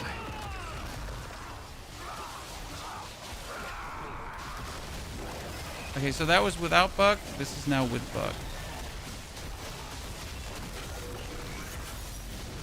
No, that is twice as fast. Yeah.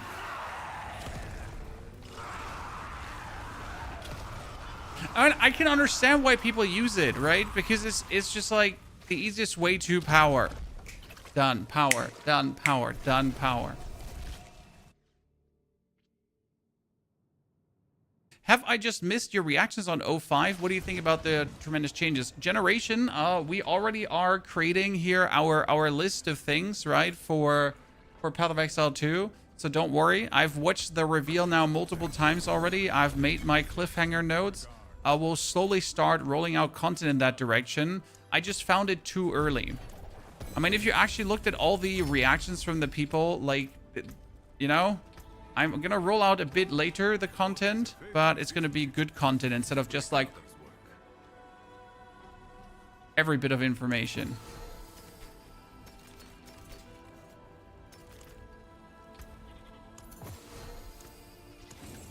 But it's coming. Don't worry. I mean, it wasn't just worth it really to make content like 20 days before the season comes out. I'm sorry, right? As much as hype is big, right? As much as hype is exciting, I don't care 20 days before. I just don't, right? That's 20 days.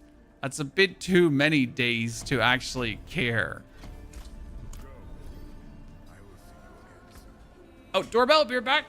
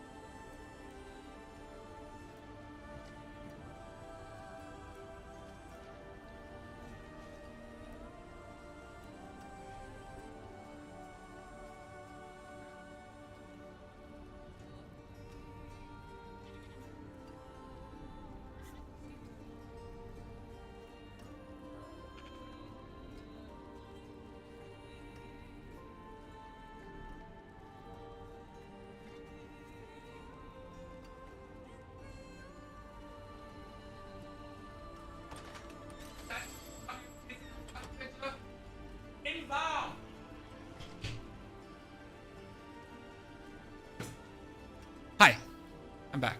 Sorry. That was the waifu.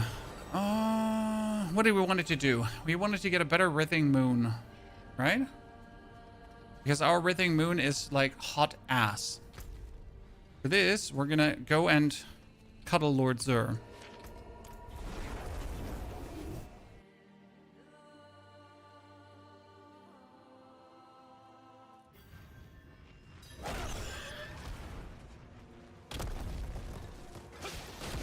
I'm still unsure what charm to use on Poison Spiritborn. Like, I think this is like, I think still using the Blood Mad Idol. I mean, using the Idol is worse than using the Mythic. Right? So one thing that I could do, and that's like the problem. So this is only something you could do with the Mythic Charm. So if I had the Mythic Charm, then I could use 2 sets. But who has the Mythic Charm? Right?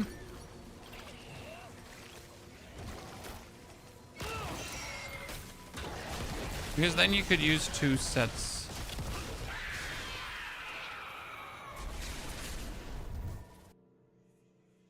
Yeah, Protean Heart seems to be used by a lot. I like the Blood Mad Idol more personally. Because again, Blood Mad Idol is like 100% plus 25%, so it's like insane good damage. Okay, we got Writhing Moon.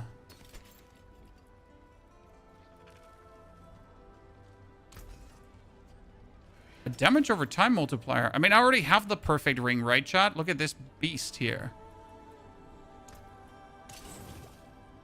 I think a second one that good is not going to happen. Let's slam them all together.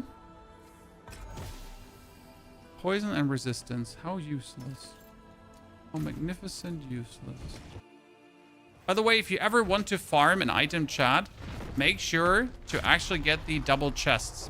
Not only the double chest, also the increased lair boss power. Because increased lair boss power means they're dropping more ancestral items. So in case you wonder, why is my Lord Zur dropping so many ancestral items? Exactly that.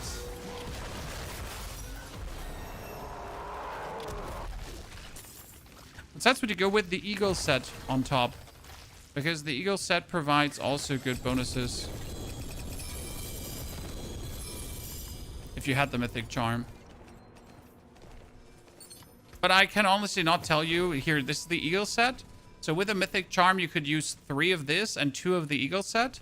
And the Eagle set would give you a 60% bonus damage. Now again, 60% bonus damage versus the Blood Mad Idol giving you 125% bonus damage. Technically, the Eagle set is worse. However, if you take 2 pieces of the Eagle set, you could easily get another +6 ranks. Because right now, I cannot get plus ranks from the Blood Mad Idol. That is something to actually consider. Right?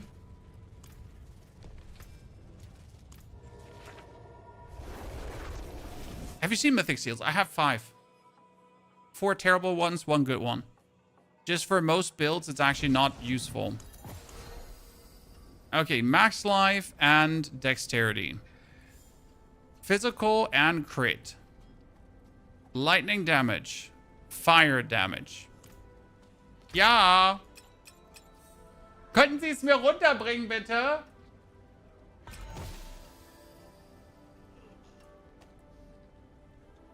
Ausnahmsweise bei meinem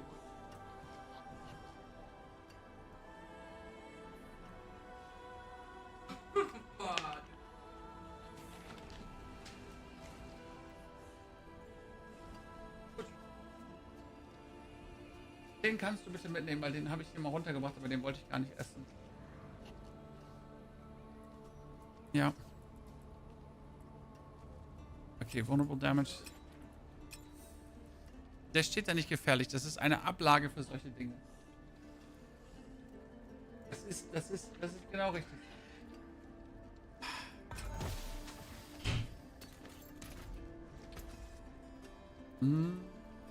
Terrible.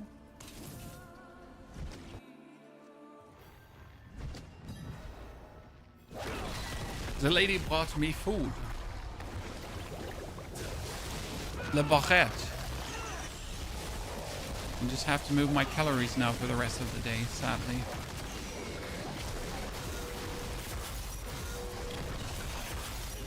But it's more tasty. The charm is always like the charm is like there's very, very few cases where the mythic charm is actually good. I think on Warlock I can use it to a very good benefit because Warlock does actually have insane stats. So on Warlock it works for sure. Wow, getting like a better Writhing Moon is horrible. And I got the good cheese from the Netherlands, Chad.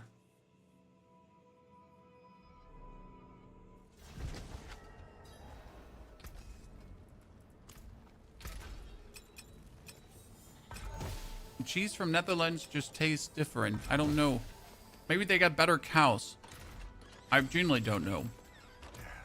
Step up to my anvil. But the milk also tasted better from the Netherlands, so maybe they have better cows. What's in the sandwich? Salami and mozzarella cheese. Very simple. I don't need anything special. No sauce, nothing. The cheese is the sauce. The cheese is the sauce for everything, chat. For everything. Just get it melted. And then it's the sauce.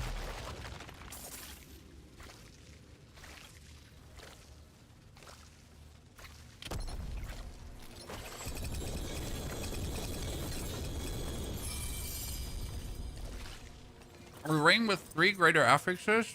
Damn, son. It's the wrong...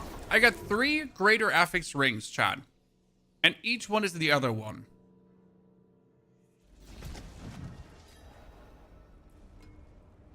Each one is the Ring of the Midday Hunt.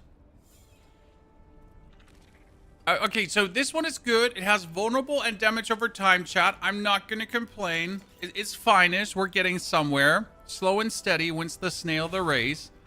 We're going to be mad. Oh, that's crit chance and lightning damage. This works for my other build. But I actually don't need. So somewhere we're getting there. Slow and steady.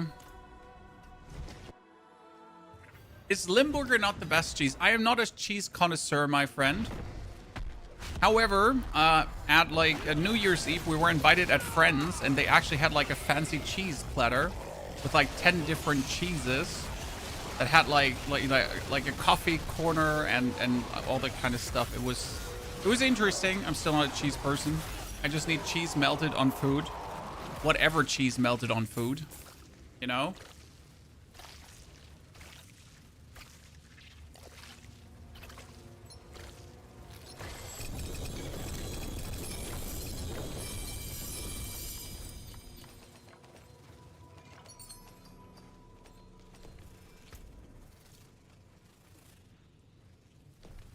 Preposterous, Chad. Preposterous. The wrong rings.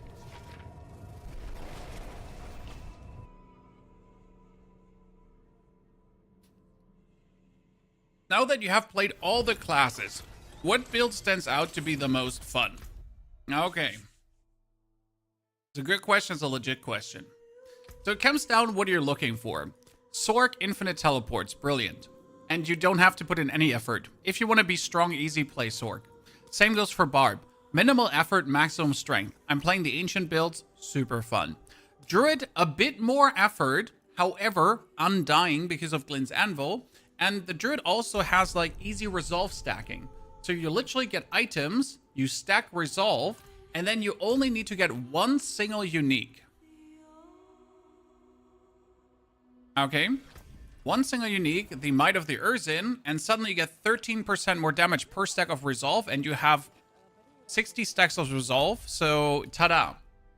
Very simple path to power with Boulder, with Pulverize, with Bear Form companions. Paladin, way more effort if you play the Zeal build. However, Resolve stacking, again, makes everything easy. Just get a good item, Resolve stack, have fun. The Necromancer, the weakest, but super fun to play. Okay. Warlock takes way more effort to actually get strong. I mean, you get the set. The set is an easy boost. You can play Apocalypse, but some of the other builds like Tyranny's Grasp, Lunatic Warlock, and so on needs very specific things to actually work, and Warlock will always be squishy, apart from the Tyranny's Grasp build, which has like almost 200,000 HP. And then we get the Poison Spiritborn right now, and I didn't have to try. This one was powerful from alone. If I have to choose my top 3, I would say Sword, currently number 1, for the absolute ease of use and power curve. And I hate that it's number 1. Number 2 is Druid, because Druid has just an easier gameplay loop than Barbarian. And then probably Barb.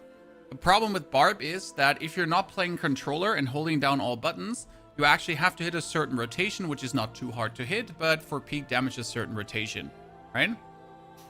So, yeah. I hope that gives you like an overview over how it's working. I didn't play a Rogue because I found Rogue boring. That's that.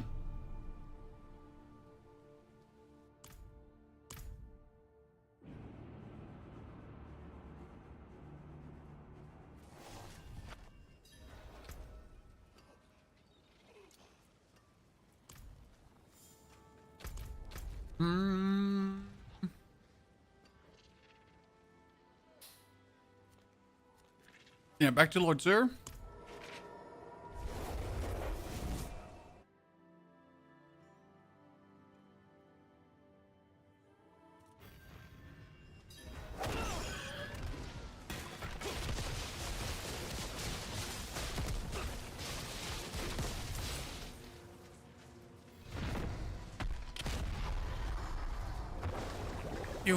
You can hold down the controller for Barb, literally every single button, and then just move around.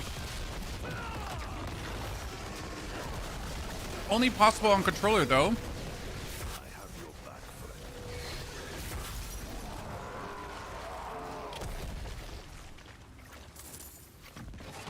On mouse and keyboard, it sadly doesn't work that way.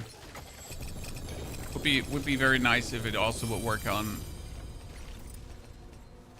mouse and keyboard. I mean, technically you can just make a macro on mouse and keyboard, but that's then macro usage, and we don't support that in here.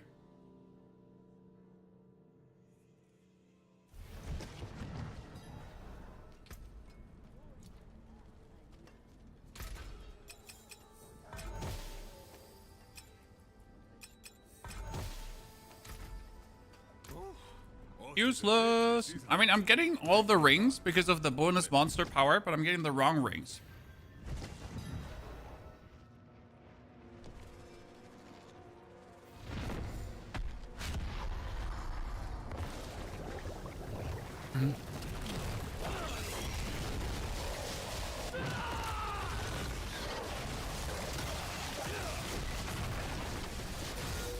That sandwich is salami and cheese.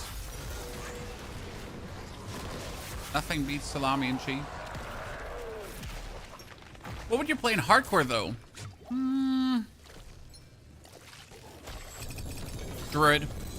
Druid. I mean, Druid. Easily. Druid. The Glint's Anvil plus the bonus life plus everything you're getting is so easy. Like, you're just not ever going to be remotely close to dying.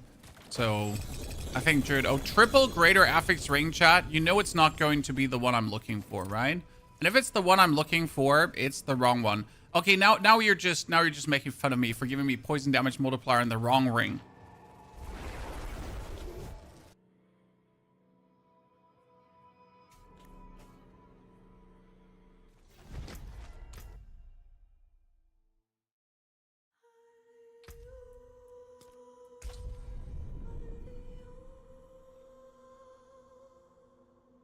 Let me quickly show you on Barb. It's just like funny to show. So we're gonna go to the training rounds.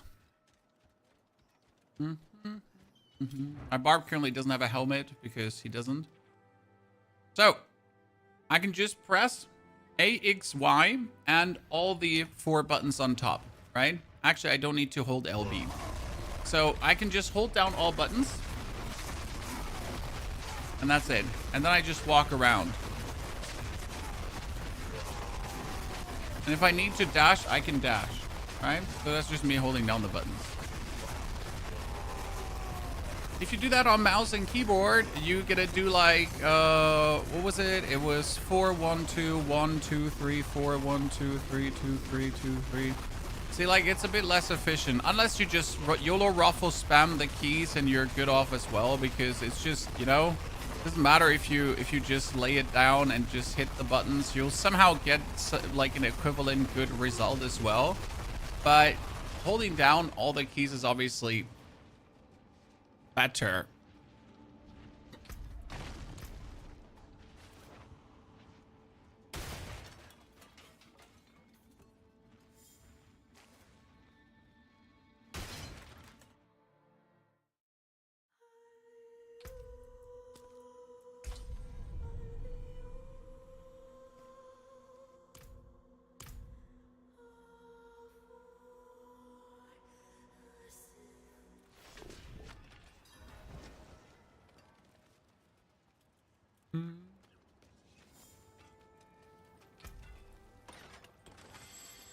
Stats on pants, full defensive.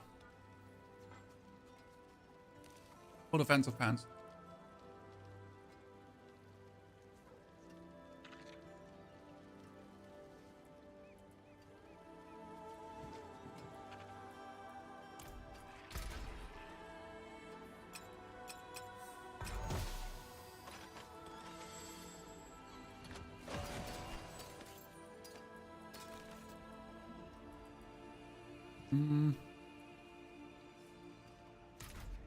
Let's destroy everything. And then let's just take this ring here.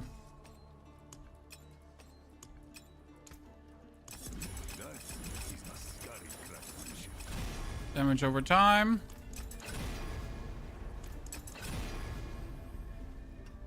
And we're gonna temper on damage over time.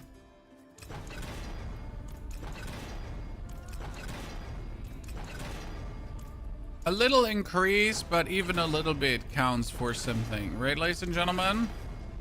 75. So we got now the comparison. We got the equivalent amount of damage over time, but we get another multiplier. We have a physical multiplier that does nothing for us, right? But we have dexterity, so that's actually nice.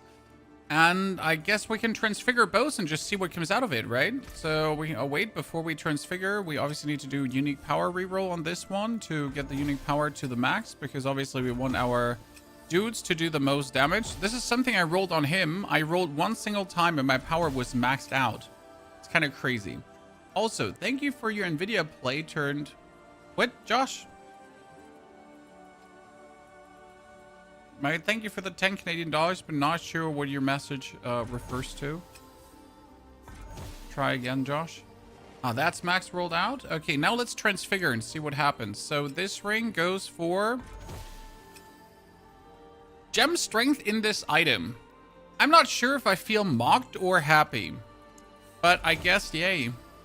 And this one got another greater affix to armor. I guess I'm going to take the gem strength in this item, ladies and gentlemen. And then we're going to put that one in, the royal, which gives us 250, but instead of 250, it now gives us 518. Ah!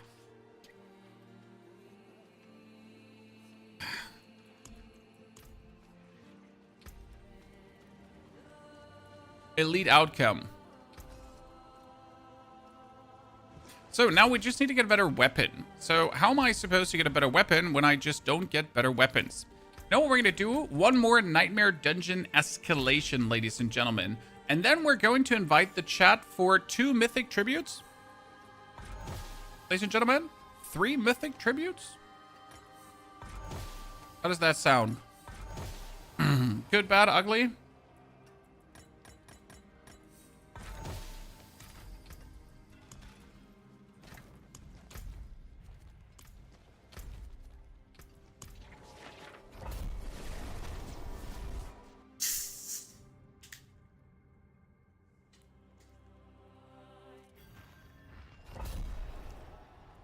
Ah, last year you were investing in Nvidia. That's true, Josh. I did. Yes, I did invest in Nvidia. I mean, I'm currently... Well, what are we up right now?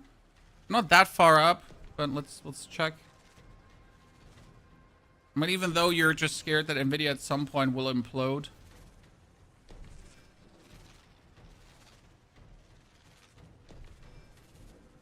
Oh, 67%. Sadly, my position wasn't the biggest, but it was big enough.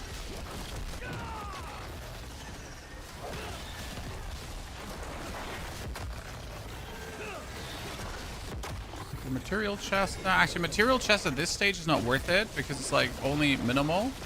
So we're gonna go through.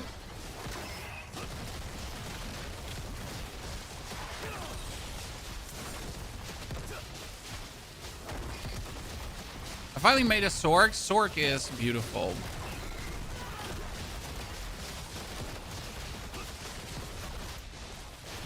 I mean, it's always to have or not to have. Better to have than not to have.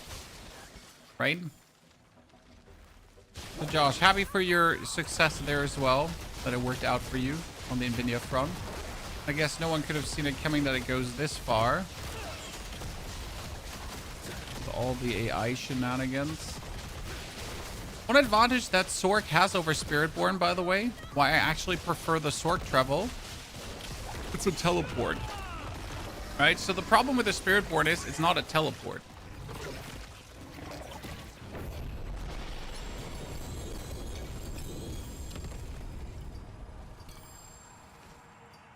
Okay, let's see what we got here. We got... Oh, I got way too many charms. Give me a second. We need to sell that before we go on.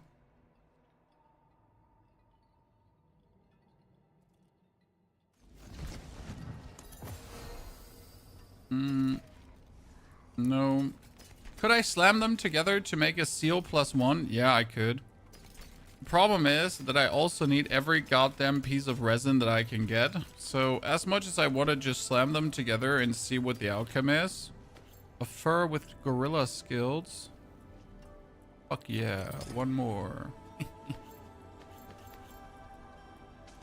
So yeah, as much as I want to send them together, I need all the resin to roll the skill ranks on like 10 different builds.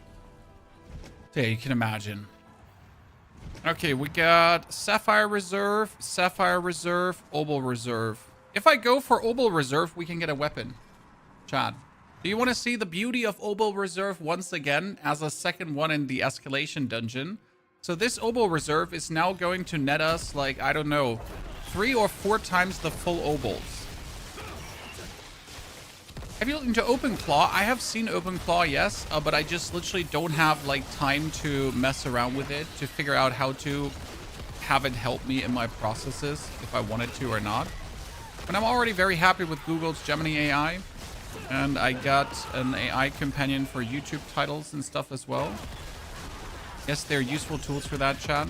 That kind of is trained on my YouTube data and on YouTube data in general.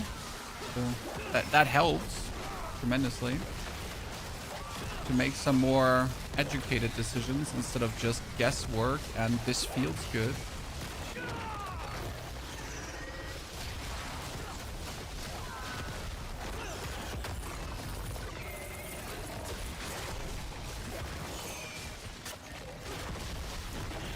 Okay, that's one stack of opals full, ladies and gentlemen. So the first one.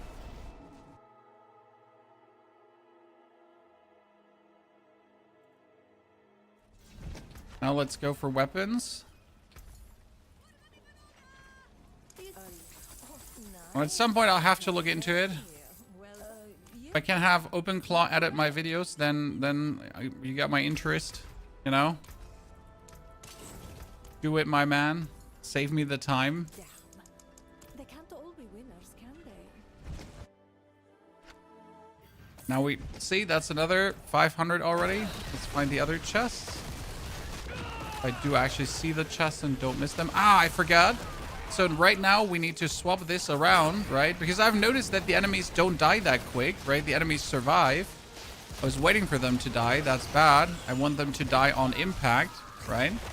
Because literally you gotta have that up. It makes like such a difference. The whole feel of the build.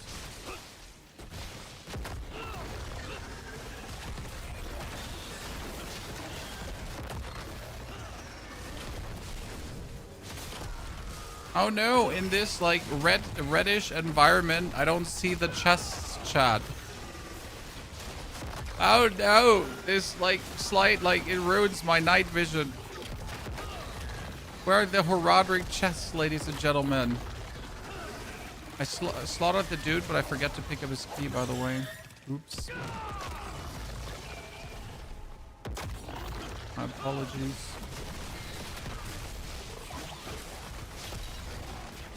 There it is. Ha ha ha ha. Almost missed it, didn't I? Imagine this chest actually dropping everything simultaneously instead of after another.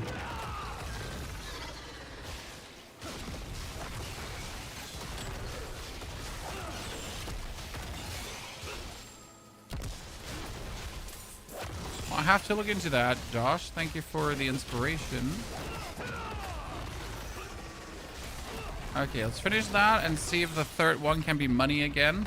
But it's not that we're struggling for money, but it's just interesting to see the bonuses. She did. Obolts, obolts, obolts, obolts, chat, obolts, obolts. And she keeps dropping. So that's my second inventory full of obolts, right? Are escalating dungeons considered nightmare dungeons? They are, Veteran. So if you have 2 nightmare dungeons in a row in your war plan, you should always open up an escalating nightmare dungeon, or you're an idiot.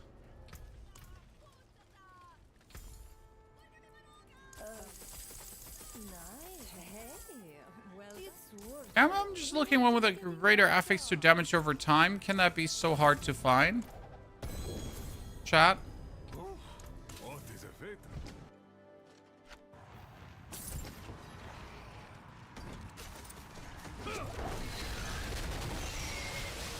Okay, what do we got? We got Forgotten Wisdom, Strong Room, and Vile Splendor. I'm going to take the Vile Splendor because that gives some money in the third. Not too much, but enough. Can you join the Mythic Run, please, Messi? We'll put out the call in a bit.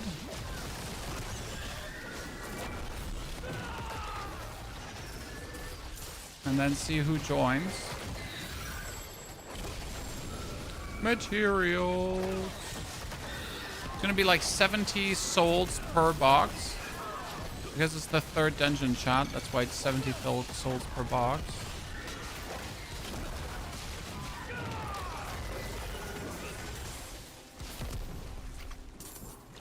Even with 2 complete obol gamblings, we did not get a... We did not get a...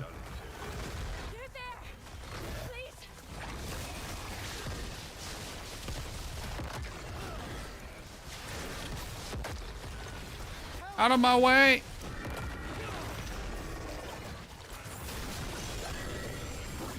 I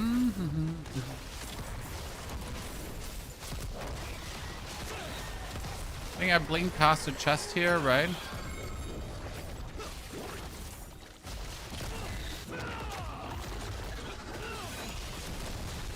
And he's dead. Ah, beautiful. That brings us back like here, just Forgotten Souls up again. Okay, riches of materials, legendary unique spoils, lair keys. I always like to go for lair keys because there's a chance for the Mephisto one, mythic armaments, that kind of stuff, right?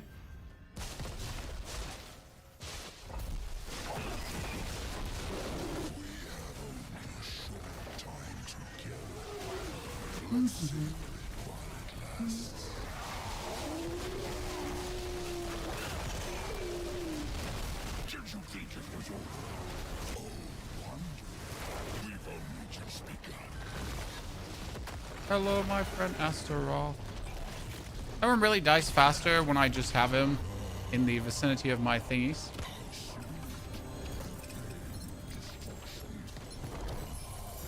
Two lair keys. Not a single greater affixed item. I mean, one greater affixed item, I guess. What does Mephisto drop? Very cool items, including a chance for Mythic Charm, very improved. Generally, you get Mythics on him very easy. So Mephisto is actually worth it to farm, if you then manage to. Okay, ladies and gentlemen, I am looking for players for a mythic Undercity run. Who's with me? I would like to need your BattleNet ID so I can invite you. We're doing it in Torment 12, so please don't be useless. No effort. We're not taking people from the friend list. We're taking new people this time. We're gonna give people a chance. No friend list with benefit bonus tomorrow this day.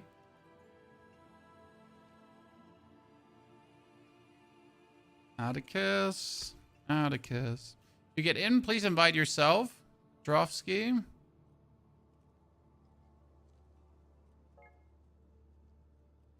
Once in a while, the people in the friend list have the downside. Right? What is a fellow Spiritborn? A hacker, you mean? So let's see that we get everyone in. Whoever's too late is not getting in. Fast proxy Sorg. That's a great Eldrin, my friend, but indestructible. Kind of sad. Doesn't matter. You're still going to be OP. A 40%. With 5 ranks to Ball of Lightning. Okay, you hacker, man. Like, seriously, what was that? An Isus Heirloom with 5 ranks to Ball of Lightning. Sir, what the fuck? Big scam. Oh, you transfigured on the all stats. That's nice. Okay, who was the third one we invited? Who's laid? Oh, we're gonna just invite another one, Mr. Old Gamer 9000.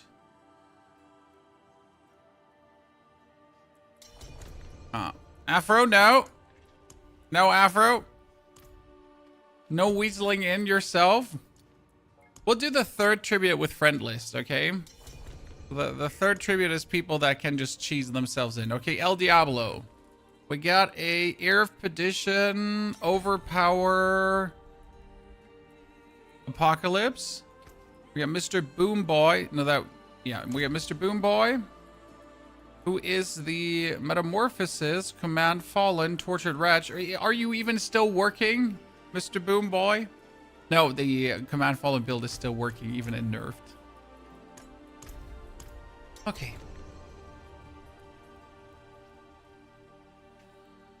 How do we even join? You just have to click my name and then join party. We're gonna do one run with the lats here, and then we're gonna take the next bunch of lats and the next bunch of lats. You are courting pain. Wait, do I have the insta kill? I have the insta kill.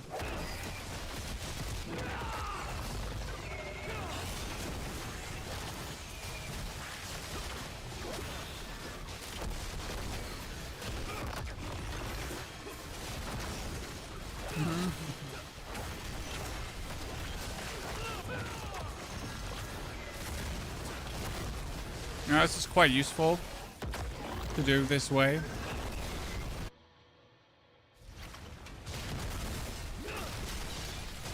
So we're getting some gobos. We're not getting roboed. Right? Oh, I forgot one. But we're getting some gobos. And we're not getting gobos. So far, it looks like this is a terrible run. Companion Druid is boring. I'm switching to the Boulder build. Companion Druid is powerful, but the gameplay loop is horrible. Yes. Full on agree, my friend. Not every strong build is actually fun to play, aka Clash Paladin. Sometimes strong just means actually horrible in every regard where it matters.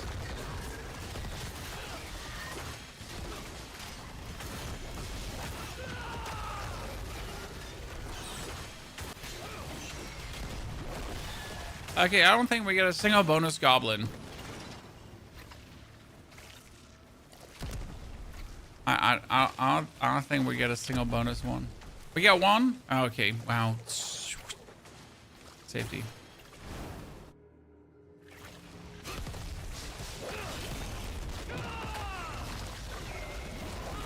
You know death as intimately as I. This will be And done. That was a good run. Oh damn, there was a bit more than I thought. Shroud and a Visage. And Shattered Vow, another one. You know what? I get another Shattered Vow, so I can, what's it called again? So I can corrupt it. Mortis, you get away. Let me close this one out. Then you can join up. Okay, so that was the first one. Thank you, lads. Do I want to open one of these? Greater Attributive Armaments? Nah, I don't want to open one of these. Fine. What does the season end? Anyone knows? In 2 months.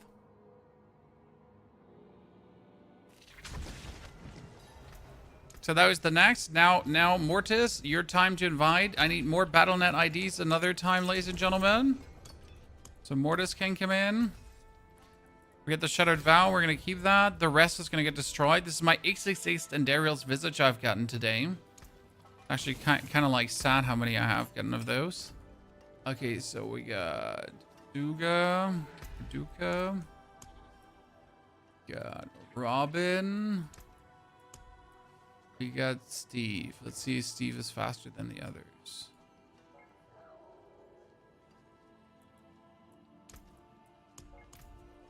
Okay, we got Sunder, Mortis. He's a fellow poison player. 96 damage over time multiplier. That's a pretty good roll, brother. I like to see that. 24 quality. I mean, that's definitely a better weapon than I have. Mine is like kind of sad.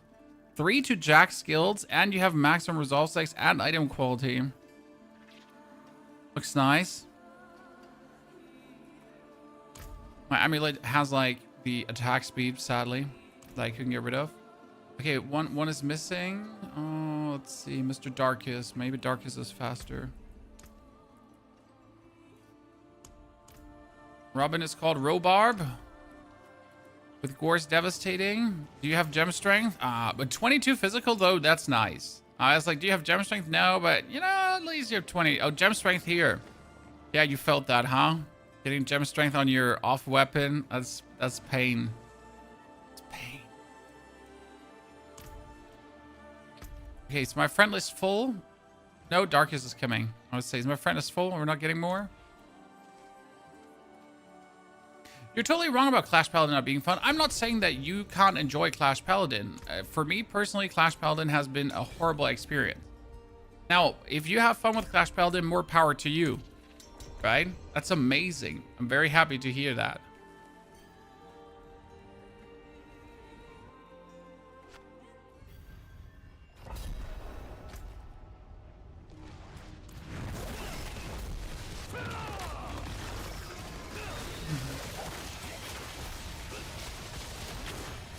Oh god, the screen.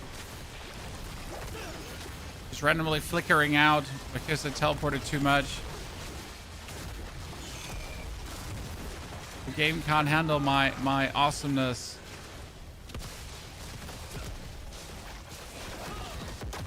Oh, was there a teleporting goblin? What's the best build to have fun with? Sork. Sork is probably the easiest one to get strong. And it's just generally fun to play. Now, I kind of feel like a whirlwind barb just without having to swing my weapon around. Because the only damage I deal is like by touching you with my poisonous poison. Oh, gobble, gobble, gobble, gobble, gobble, gobble, gobble, gobble. Ha ha ha. Okay, one gobble, one bonus chest, ladies and gentlemen.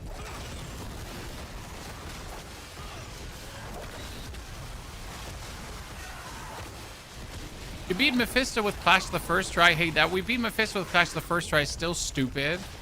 You know? That paladin actually got it done without even trying.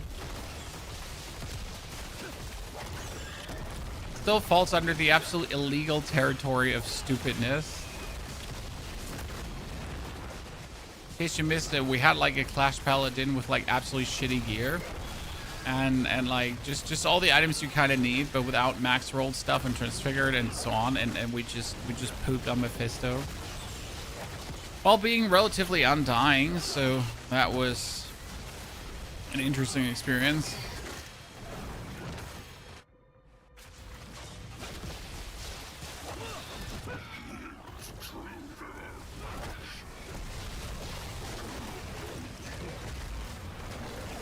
poor sod.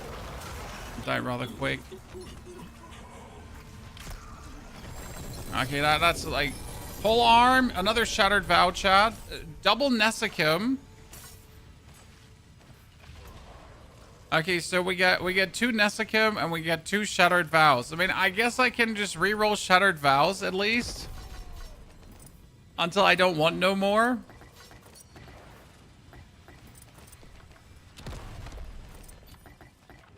Wrong greater affixes on that melted heart. You want all stats probably, right?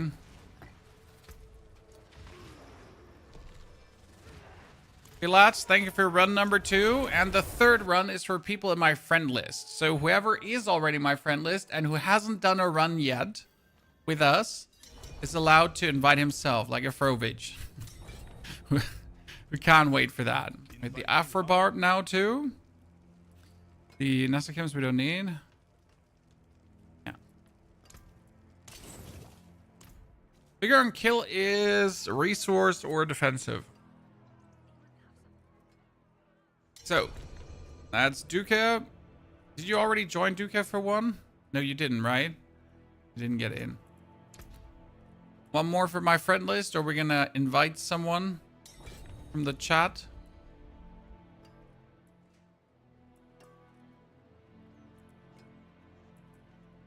Duca, what are you?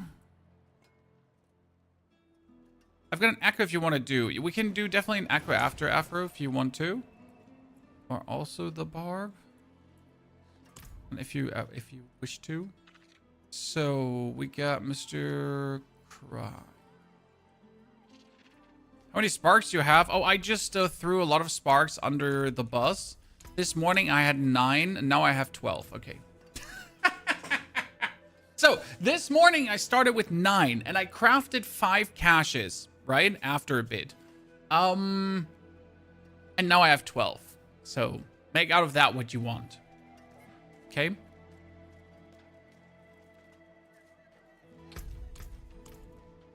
I mean, mythics are really just coming like there's no tomorrow. So, we're waiting for Cry to invite himself. Cry must die. I cannot invite to party. Oh, you're not a seasonal character, Cry. You must be a seasonal character. We cannot play with eternal characters. I see your problem. That's a bit unlucky. Please, no friend request. So Cry is actually here. He's a eternal character. Cry, we cannot play. That's so sad.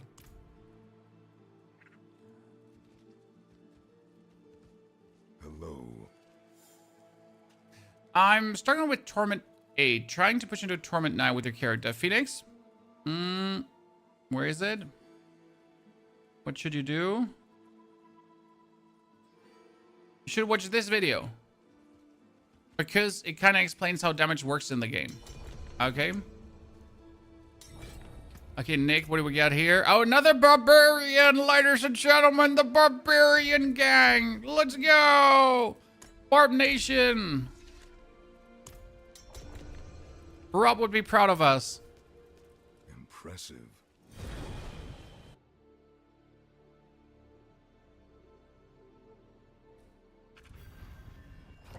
Burr, burr, burr, burr, burr, burr, burr, burr, burr, burr. Okay, so Afro after this has an echoing hatred for us, ladies and gentlemen.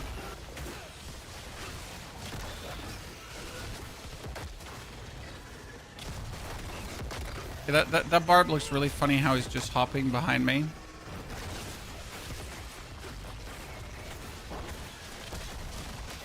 Faster, faster, faster.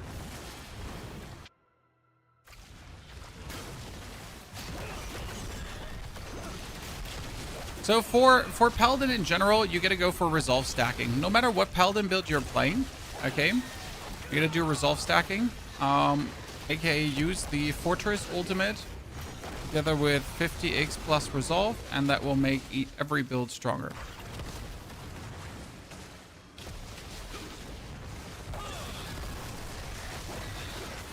For gold seals, you need to roll 3 to 1 your seals until you have a gold seal.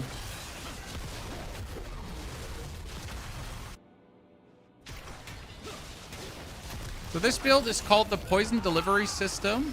Your goal is to have like your friends, these little swarms, delivered, right? That's your job. You're pretty much the plague bearer, right? You're the plague bearer, and you're bringing the plague to the people.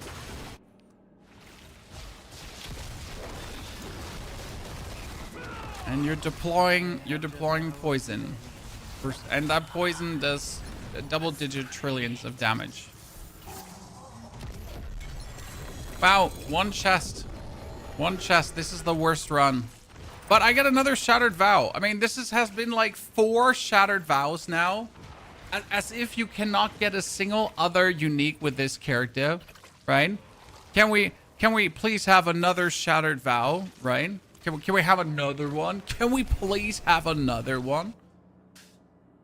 Okay, so if the team wants, we can now do an Echoing Hatred. So Afro has a Echoing Hatred. It's an Echoing Hatred for us. So whoever wants to do, like, if no one has to leave, then we can do that.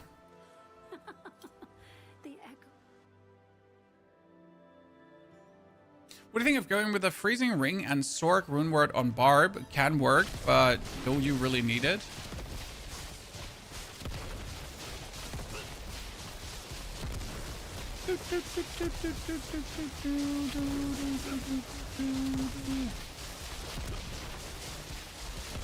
So your goal is just to deploy the poison here. Cool. And a lot. And even more. Right?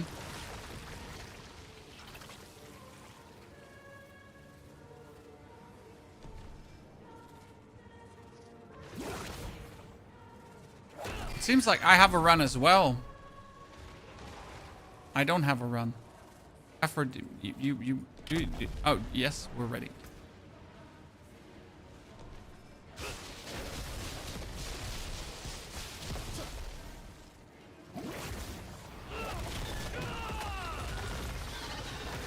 No mythic for the poison build? No. Not for what we're doing. Are echoes worth grouping? Okay, listen. Why are echoes worth grouping? If you die, Joker, you can revive. If you're solo and you die, it's over. So if I would die now in the echo, I could press the revive button to continue echoing. Right? I can just revive myself while my friends are fighting and then come back into the fray. I mean, optimally, you wouldn't die until it's like too late, but there's always a world where you could die, right? So that's why, like, doing them with others is just better.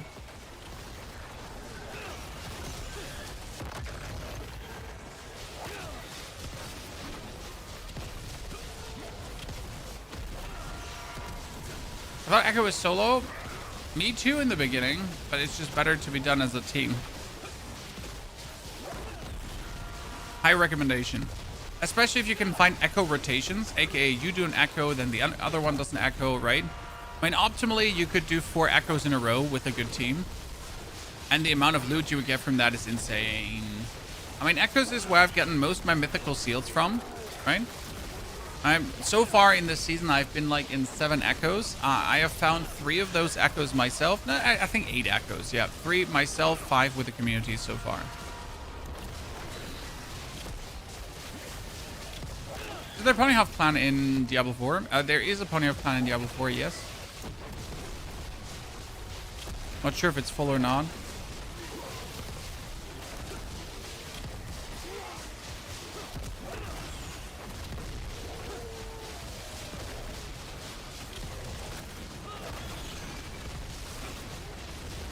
Oh, hello there. The goblin. Let's see how useful I am, because with this character, chat, with this character in Torment 1, do you know what we did? We found an Echoing Hatred. Yes, we did an Undercity, and in Torment 1, this guy got an invitation. Then we instantly get ourselves 3 absolutely overtuned friends and did an Echoing Hatred on this char. So I could get my set very easy, because that allowed me to just pull my set out of my butt. Is there a Warlock build that's working currently? Apocalypse, Tyranny's Grasp, the Lunatic build is still working. The Profane Sentinel build. AFK, Blazing Screen build. The Skull Spam, Hell Fracture Warlock, Abyss Hell Fracture Warlock. Dread Claws. I mean, Warlock has tons of builds that are working. It just doesn't have an overtuned broken build anymore that was bugged to begin with.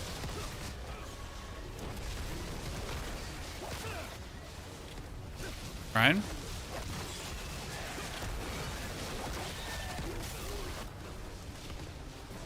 So if you're looking for something like that, no, Warlock does not have an overtuned broken build currently. Anouk, bist du nach Düsseldorf? Schön, dass du da bist. Happy you're enjoying the videos. Soon to come on the Spiritborn as well.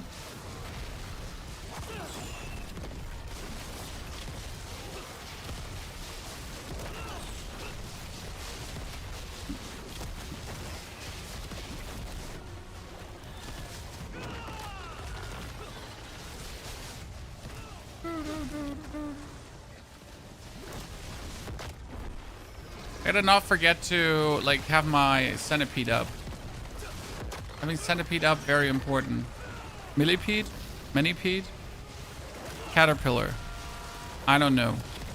What is that thing? It's a centipede.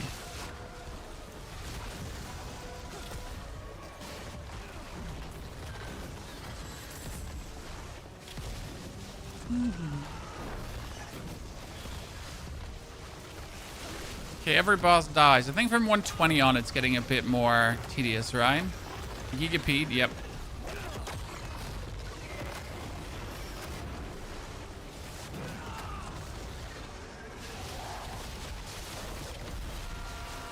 Optimally, you want to reach pit 135, right? 135 is where the loot goes. Woo! If you don't reach 135, you suck, obviously. Should have waited before I said that.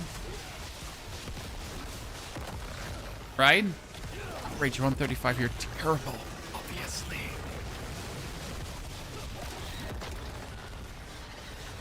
Let's better make sure we actually reach that, huh?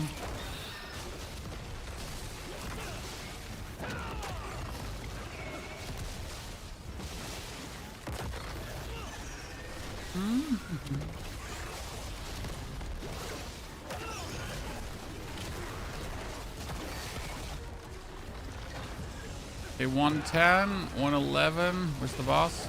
Dead. I have high hopes for this team, ladies and gentlemen. I'm not actually sure if I'm the weakest link right now. We have a lot of toughness, right? Good old 10 million toughness. So I should be tanky enough with 10 million toughness. You get the poison.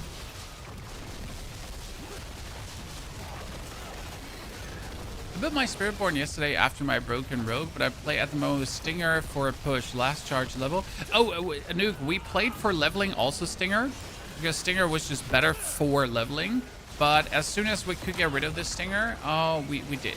I mean, the goal was in the beginning to actually get rid of the basic skill, so we managed to actually do that. After we then got rid of the basic skill, we wanted to get rid of the Stinger as well. And obviously, in order to get rid of the Stinger, you need to get like 15 ranks in Ravager, and then you can like start just dish dashing around and everything is fine, right?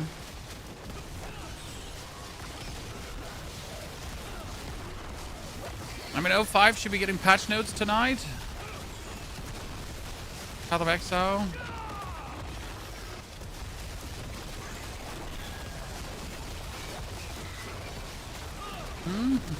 Oh, Outlaw Sharpshooter, and he's fully poisoned. I wonder, is one of our barbs like a bleed barb?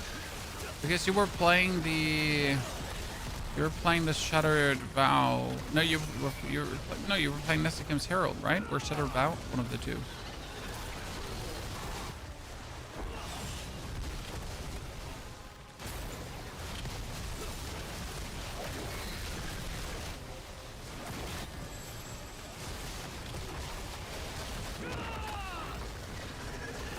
Go 124 chat. 10 more tiers to go before we suck.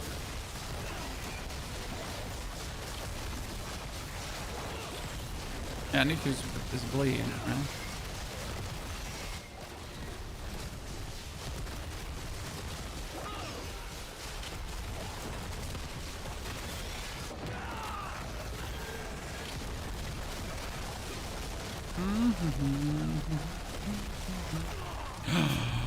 I did not think that explosion would actually hit me. Fast. Stack back up the charges. Gonna make sure that my thingies are all stacked up, right?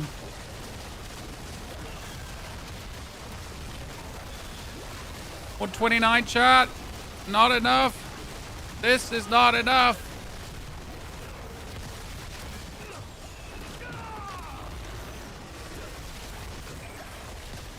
I promise, chat, 135.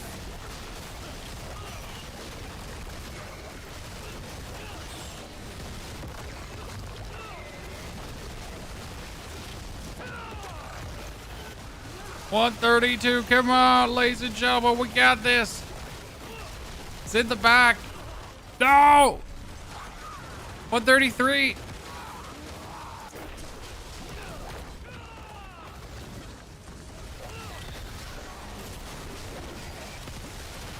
Look out for all that lightning there.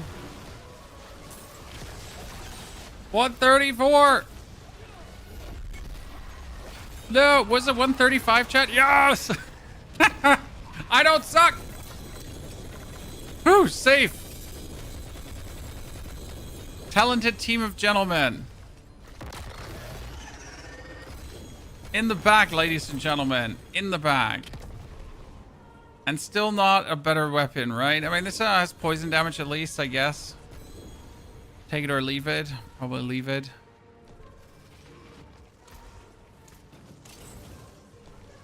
Plunder, plunder, plunder, plunder, plunder, plunder, plunder. Okay, thank you, lads. Thank you, Afro, for sharing your run with us. Duca, Nico, thank you for the run on the Mythical Tribute as well. What tier would you need Echo to be worth it? Echo is always worth it. There's literally never a situation where you're like, wow, Echo is not worth it. Obviously, the higher you get, the more worth it is. But Echo's like never not worth it.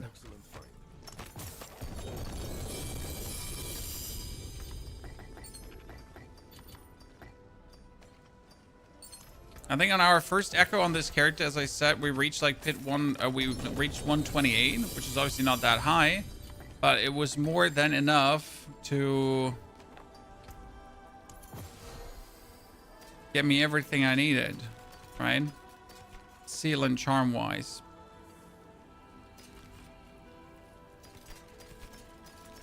Including another mythical seal that we didn't need.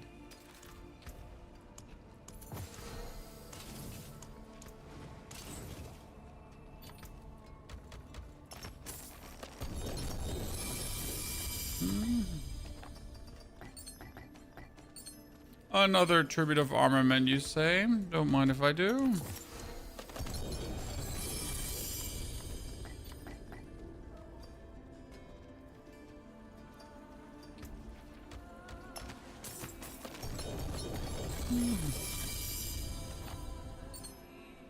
Where can you find Echoing Hatred? Mostly in the Undercity. I mean, I've gotten all my Echoing Hatred runs in the Undercity. It's just simply the easiest way to get them, or the likeliest chance. Bells and Spite. This is 10 Dexterity plus. It's actually pretty powerful. Widow's Web with Centipede skills and 200%. That's pretty good, I'm not gonna lie. I mean, not that we need the Widow's Web charm, right? But to have or not to have? Mainlander, what do you seek? Yeah, this one's from Helltide. You can get it everywhere. There is like no, you only get it this, there, then thy. You can find them everywhere. It is possible. However, the recommendation from the grinders is to do Undercity with tributes and try to get as many chests as possible. And that's usually where they get most of theirs from, right? Advice from the grinders.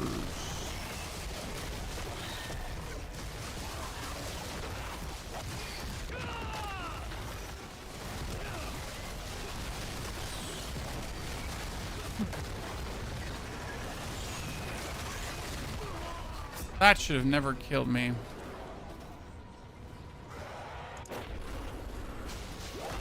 Spiritborn has the secondest armor in the game. I actually don't like a single skin that I have on the Spiritborn. And I have tons. I'm very not pleased with my skin game. I prefer the big bulky armor sets. Always have, always will.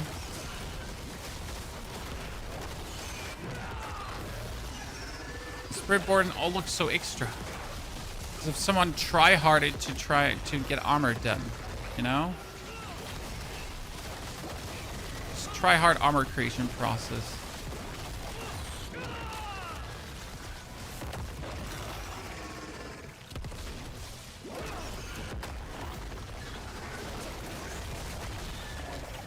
Because you're playing male, I was thinking about doing a female Spiritborn, but this season I've actually made every character male once in a while.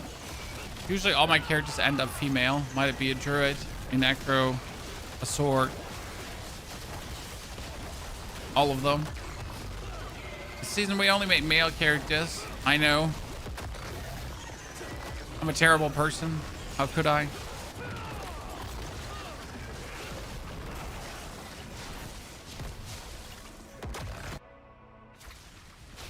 Valo has some sick skins. Yes.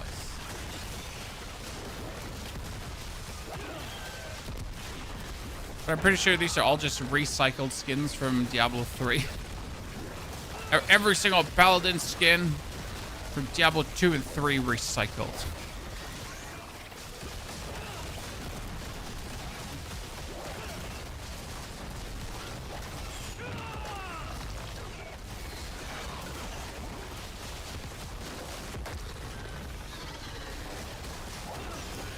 Just like the World of Warcraft skin are just a big recycle. And I have all of them, obviously.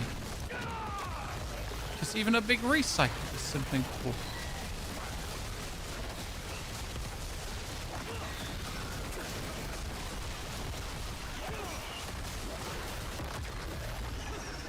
Sin's outfit for the female barb, isn't that the lingerie outfit, my friend?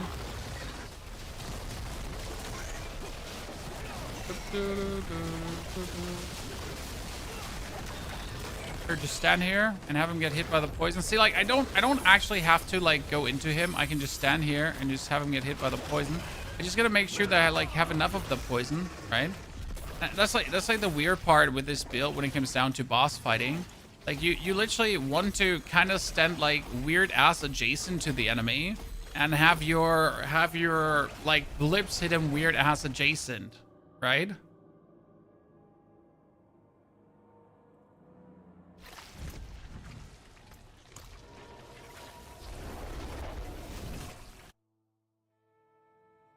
Let's try that out against Belial another time.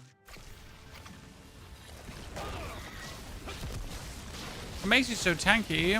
64 stacks of Resolve, together with the aspect of Glint's Anvil, which leads to 83% 0.2 all damage reduction. Now we have all this poison here, and technically I should stand like this, right? So the poison actually just hits him as often as possible. Like, I'm not even supposed to, like, dish dash around much. Just make sure that all my shit is up. But then, like, stand so we're hitting him, like, just enough. Right?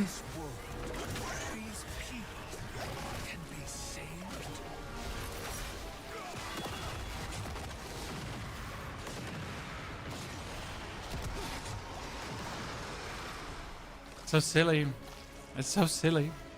How to set up a loot filter for my Poison Dance of Night Stroke. Alone, we just did in today's YouTube video. We explain how to set up a loot filter with only 4 rules. That shows you everything. So be it. You want the truth of what I am. Little illusion. Now, you're kicking his butt with Spiritborn? Yeah, you can absolutely destroy Mephisto.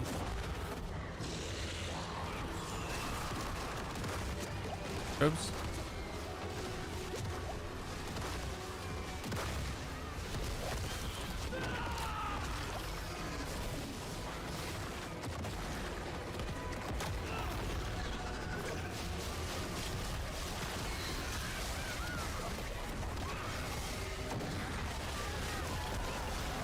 See, again, like, stand like that. All your shit is, like, hitting him.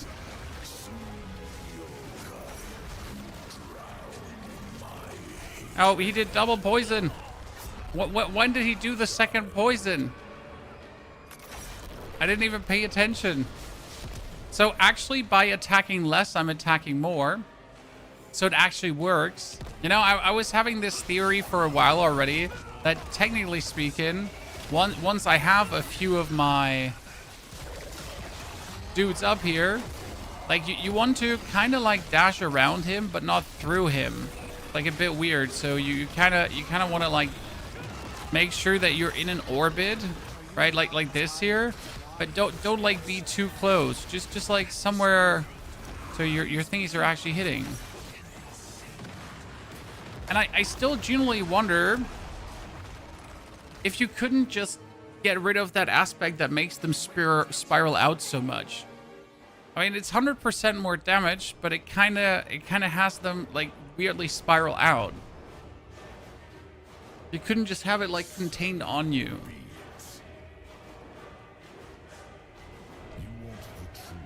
Piotr, we swapped the, I think, Sir in, or we got C back up. I'm not entirely sure what we did, but we're not using Nagu anymore. Because the Nagu was from the old Raven version, but we actually kicked the Ravens out for a better version.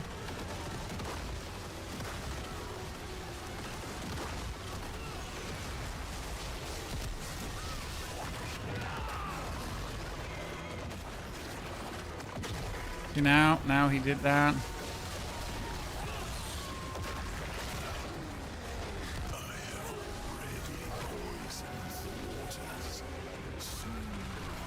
Huh?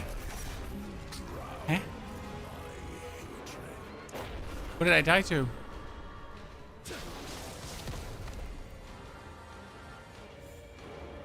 I didn't even see what we died to. Oops. I didn't stack up my resolve. I think I need a Bloodthirsty Amulet. The Bloodmad Amulet is great. You are burning yourself, but it like really doesn't matter. Because like on the characters where you play Bloodmad at, you can just compensate for the burn. Quite simple. I mean, technically Bloodmad can be used on every character.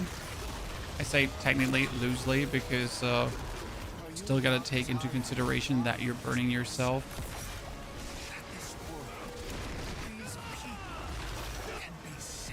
You know what we haven't taken? We haven't taken the 20% bonus. He just died. We haven't taken the... So he takes poison damage even in this form.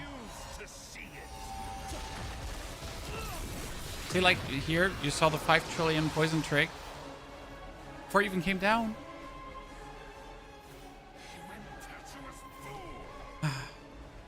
Beautiful.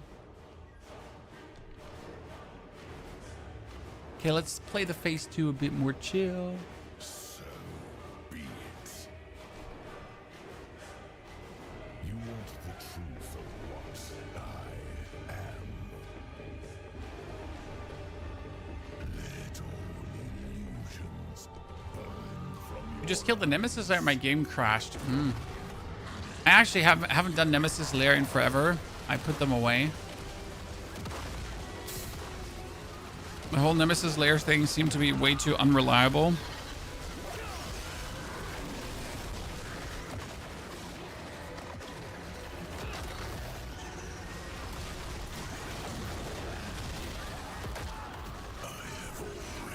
Now we stunned him, and now we should be able to just cheese the next phase.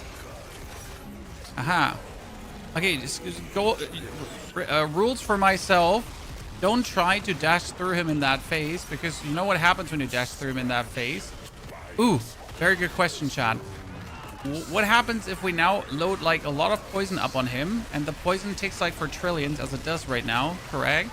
And he goes into the other phase. Does he just die? So the poison ticks for 3 trillion currently, right? What happens now?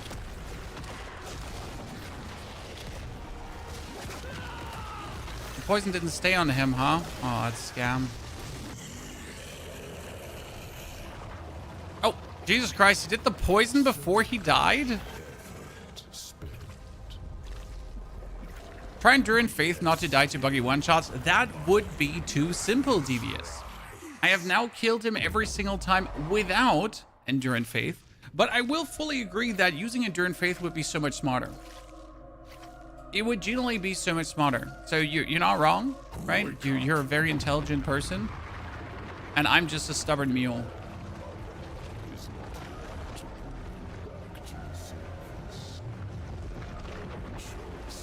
Last part is so easy. Tell that to people who still don't know that you have to avoid the first circle or you lose all your abilities, right?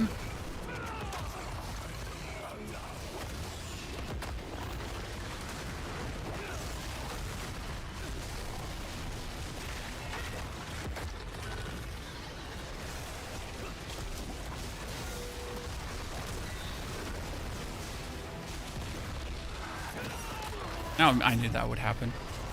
I was like, can I be like very greedy in this phase? I can be very greedy in that phase, but I gotta, like, you know, technically just stand AFK next to him. Would Enduring Faith have saved me there? Enduring Faith would have absolutely saved me there.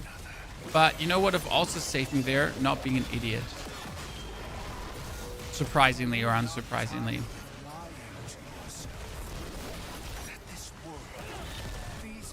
Right? Not being a goddamn doofus would have also saved me there. So what can we say? See, before he lands, like, look at this. 900 billion, 900 billion, 900 billion, 900. So this is like the stacks he takes, and then when he lands, he dies. So silly.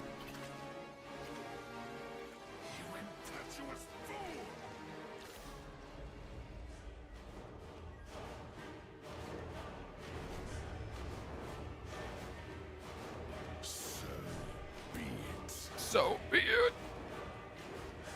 You want the truth of what I am. This boss always is silly. I think he's very well designed. However,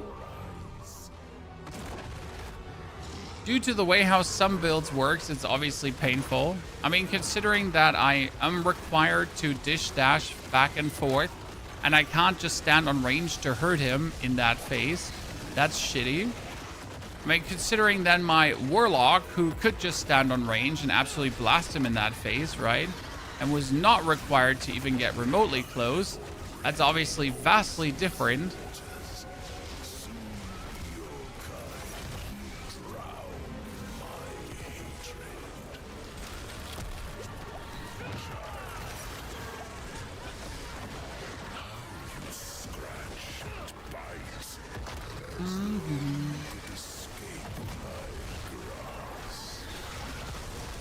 Let's get that up. 600 billion only. Not enough. This is not enough. Rookie numbers, ladies and gentlemen. 3 trillion. 3 trillion is fine.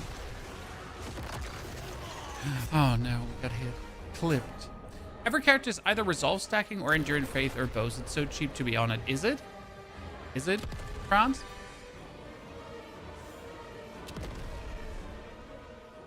I mean, there will always be one damage or one defense parameter that always overshines everything, right? I mean, either it's going to be barrier, it's going to be stacking this, it's going to be stacking that. There's always something. And there also got to be something, right? Because what else are you going to do to get tanky in the end game? Because armor is not enough. Resistance is not enough. These two vectors are simply not enough to make you tanky. So you require something like resolve stacking, right?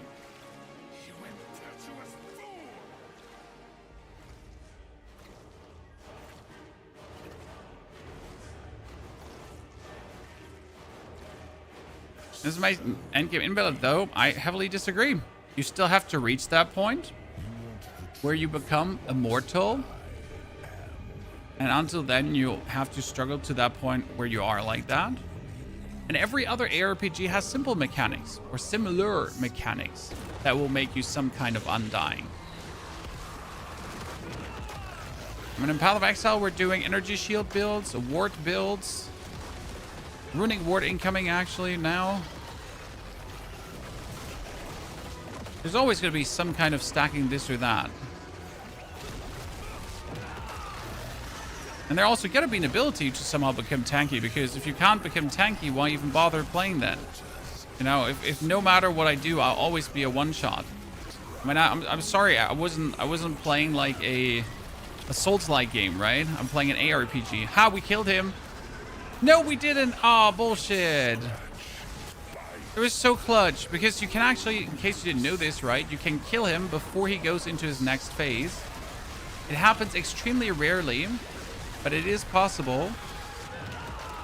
If you time it correctly, that you overkill him, and he is not going in this third phase where he poops out the lasers. So absolutely possible to skip that one.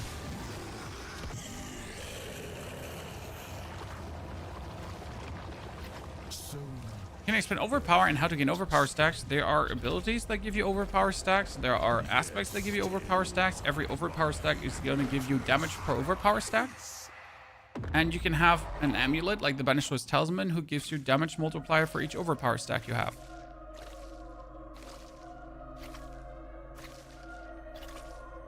Wake up. Wonder how people would do without resolve stacking. More max life, more barrier, more complaining, less damage.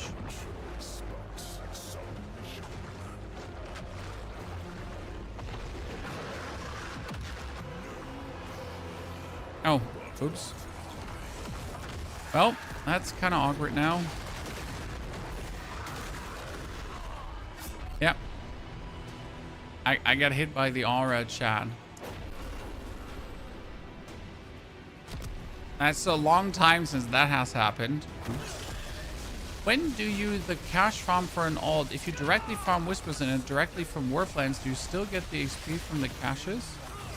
I have not done any cash shenanigans this season, so I can actually not answer your question. I mean, usually when I do cash shenanigans to level up characters, then I take the caches from the Tree of Whisper, because they're then the most efficient ones to use. That was such a nice damage. I got my Shred Druid to pit 130 without resolve stacking before they fixed glints. Shred is Werewolf. Yeah, I mean, with Werewolf, you don't need resolve stacking, because Werewolf, anyways doesn't profit from resolve stacking, right, Rido? Because if you go for any Werebear skill, you have to resolve stack for the Werebear bonus. What does PoE never display damage numbers? PoE has damage in the top right corner on the life bar of the enemy. So it actually does not require it to display damage numbers, because it shows you damage numbers in a different way. Also, PoE has actual damage numbers on every single skill, so you know how much damage you would be doing.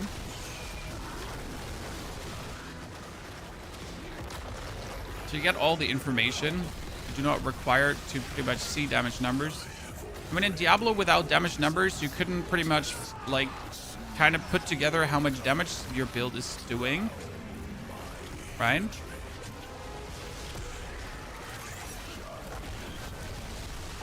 Because of how much information Diablo gives you. I mean, the only information you kind of have is when you hover over your skill, when all buffs are in, and then you could kind of see how much damage you would be doing.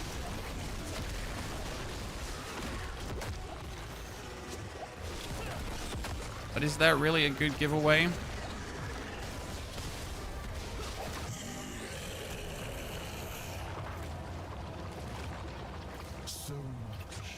So, yeah. What pit level should I expect when I've min-maxed? I've done 105. What character? So, I mean, as a casual player, everything around pit 110 is already amazing. If you make it up to pit 120 as a casual gamer, that's killer.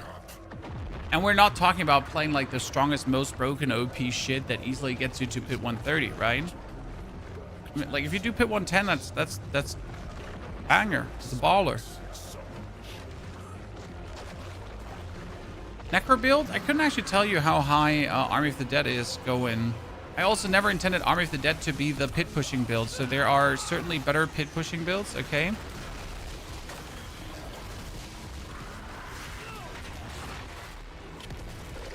Army of the Dead is not meant to be a pit pushing. Oh, what? That should have never killed me.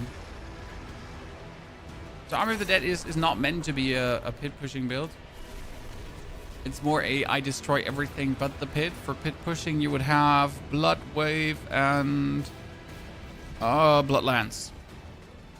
Efficiently. Yeah.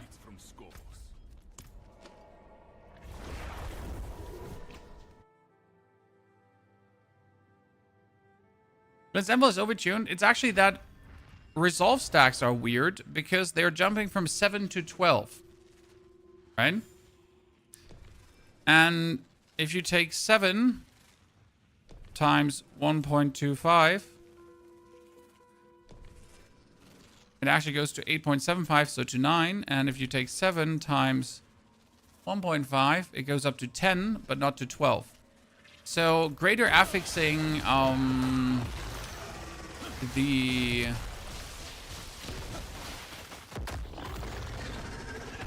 greater affixing should not bring it up to 12.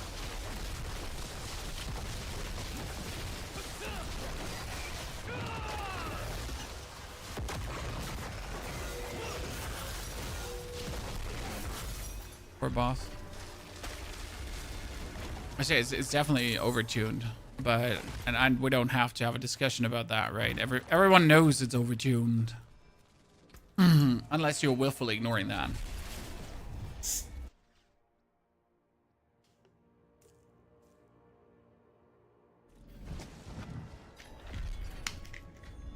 Even with 7 resolve on my defensive gear, it's still a big improvement from not having glints before. Absolutely.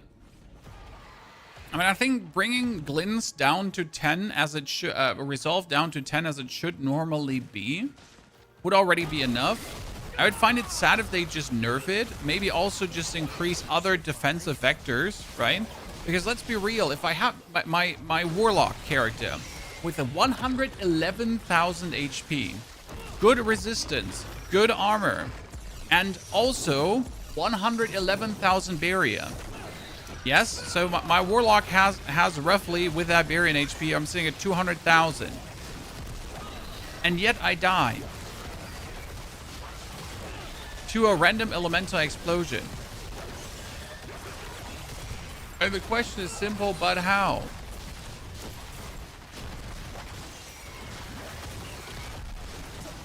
You know? But how?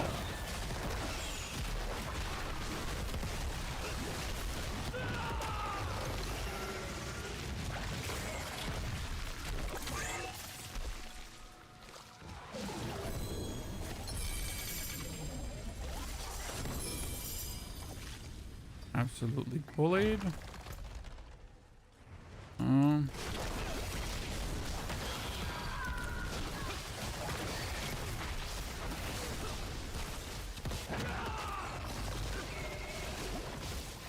So yeah, the whole introduction of toughness is still, in my humble opinion, dragging down the game. I mean, so far the introduction of toughness has not made the game better. It has just made people feel like they're inadequate. I mean, I'm sitting at 11 million toughness, and yet there are things that kill me. So pardon me, but what does 11 million toughness then even mean? Right? When if I have 11 million toughness, I would assume that that makes me very tough. But it still makes me feel like a wet tissue paper at times. So what does it then mean to have 11 million toughness? Nothing according, right? To the numbers.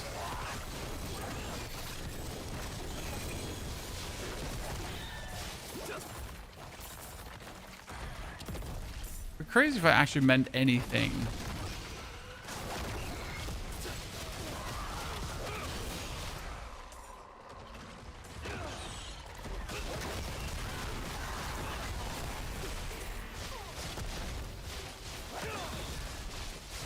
Yeah, poison resistance, obviously. That poison is overtuned, that lightning is overtuned, that nothing of that is balanced.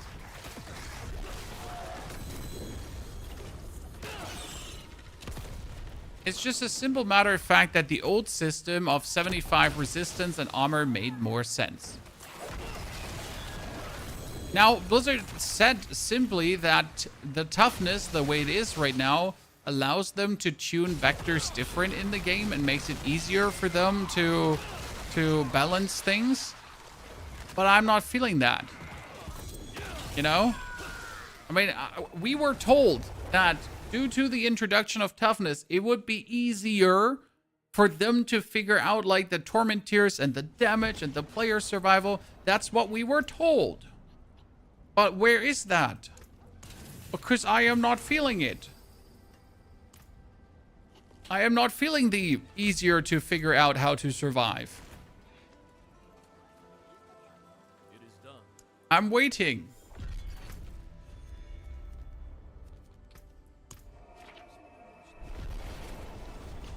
Ghosting podcast. Appreciate it. Happy the videos are helping.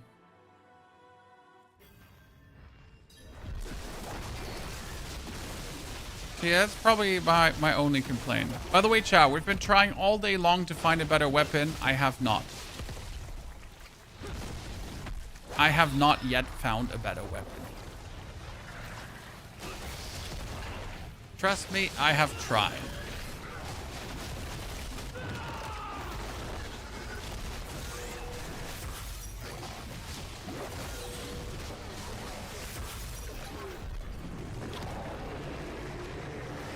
Any plans for PO2 new league? Waiting for the patch notes. Waiting for the patch notes. Waiting for the patch notes so I can tell you. A ring with 3 greater affixes couldn't be the ring I want because it's not dropping from Varshan. Yes. And so many times now rings with like a lot of affixes, but never the one that we want. Are you using any mythics for Spiritborn? I tried the Herald. Purga. Thank you for the 180 bitty titties for the better weapon. I'm trying, Purga. I'm trying. So, the mythic you could use is Shattered Vow. However, doesn't seem to be necessary.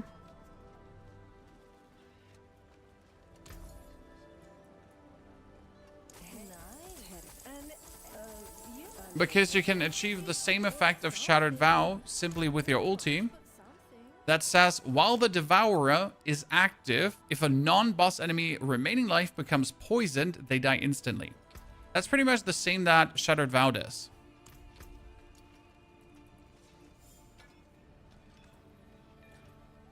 Okay, an all damage multiplier. And more max life. So let's take these 2 weapons. This one has Dex, max life, and all damage. So we're going to try to add the...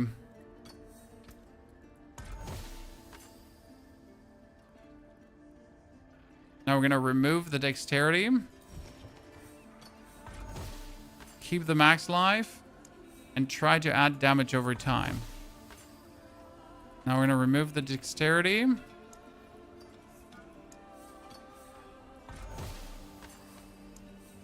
Add back. Damage over time. Ta-da! Sad part is, it's not actually better than what we're having, right? So the only better part is that it has a higher weapon damage roll.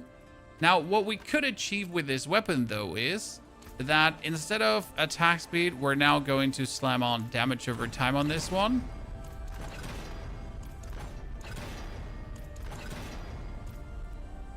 Then we're going to masterwork it.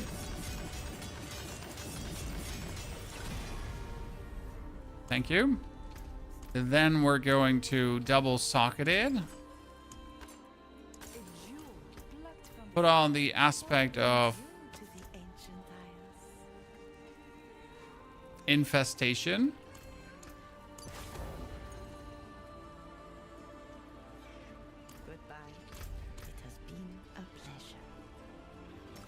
Mark that one, mark this one, destroy all the others.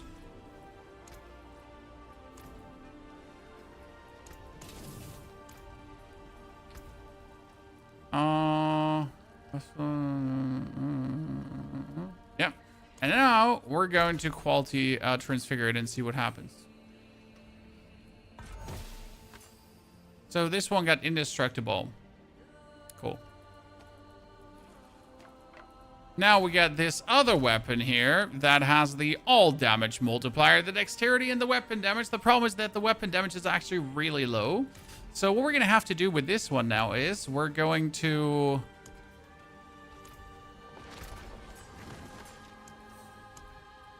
add an offensive affix. It is a critical strike damage multiplier. Okay. That's obviously sad. So we're going to take this beautiful weapon. We're going to lock the all damage multiplier. Then we're going to remove everything. And focus reroll. Until we either get damage over time or a high weapon damage. Right?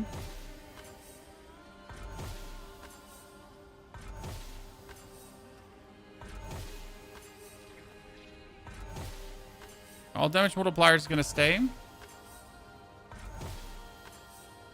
Damage over time, 34%. Big yikes.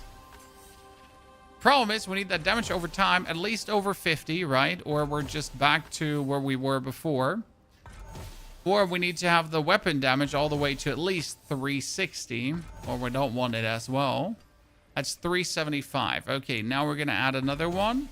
And that could be damage over time 52. And then the last one is going to be dexterity. That's a pretty nifty weapon. The question rather is, do we want to remove the dex and now add maximum life? Probably, right?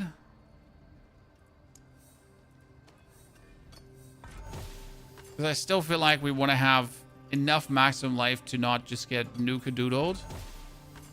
So we're going to add maximum life, but we need that maximum life to be a bit higher. Yeah, see? That's a good weapon. I like that. Because it has like a higher roll. Gonna get the aspect of infestation as well. Then we're going to masterwork. So it goes up to the...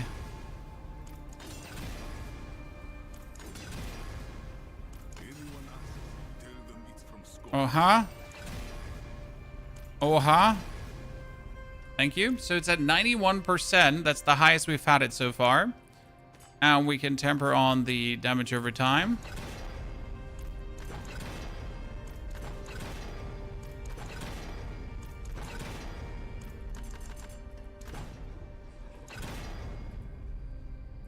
Hopefully in the future they let us lock at least 1 GA so you can still use the enchantment. I think the 1 GA lock, the way it is right now, is fine.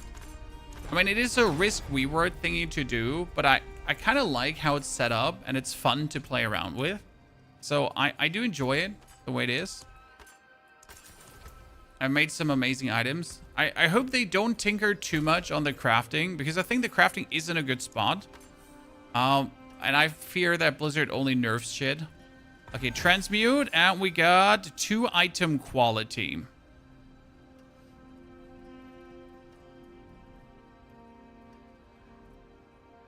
Now is the question, which one is better, ladies and gentlemen? The one here with the greater affix to life, but it has damage over time, it has the attack speed. I mean, my weapon damage is at 476 instead of 370. I guess that alone is already a good argument to kind of use this, because if all my base is higher, then that should obviously be a good outcome for us, right?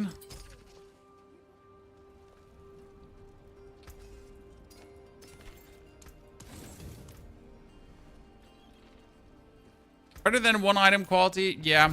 I mean, let's see how much faster it feels when we go with it into a pit 120.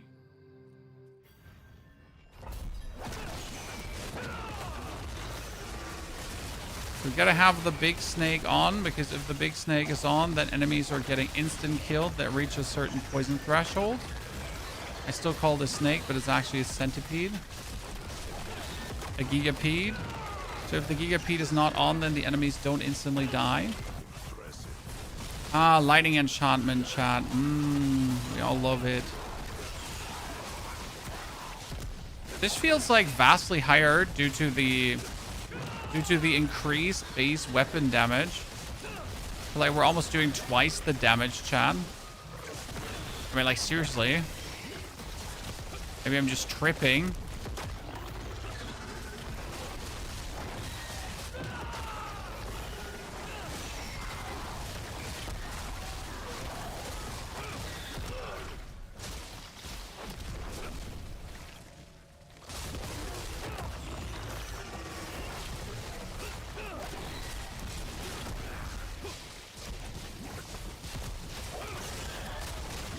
No, I prefer if this was like a bit bigger rooms here.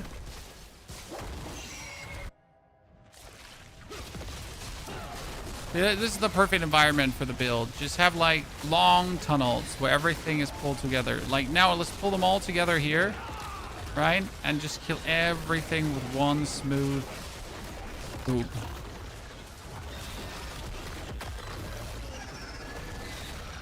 I still wonder if we wouldn't be better off not playing that aspect of the rotational rotations. Chan. And again, what other aspect would you play? It just seems so weird to have these things like rotate so fast around me, right? Instead of just having them on me.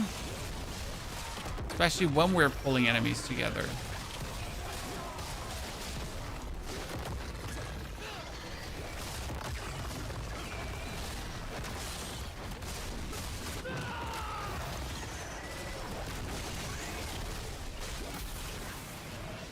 Hey boss, how do you feel? Like, I really have to stand like this to do the maximum damage instead of like standing on him, which would make sense, right? No, I need to stand like slightly away from him so my poison actually hits him harder. Just make that not feel awkward, right?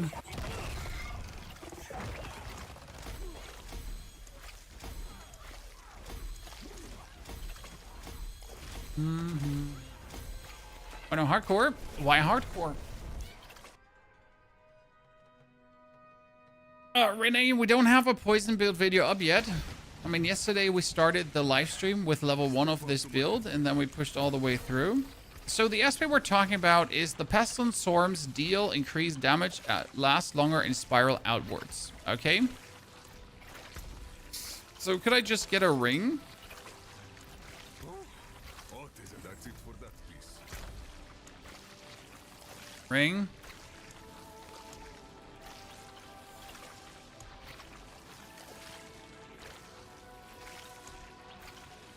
Just like any ring I can mess around with.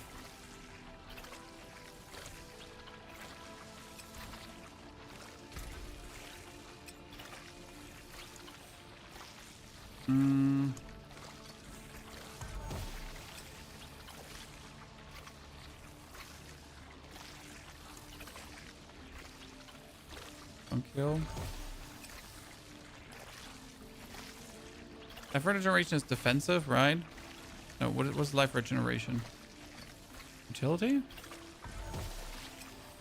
Yeah. All damage. Attack speed. Critical chance. These are terrible.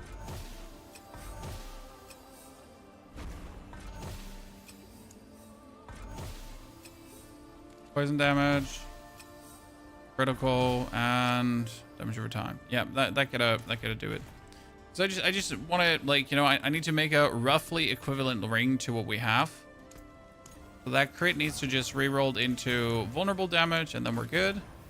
You know, nothing too special, just like a ring that functions. And again, I just love how simple it is to make these rings. When this was like just no hassle at all. Just click a few buttons and have something nigh perfect. I hope like we'll get soon like some slight better Path of Exile crafting as well. It goes a bit more in this direction. I gotta say, when it comes down to crafting, I'm like always excited now for the new season. Like starting your first character and just boosting him really nicely. It's so easy now. Maybe too easy to a degree, but, you know, I'm not mad about it. I like it.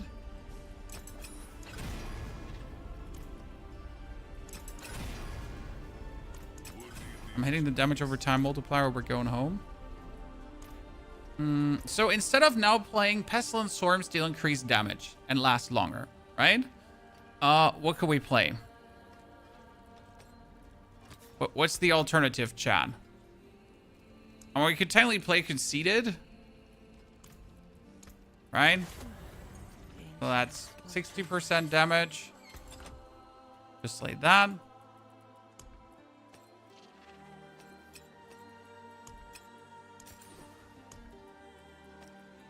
Here, lightning resistant. So the base idea is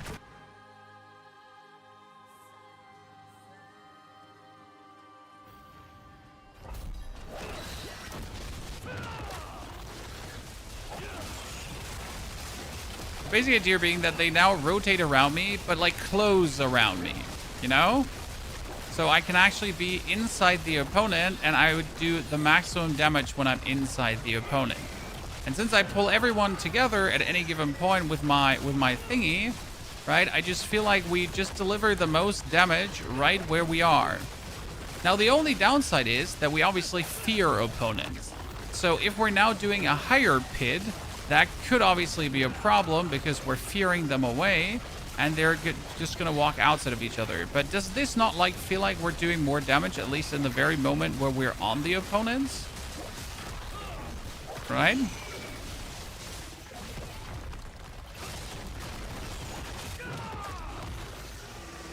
I'm not crazy, right? The thing is, like, so one thing I notice is instead of now maintaining 15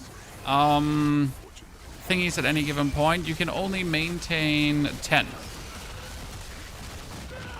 So that's 10% damage lost due to not maintaining as many. You can see the number here. So you can only maintain 5 less.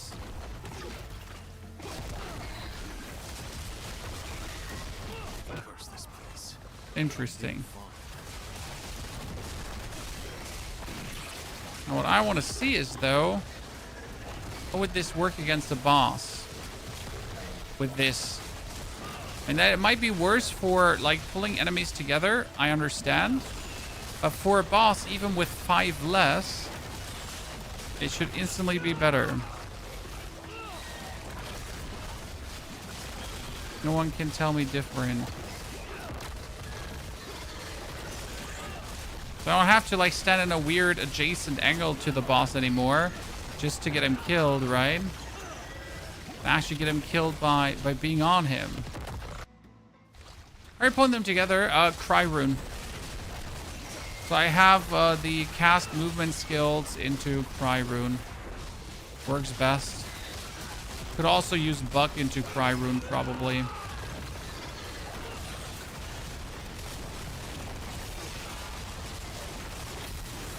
Okay, there's the boss. See, now I can finally stay close to the boss. I don't have to go away from him anymore. And we actually do damage faster. Because we're finally hitting him. Right?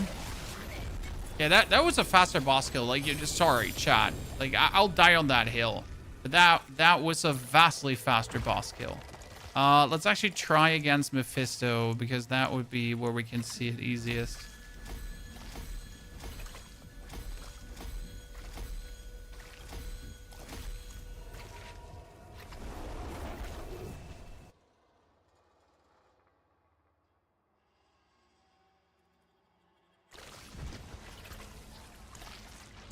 Okay, let's teleport to Mephi.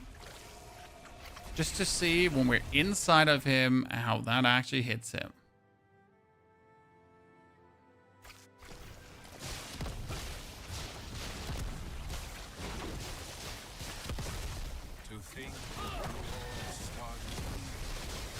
I cannot maintain more than 10. And as possible, but no more. So now we're on him. instead of having to like artificially put myself in a weird angle to him.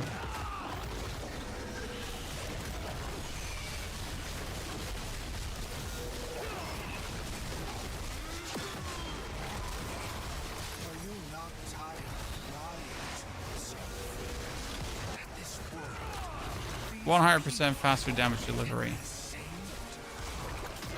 you fight so hard to reveal the truth, and yet you refuse to see it.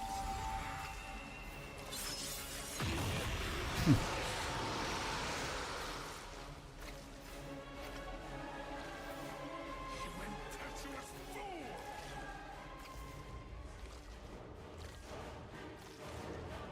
Close whirly twirly. Still seems weird. You want the truth of what? And having 5 swarms left would technically mean missing 33% of your damage, possible damage, right? Or rather, if 15 swarms profit from 100% bonus damage, that's 1,500 bonus damage. And if only 10 swarms profit from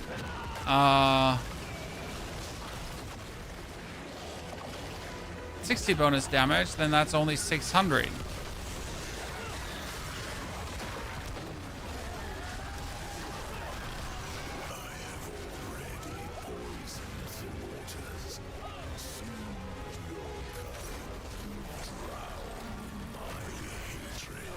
Oh, come on, I was out. I mean, generally speaking, I'd say that feels like more damage. I mean, we'd have to, like, I need to see, like, phase 3 to kind of feel like the damage there.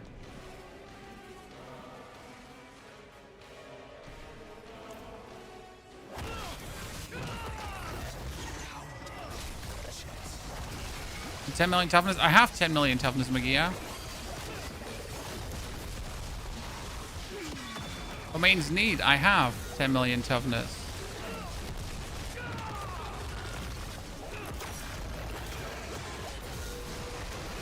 Are you not tired of lying to yourself? That this world Running Diablo at 7 a.m. is crazy work. Sir, it is 2:15 p.m.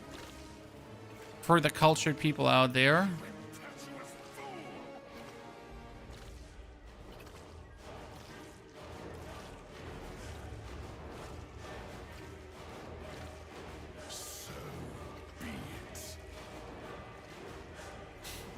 You want the truth of what I am.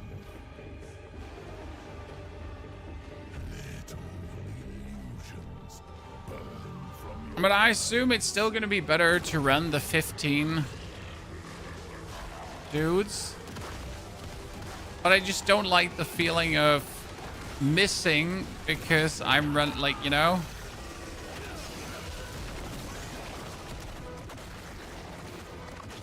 Of having to, like, put myself in a weird adjacent position.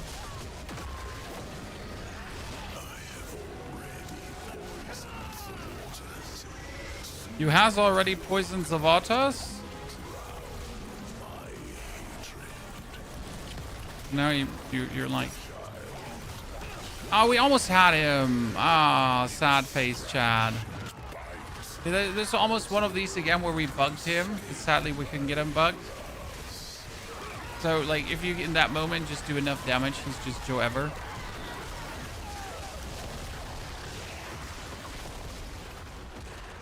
Oh, come on. That one went, like, right there and cornered me. Really? Very sad. So now let's do one try with the other one. So just in comparison. And you tell me you felt like which one was faster, chat, okay?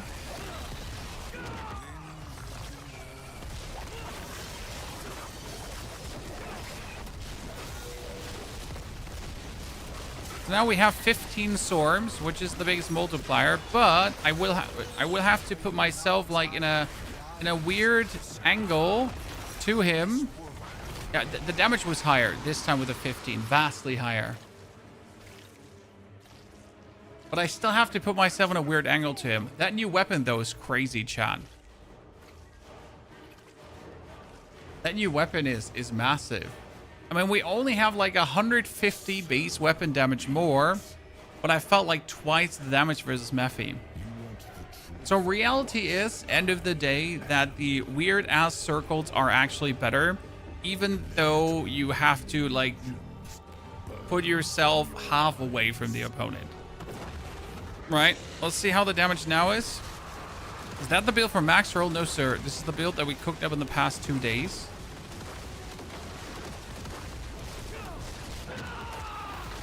All the poison, evade Spiritborn.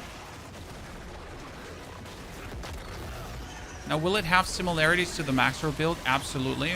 There are only that many poison skills you can use. See, now if I want to do the damage, I gotta like, again. Oh, that like weirdly adjacent to him. Okay, let's do that one more time, just to see the damage in the first phase. You hit for trillions, but why does it never show trillions? Because you're not hitting for double-digit trillions, so you're hitting for the pleb trillions, right? For the beginner trillions. Unless you're hitting double-digit. It's a big bust, my friend.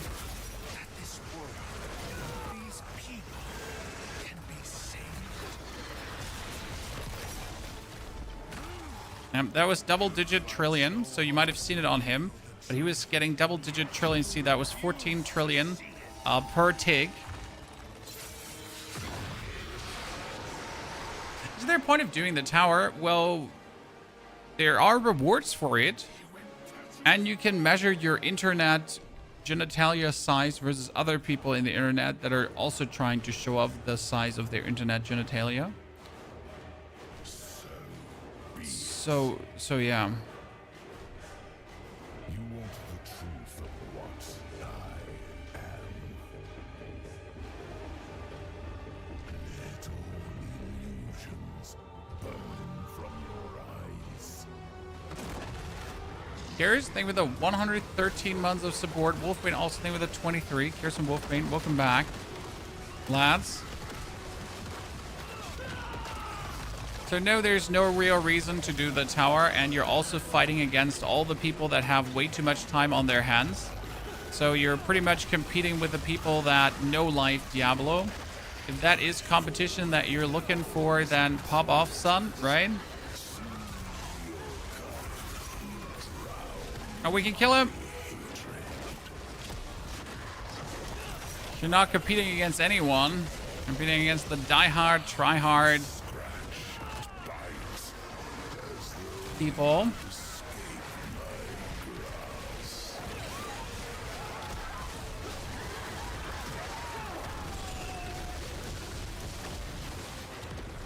Is the Spiritborn jump actually providing us with like iframes? I never checked. Okay, let's see phase 3 damage, because it should be higher than before. So you're competing against Elon, the Asian that Elon paid, yes, against that one. Yet still, my waters rise. Have you changed your talent to multipliers? The execute doesn't work on bosses. You'd be doing more damage. Obviously, I did that, Zenrek, and I did not forget to do that before the fight.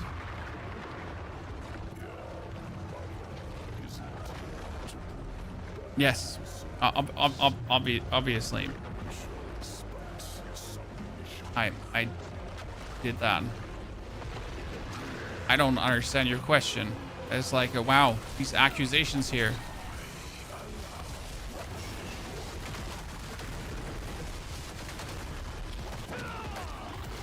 Let's play a bit safer. Let's play a bit safer so we don't get swiped. How are you spamming the dash so much? Matt Gamer, if I remove this and that, and also this, and then I dash and dash and dash and dash, and I have cooldown. Now, how do you prevent this from happening? The skill says using Rushing Claw last charge will refill 2 charges by consuming 4 stacks of ferocity. Your Ravager gives you 3 stacks of ferocity with the ferocity minimum. If you now have the Ravager over 20 ranks, it will go up to 4 minimum stacks. Which means with 4 minimum stacks, you are able to suddenly infinitely refresh this, because you're going to use up the 4 stacks, but your minimum stacks are 4 stacks. So you're going to use up the 4 stacks, but your minimum stacks are 4 stacks, but you're going to use up the 4 stacks, and your minimum stacks are 4 stacks. So you pretty much have minimum 4 stacks.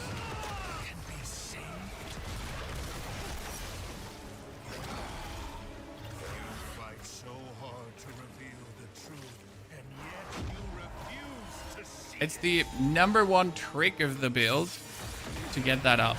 And the best part is that you can get that up already with level... I mean, you get the Eagle Rushing Claw with level 32. So you can get that super early. Because even yellow charms can have the +3, right?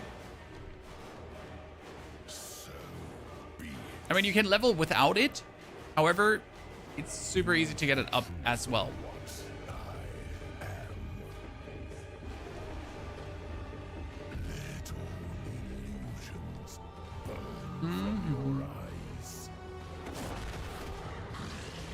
How will we make ourselves, by the way, now 1 ticken more tanky?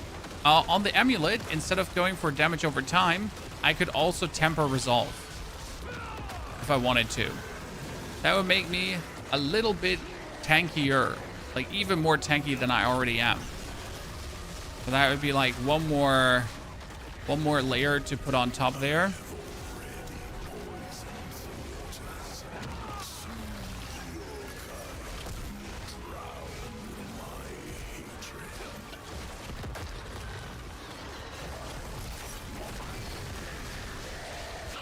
I gotta say, I really enjoy how we can like dodge out of the way of all of these. How do you do this in this phase, Chad? Just in case you wonder, you always try to fill his bar up, so he's like just an easy stagger, right? As soon as he gets out, you want to be able to like instantly stagger him and then just not roll over the actual thingy. And if you get that stagger done, that's like the most important one. What is your strongest char this season?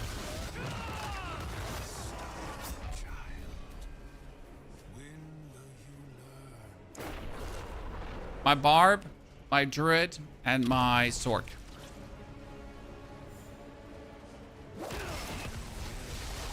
I mean, with my Druid, I did... Oops.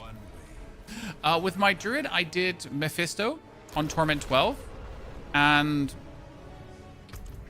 let's see... It's like stupid. Because the Druid...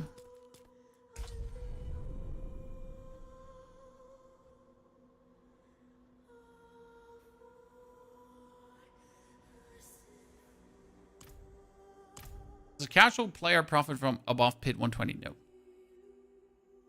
So with your Druid, because you have Glynn's Anvil, right? You...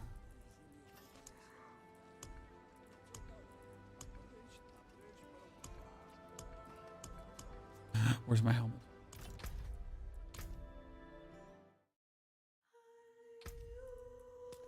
Do you have that helmet? Do you have that helmet? He's a helmet thief, Chad. Let me show you something funny.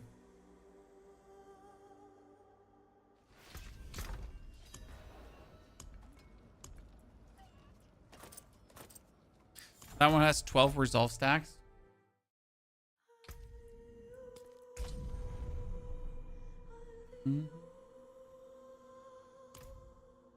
This would probably be my strongest character if I put more hours into this. Because generally speaking, he has good equipment. The weapon could be better. Vastly better. The gloves are top tier. Honestly. The ring could be better. The amulet is pretty damn fucking good. For some reason, I forget to... Oh no, this was a bugged amulet. This was my bugged amulet. Interesting. I never Kalian tuning prism something on this again because it actually get bugged. Ha ha! Yeah, this was the one that actually never worked. But now it does work, which is cool.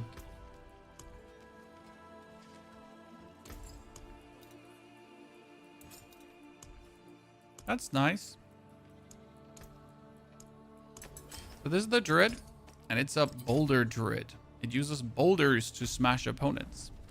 The interesting part is that, like, due to Glynn's Anvil and due to the Might of the Urzin, it is like quite tanky, okay? And it's like druid generally tanky, right? So what you do in this build is you just make sure to activate your boulder. Then your resource here is coming, right? So we're gonna make boulder work. Get our resolve stacks up.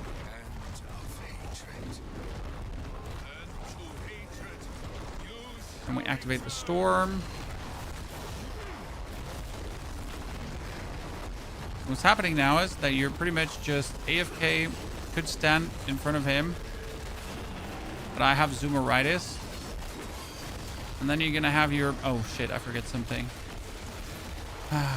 Forget something. Okay, so before we can show you that, we need to put something back into the equation.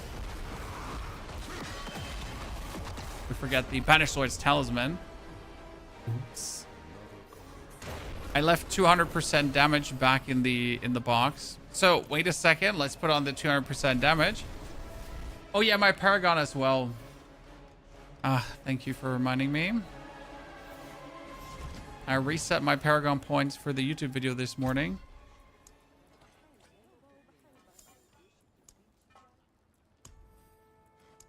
Oh, you cannot equip that. Well, that's a bit unfortunate because this is obviously not the Paragon board.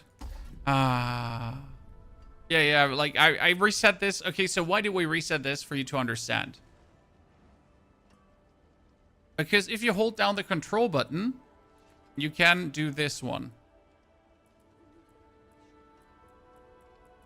So that's why my Paragon board is reset, because I had to show that to people. So you hold the control button.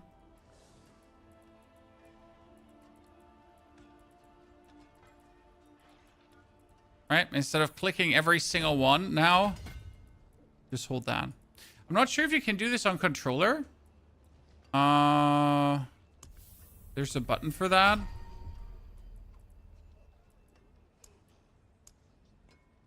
Not really, right? You can? What would you do on controller? Oh, I hold. Hold down X. I hold down X. Okay. Yeah, cool. Yeah, you never reset it. Well, so I wasn't planning to play the druid anymore. So I obviously reset this, and then I wanted to actually go back to the armory to re-equip, but I forget one thing. The armory is not working for the druid. I think, like, it's not working. You have to, like, pull out a skill point or so, and then the armory is suddenly working, but I'm not entirely sure what you actually had to do again for that. But yeah, for druid, the armory is actually broken. So I cannot show you how simple it is with a druid to kill him. I mean, the same though the barbarian has an easy time to kill him. But yeah, the druid is my strongest because he just stands AFK there. If I use the buck as a Spiritborn, what offering should I use to activate the stomp? A buck. The buck rune probably would be the easiest.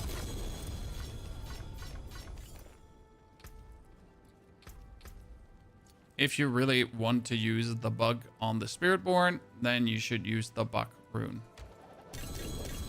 That has worked the easiest. Oh, Mythic Tribute of Armament. In this economy, chat. That's the 4th one today. $100 builds, y'all. It's pretty good. I'm getting so many of those. It's illegal. You need to take out all the points from the skills you dump points into to save the armory. That is so stupid. You have a website for your builds. All my builds land up on Mobalytics. What I recommend if you're looking for my builds, they each have a video. on YouTube. And there's always the planner inside. I mean, we got the Paladin, then there was the Sorceress, the Apocalypse Warlock, the Ancient Crybarb. We got the Boss Killer Warlock, which is Profane Sentinel Warlock. We got an overview over all the builds. There's the Druid. We got the Basic Skill Warlock in Not Bugged, obviously. We had the Necromancer, very good. We had the Hellfire, that's Tyranny's Grasp, love. This is Abyss Rampage. I wouldn't recommend that right now, that needs a rework. And this was the Red Rampage, which sadly still does not work as intended. But each of the builds does have like their respective video going on with everything. Okay, that being said, chat, we're going to end it here today. We pushed the Spiritborn easily to pit 120. From a timing perspective, we could do a 125, probably a 130 already. Again, there's a bug that gives us 600% damage. I'll cover the bug in the video just to explain what you could do with it, but you do not require the bug in any way to be very sufficiently nice feeling yourself in Torment 12. Okay, so Torment 12 is absolutely possible without. Mephisto is also possible without. However, if you want to feel absolutely OP like a Sork, then you do require the use of the bug. I will also do a bit more testing on Widow's Web and the Nessic, the Shattered Vow if I like them, and if I prefer them over the Blood Mad Idol. That's something I have to a bit experiment with, and how much I do actually like the Pestilent Storms. But all in all, I've been very happy with this build. It has been like an amazing playthrough. Okay, so we're done for today. I wish you a great good rest of your day, and maybe we'll see each other tonight when the patch notes for Path of Exile come out, and I'll have another something to cover. Okay. Is the bug just useful for Pit Tower ADC? Exactly, Luxy. It's just 600% bonus damage, but at some point you're doing trillions. So with 600% bonus damage, you do more trillions. Yeah. Therefore, ladies and gentlemen, take care. Have a good one. Hope to see you soon again.